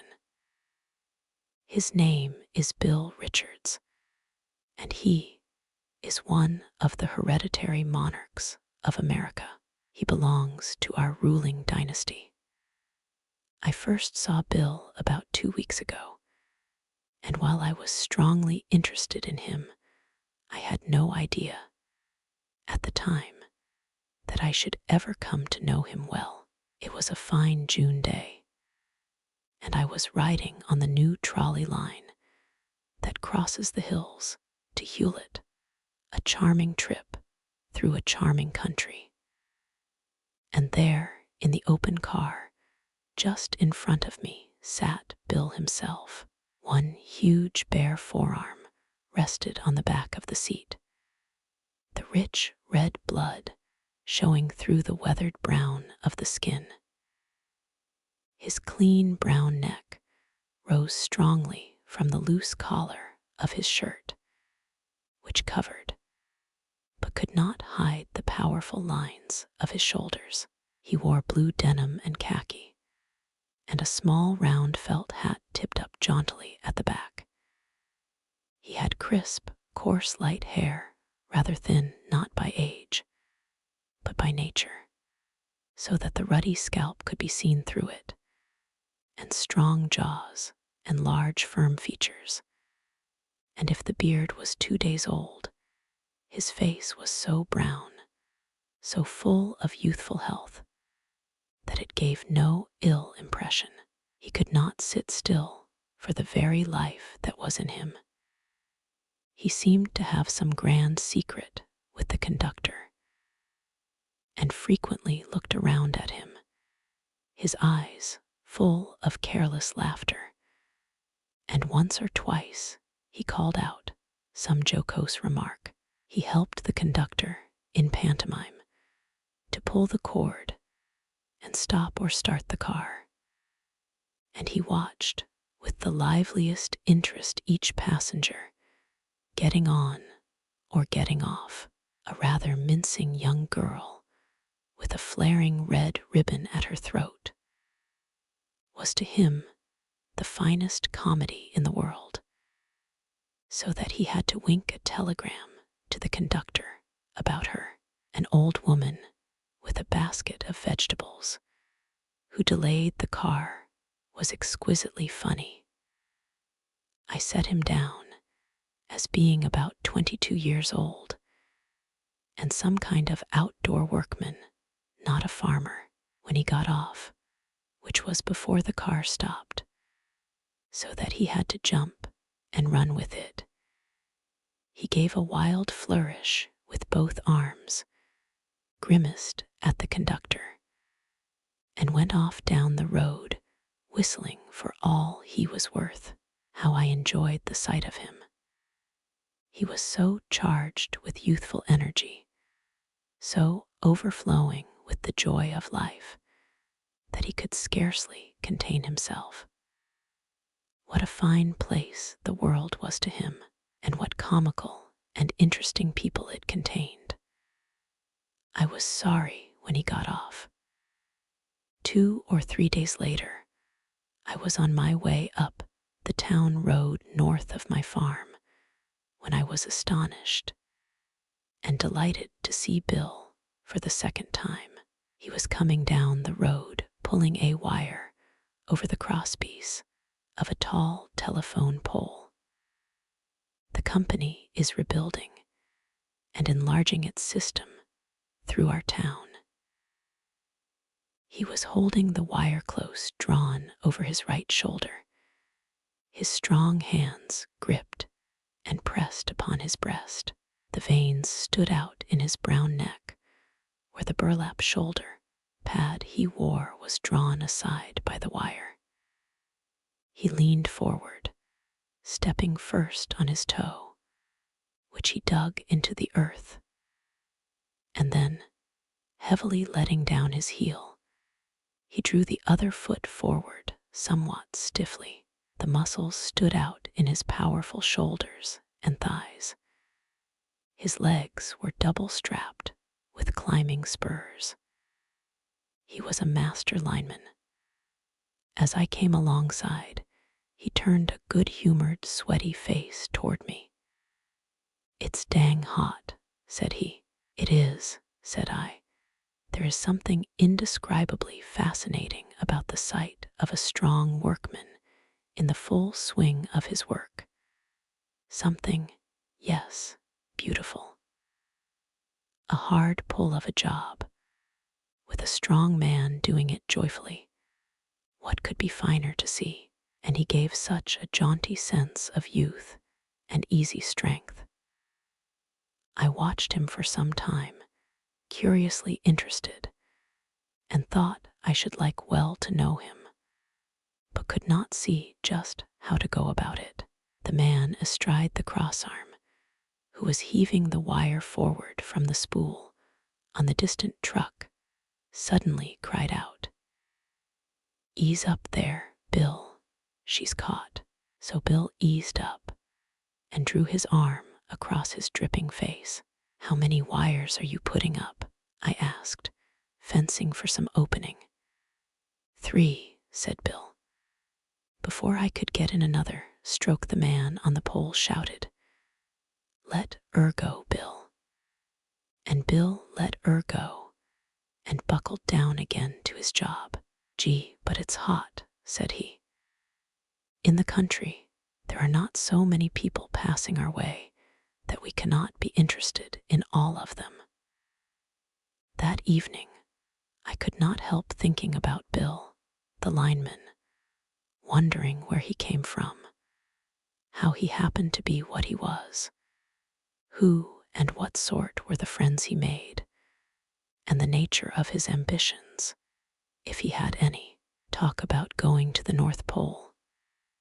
It is not to be compared, for downright fascination, with the exploration of an undiscovered human being. With that, I began to think how I might get at Bill, the lineman, and not merely whether talk, or wages talk, or work talk, but at Bill himself. He was a character quite unusual in our daily lives here in the country. I wondered what his interests could be. Surely not mine, nor Horace's, nor the Starkweathers. As soon as I began trying to visualize what his life might be, I warmed up to a grand scheme of capturing him, if by chance he was to be found the next day upon the town road. All this may seem rather absurd in the telling, but I found it a downright good adventure for a quiet evening, and fully believe I felt for the moment like General Joffre planning to meet the Germans on the Marne. "I have it," I said aloud. "You have what?" asked Harriet, somewhat startled. "The grandest piece of strategy ever devised in this town," said I. With that, I went delving in a volume of universal information I keep near me, one of those knowing books that tells you how tall the great pyramid is, and why a hen cackles after laying an egg. And having found what I wanted, I asked Harriet if she could find a tape measure around the place. She is a wonderful person and knows where everything is. When she handed me the tape measure, she asked me what in the world I was so mysterious about. "Harriet," I said, "I'm going on a great adventure. I'll tell you all about it tomorrow." "Nonsense," said Harriet. "It is this way with the fancies of the evening. They often look flat and flabby and gray the next morning. Quite impossible, but if I'd acted on half the good and grand schemes I've had nights, I might now be quite a remarkable person." I went about my work the next morning, just as usual. I even avoided looking at the little roll of tape on the corner of the mantel as I went out. It seemed a kind of badge of my absurdity. But about the middle of the forenoon, while I was in my garden, I heard a tremendous racket up the road. Rattle, bang, zip, toot. As I looked up, I saw the boss lineman and his crew careering up the road in their truck, and the bold driver was driving like Jehu, the son of Nimshi, and there were ladders and poles clattering out behind, and rolls of wire on upright spools rattling and flashing in the sunshine.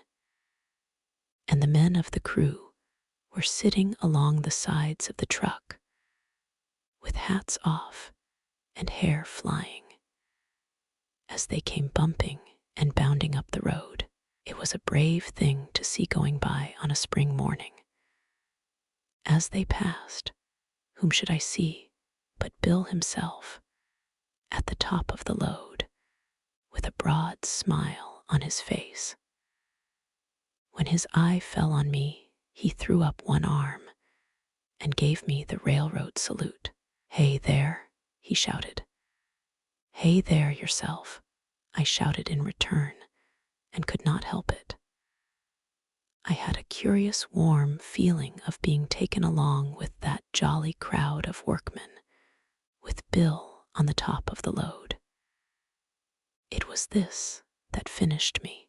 I hurried through an early dinner, and taking the tape measure off the mantel, I put it in my pocket as though it were a revolver or a bomb, and went off up the road, feeling as adventurous as ever I felt in my life.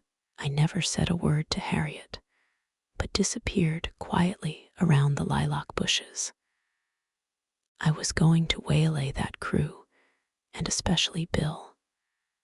I hoped to catch them at their nooning. Well, I was lucky. About a quarter of a mile up the road, in a little valley near the far corner of Horace's farm, I found the truck, and Bill just getting out his dinner pail. It seems they had flipped pennies, and Bill had been left behind with the truck and the tools, while the others went down to the mill pond in the valley below. "How are you?" said I. "How are you?" said he. I could see that he was rather cross over having been left behind. "Fine day," said I. "You bet," said he. He got out his pail, which was a big one, and seated himself on the roadside, a grassy, comfortable spot near the brook which runs below into the pond. There were white birches and hemlocks on the hill, and somewhere in the thicket I heard a wood thrush singing. "Did you ever see John L. Sullivan?" I asked. He glanced up at me quickly, but with new interest. "No, did you? Or Bob Fitzsimmons?" "Nope, but I was mighty near it once. I've seen 'em both in the movies." "Well, sir," said I, "that's interesting. I should like to see them myself. Do you know what made me speak of them?" He had spread down a newspaper and was taking the luncheon out of his bucket, as he called it, including a large bottle of coffee. But he paused and looked at me with keen interest. "Well," said I, "when I saw you dragging that wire yesterday, I took you to be a pretty husky citizen yourself." He grinned and took a big mouthful from one of his sandwiches. I could see that my shot had gone home. "So when I got back last night," I said, "I looked up the arm measurements of Sullivan and Fitzsimmons in a book I have, and got to wondering how they compared with mine and yours. They were considerably larger than mine." Bill thought this a fine joke and laughed out in great good humor. "But I imagine you'd not be far behind either of them." He looked at me a little suspiciously, as if doubtful what I was driving at, or whether or not I was joking him. But I was as serious as the face of nature, and proceeded at once to get out my tape measure. "I get very much interested in such things," I said, "and I had enough curiosity to want to see how big your arm really was." He smiled broadly. "You're a queer one," said he. But he took another bite of sandwich, and clenching his great fist, drew up his forearm until the biceps muscles looked like a roll of Vienna bread, except that they had the velvety gleam of life. So I measured first one arm, then the other. "By George," said I, "you're ahead of Fitzsimmons, but not quite up to Sullivan." "Fitz wasn't a heavy man," said Bill, "but a dead game fighter. I saw then that I had him, so I sat down on the grass nearby, and we had great talk about the comparative merits of Fitzsimmons and Sullivan and Corbett and Jack Johnson, a department of knowledge in which he outdistanced me. He even told me of an exploit or two of his own, which showed that he was able to take care of himself. While we talked, he ate his luncheon, and a downright gargantuan luncheon it was, backed by an appetite which, if it were offered to the highest bidder, on the New York Stock Exchange would. I am convinced. Bring at least $10,000 in cash. It even made me envious. There were 3 huge corned beef sandwiches, 3 hard-boiled eggs, a pickle 6 inches long and fat to boot, 4 donuts so big that they resembled pitching quoits, a bottle of coffee and milk, a quarter of a pie, and to cap the climax, an immense raw onion. It was worth a long journey to see Bill eat that onion. He took out his clasp knife, and after stripping off the papery outer shell, cut the onion into thick, dewy slices. Then he opened one of the sandwiches and placed several of them on the beef, afterward sprinkling them with salt from a small paper parcel. Having restored the top slice of bread, he took a moon-shaped bite out of one end of this glorified sandwich. "I like onions," said he. When we first sat down, he had offered to share his luncheon with me, but I told him I had just been to dinner, and I observed that he had no difficulty in taking care of every crumb in his bucket. It was wonderful to see. Having finished his luncheon, he went down to the brook and got a drink, and then sat down comfortably with his back among the ferns of the roadside, crossed his legs, and lit his pipe. There was a healthy and wholesome flush in his face, and as he blew off the first cloud of smoke, he drew a sigh of complete comfort and looked around at me with a lordly air such as few monarchs, no matter how well fed, could have bettered. He had worked and sweat for what he got, and was now taking his ease in his roadside inn. I wonder sometimes if anybody in the world experiences keener joys than unwatched common people. How we talked. From pugilists, we proceeded to telephones, and from that to wages, hours, and strikes. And from that we leaped easily to Alaska and gold mining, and touched in passing upon Theodore Roosevelt. "I was just thinking," I said, "that you and I can enjoy some things that were beyond the reach of the greatest kings of the world." "How's that?" said he. "Why, Napoleon never saw a telephone nor talked through one." "That's so," he laughed, "and Caesar couldn't have dreamed that such a thing as you are doing now was a possibility. Nor George Washington, either." "Say, that's so. I never thought o' that." "Why," I said, "the world is only half as big as it was before you fellows came along stringing your wires.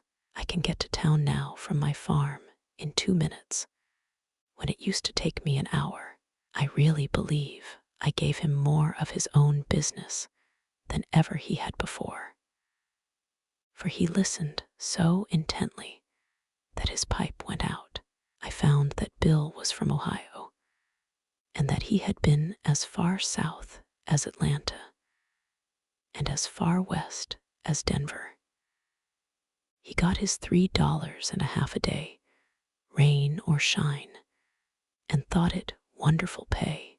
And besides, he was seeing the country free, gratis, for nothing. He got his coat out of the truck and took from the pocket a many-colored folder. "Say, mister, have you ever been to the Northwest?"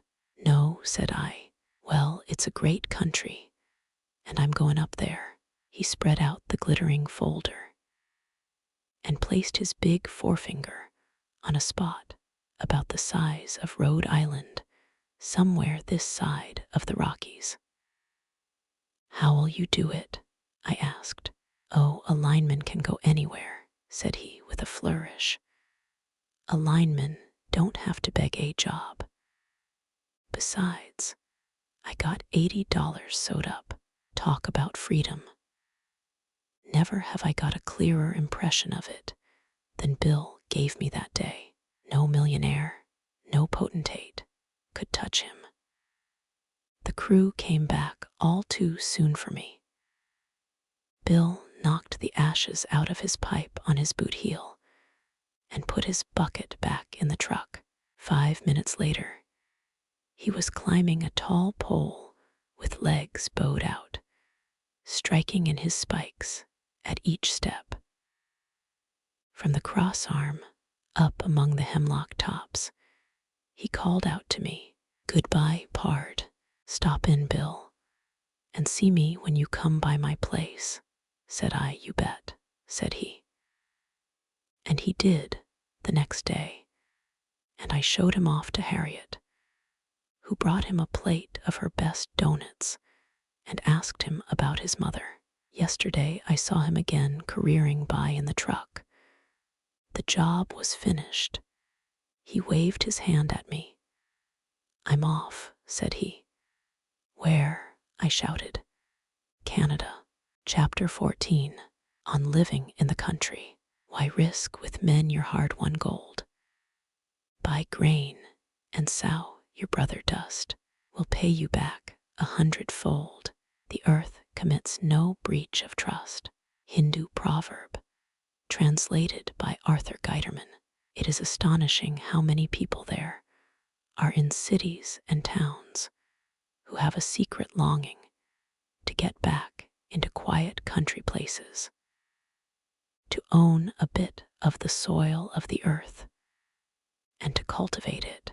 To some, it appears as a troublesome malady only in spring, and will be relieved by a whirl or two in country roads, by a glimpse of the hills, or a day by the sea.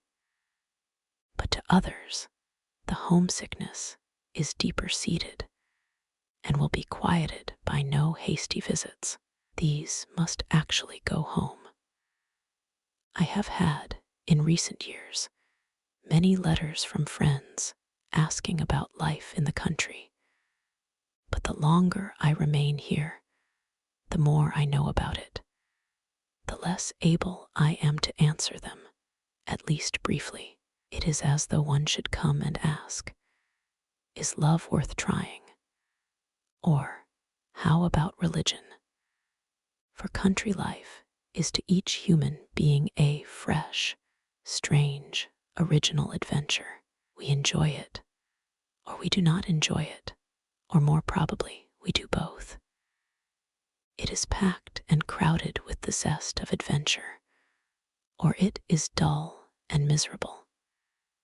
We may, if we are skilled enough, make our whole living from the land, or only a part of it, or we may find in a few cherished acres the inspiration and power for other work. Whatever it may be, there is many a man whose strength is renewed like that of the wrestler of Arasa every time his feet touch the earth. Of all places in the world where life can be lived to its fullest and freest, where it can be met in its greatest variety and beauty, I am convinced that there is none to equal the open country or the country town. For all country people in these days may have the city, some city or town not too far away. But there are millions of men and women in America who have no country and no sense of the country. What do they not lose out of life? I know well the disadvantages charged against country life at its worst. At its worst, there are long hours and much lonely labor and an income pitifully small. Drudgery, yes, especially for the women, and loneliness. But where is there not drudgery when men are poor, where life is at its worst? I have never seen drudgery in the country comparable for a moment to the dreary and lonely drudgery of city tenements, city mills, factories, and sweatshops. And in recent years, both the drudgery and loneliness of country life have been disappearing before the motor and trolley car, the telephone, the rural post, the gasoline engine. I have seen a machine plant as many potatoes in one day as a man, at handwork, could have planted in a week. While there is indeed real drudgery in the country, much that is looked upon as drudgery by people who long for easy ways and a soft life is only good, honest, wholesome hard work, the kind of work that makes for fiber in a man or in a nation, the kind that most city life in no wise provides. There are 1,000 nuisances and annoyances that men must meet who come face to face with nature itself. You have set out your upper acres to peach trees, and the deer come down from the hills at night and strip the young foliage, or the field mice in winter, working under the snow, girdle and kill them. The season brings too much rain, and the potatoes rot in the ground. The crows steal the corn. The bees swarm when no out is watching. The cow smothers her calf.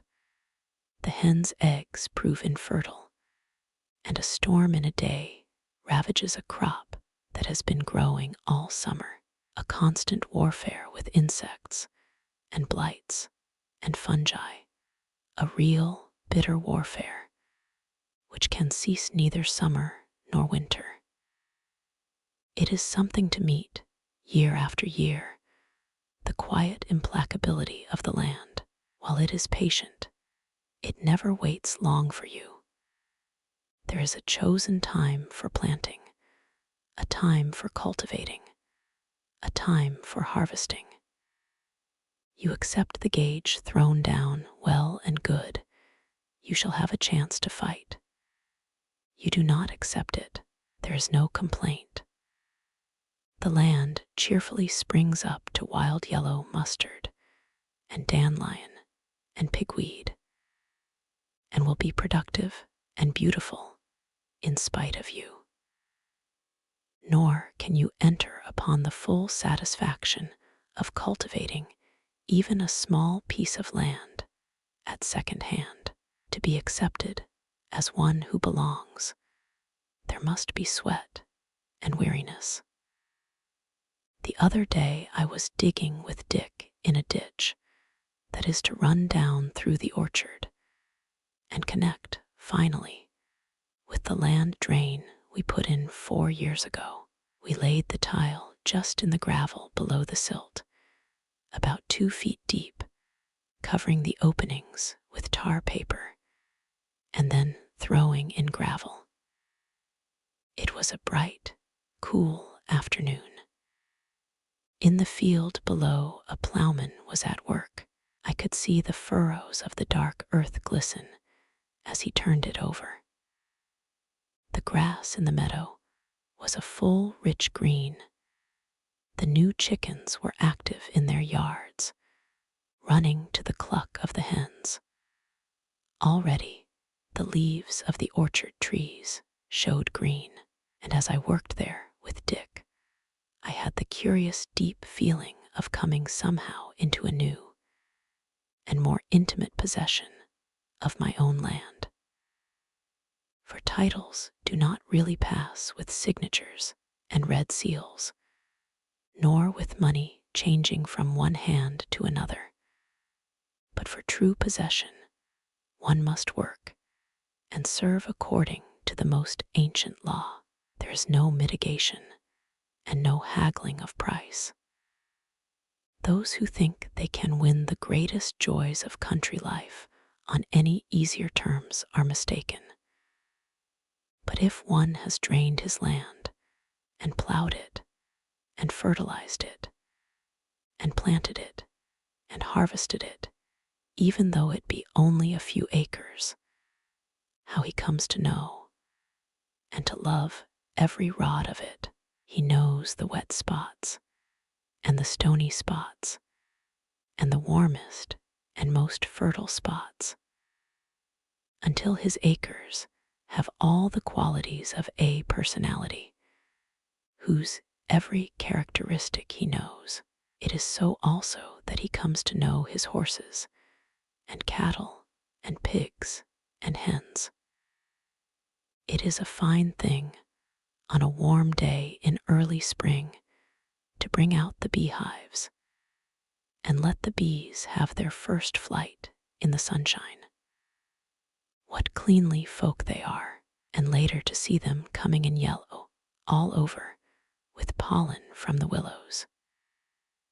It is a fine thing to watch the cherries and plum trees come into blossom with us about the 1st of May, while all the remainder of the orchard seems still sleeping. It is a fine thing to see the cattle turned for the first time in spring into the green meadows. It is a fine thing, one of the finest of all to see, and smell the rain in a cornfield after weeks of drought, how it comes softly out of gray skies, the first drops throwing up spatters of dust and losing themselves in the dry soil. Then the clouds sweep forward up the valley, darkening the meadows and blotting out the hills. And then there is the whispering of the rain as it first sweeps across the cornfield. At once, what a stir of life! What rustling of the long green leaves! What joyful shaking and swaying of the tassels!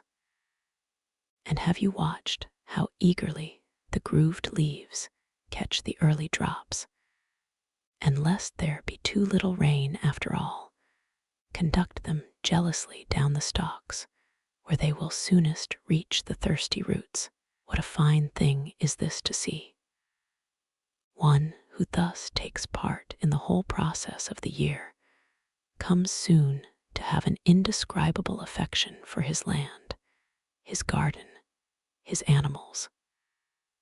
There are thoughts of his in every tree, memories in every fence corner. Just now, the 4th of June, I walked down past my blackberry patch, now come gorgeously into full white bloom and heavy with fragrance. I set out these plants with my own hands. I have fed them, cultivated them, mulched them, pruned them, trellised them, and helped every year to pick the berries. How could they be otherwise than full of associations? They bear a fruit more beautiful than can be found in any catalogue, and stranger and wilder than in any learned botany book. Why, one who comes thus to love a bit of countryside may enjoy it all the year round. When he awakens in the middle of a long winter night, he may send his mind out to the snowy fields. I've done it 1,000 times. And visit each part in turn, stroll through the orchard, and pay his respects to each tree. In a small orchard, one comes to know familiarly every tree as he knows his friends. Stop at the strawberry bed. Consider the grape trellises. Feel himself opening the door of the warm, dark stable and listening to the welcoming whicker of his horses, or visiting his cows, his pigs, his sheep, his hens, or so many of them as he may have. So much of the best in the world seems to have come fragrant out of fields, gardens, and hillsides. So many truths spoken by the master poet come to us, exhaling the odors of the open country. His stories were so often of sowers, husbandmen, herdsmen. His similes and illustrations so often dealt with the common and familiar beauty of the fields. Consider the lilies, how they grow. It was on a hillside that he preached his greatest sermon, and when in the last agony he sought a place to meet his God, where did he go but to a garden? A carpenter, you say? Yes, but of this one may be sure. There were gardens and fields all about. He knew gardens and cattle and the simple processes of the land. He must have worked in a garden and loved it well. A country life rather spoils one for the so-called luxuries. A farmer or gardener may indeed have a small cash income, but at least he eats at the first table. He may have the sweetest of the milk. There are thousands, perhaps millions, of men and women in America who have never in their lives tasted really sweet milk and the freshest of eggs and the ripest of fruit. One does not know how good strawberries or raspberries are when picked before breakfast and eaten with the dew still on them. And while he must work and sweat for what he gets, he may have all these things in almost unmeasured abundance, and without a thought of what they cost.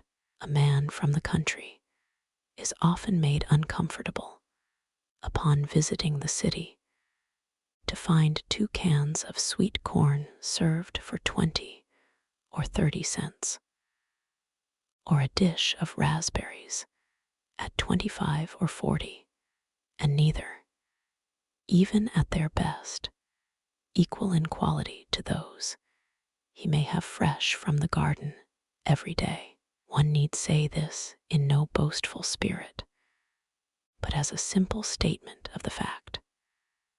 For fruits sent to the city are nearly always picked before they are fully ripe, and lose that last perfection of flavor which the sun and the open air impart.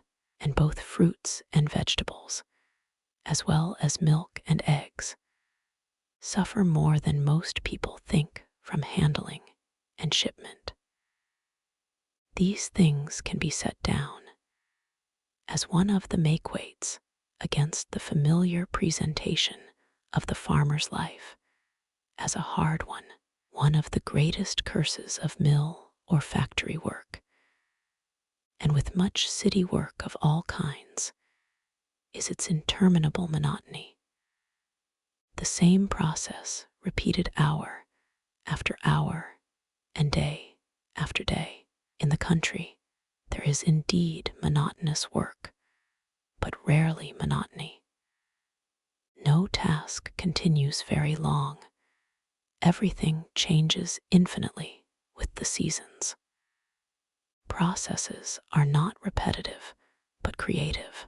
Nature hates monotony, is ever-changing and restless, brings up a storm to drive the haymakers from their hurried work in the fields, sends rain to stop the plowing, or a frost to hurry the apple harvest. Everything is full of adventure and vicissitude.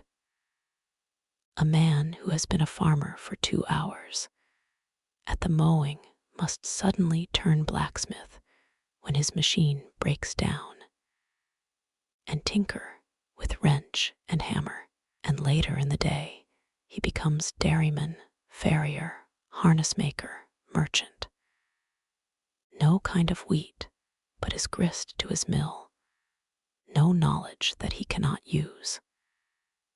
And who is freer to be a citizen than he, freer to take his part in town meeting, and serve his state in some one of the innumerable small offices which form the solid blocks of organization beneath our commonwealth.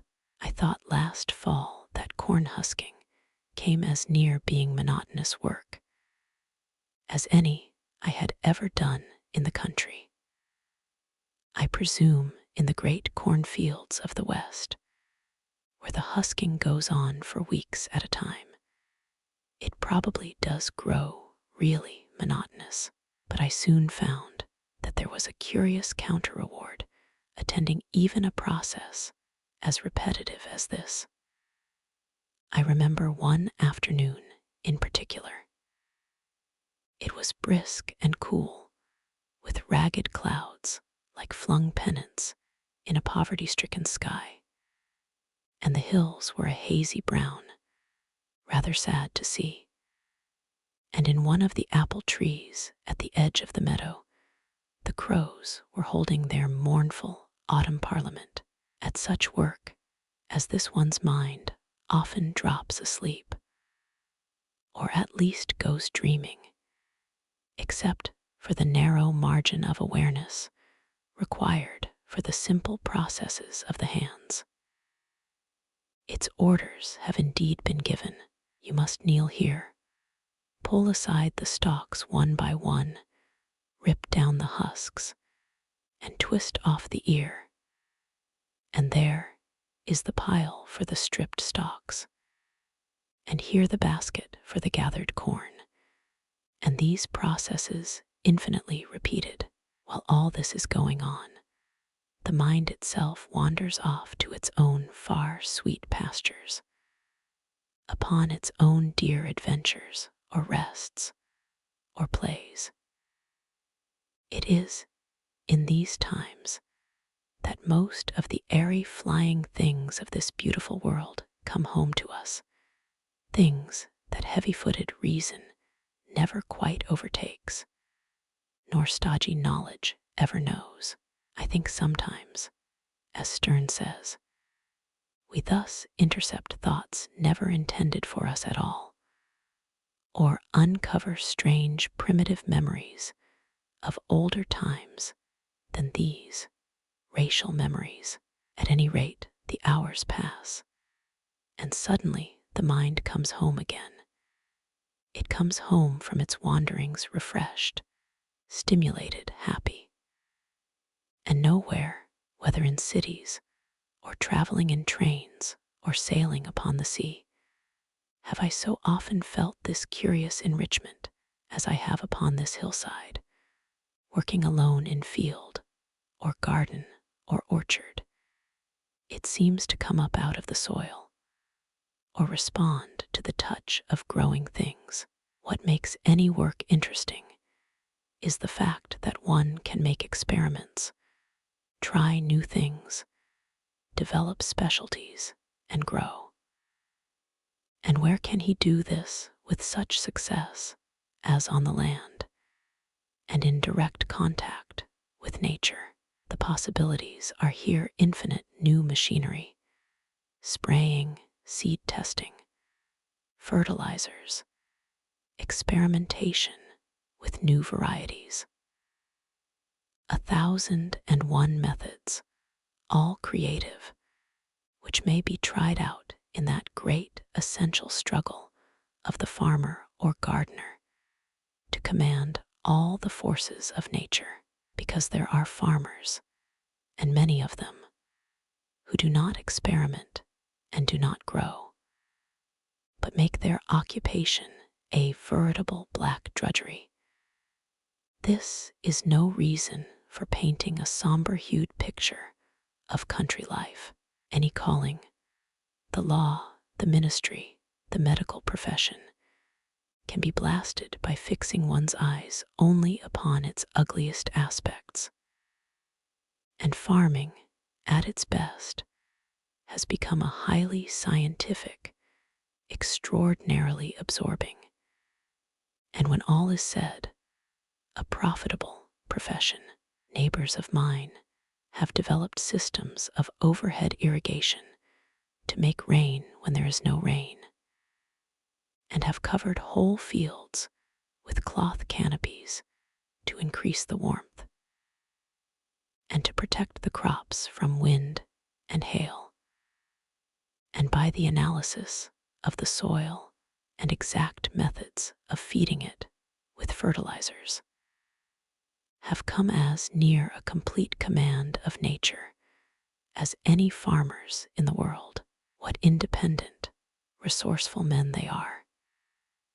And many of them have also grown rich in money. It is not what nature does with a man that matters, but what he does with nature. Nor is it necessary in these days for the farmer or the country dweller to be uncultivated or uninterested in what are often called, with no very clear definition, the finer things of life. Many educated men are now on the farms and have their books and magazines and their music and lectures and dramas not too far off in the towns. A great change in this respect has come over American country life in 20 years. The real hardships of pioneering have passed away, and with good roads and machinery and telephones and newspapers every day by rural post, the farmer may maintain as close a touch with the best things the world has to offer as any man. And if he really have such broader interests, the winter furnishes him time and leisure that no other class of people can command. I do not know, truly, what we are here for upon this wonderful and beautiful earth, this incalculably interesting earth, unless it is to crowd into a few short years, when all is said, terribly short years, every possible fine experience and adventure, unless it is to live our lives to the uttermost, unless it is to seize upon every fresh impression, develop every latent capacity, to grow as much as ever we have it in our power to grow. What else can there be if there is no life beyond this one?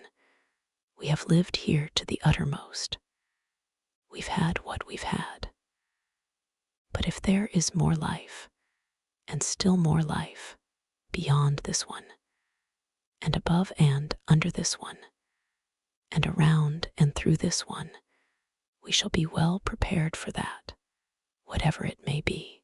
The real advantages of country life have come to be a strong lure to many people in towns and cities. But no one should attempt to go back to the land with the idea that it is an easy way to escape the real problems and difficulties of life. The fact is, there is no escape. The problems and the difficulties must be boldly met, whether in city or country. Farming in these days is not easy living, but a highly skilled profession requiring much knowledge and actual manual labor, and plenty of it.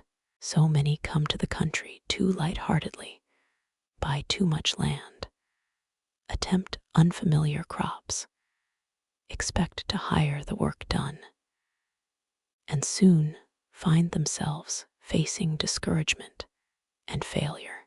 Any city man who would venture on this new way of life should try it first for a year or so before he commits himself. Try himself out against the actual problems, or by moving to the country, still within reach of his accustomed work, he can have a garden or even a small farm to experiment with. The shorter workday has made this possible for a multitude of wage workers, and I know many instances in which life, because of this opportunity to get to the soil, has become a very different and much finer thing for them. It is easy also for many men who are engaged in professional work to live where they can get their hands into the soil for part of the time at least. And this may be made as real an experience, as far as it goes, as though they owned wider acres and devoted their whole time to the work. A man who thus faces the problem squarely will soon see whether country life is the thing for him. If he finds it truly so, he can be as nearly assured of living happily ever after as anyone outside of a storybook can ever be. Out of it all is likely to come some of the greatest rewards that men can know: a robust body, a healthy appetite, a serene and cheerful spirit. And finally, there is one advantage not so easy to express. Long ago, I read a story of Tolstoy's called A peasant Russian forced to plow on Easter Day lighted a candle to his lord and kept it burning on his plow as he worked through the sacred day. When I see a man plowing in his fields, I often think of Tolstoy's peasant and wonder if this is not as true a way as any of worshiping God. I wonder if anyone truly worships God who sets about it with deliberation, or knows quite why he does it. My doctrine shall drop as the rain, my speech shall distill as the dew, as the small rain upon the tender herb, and as showers upon the grass. The end.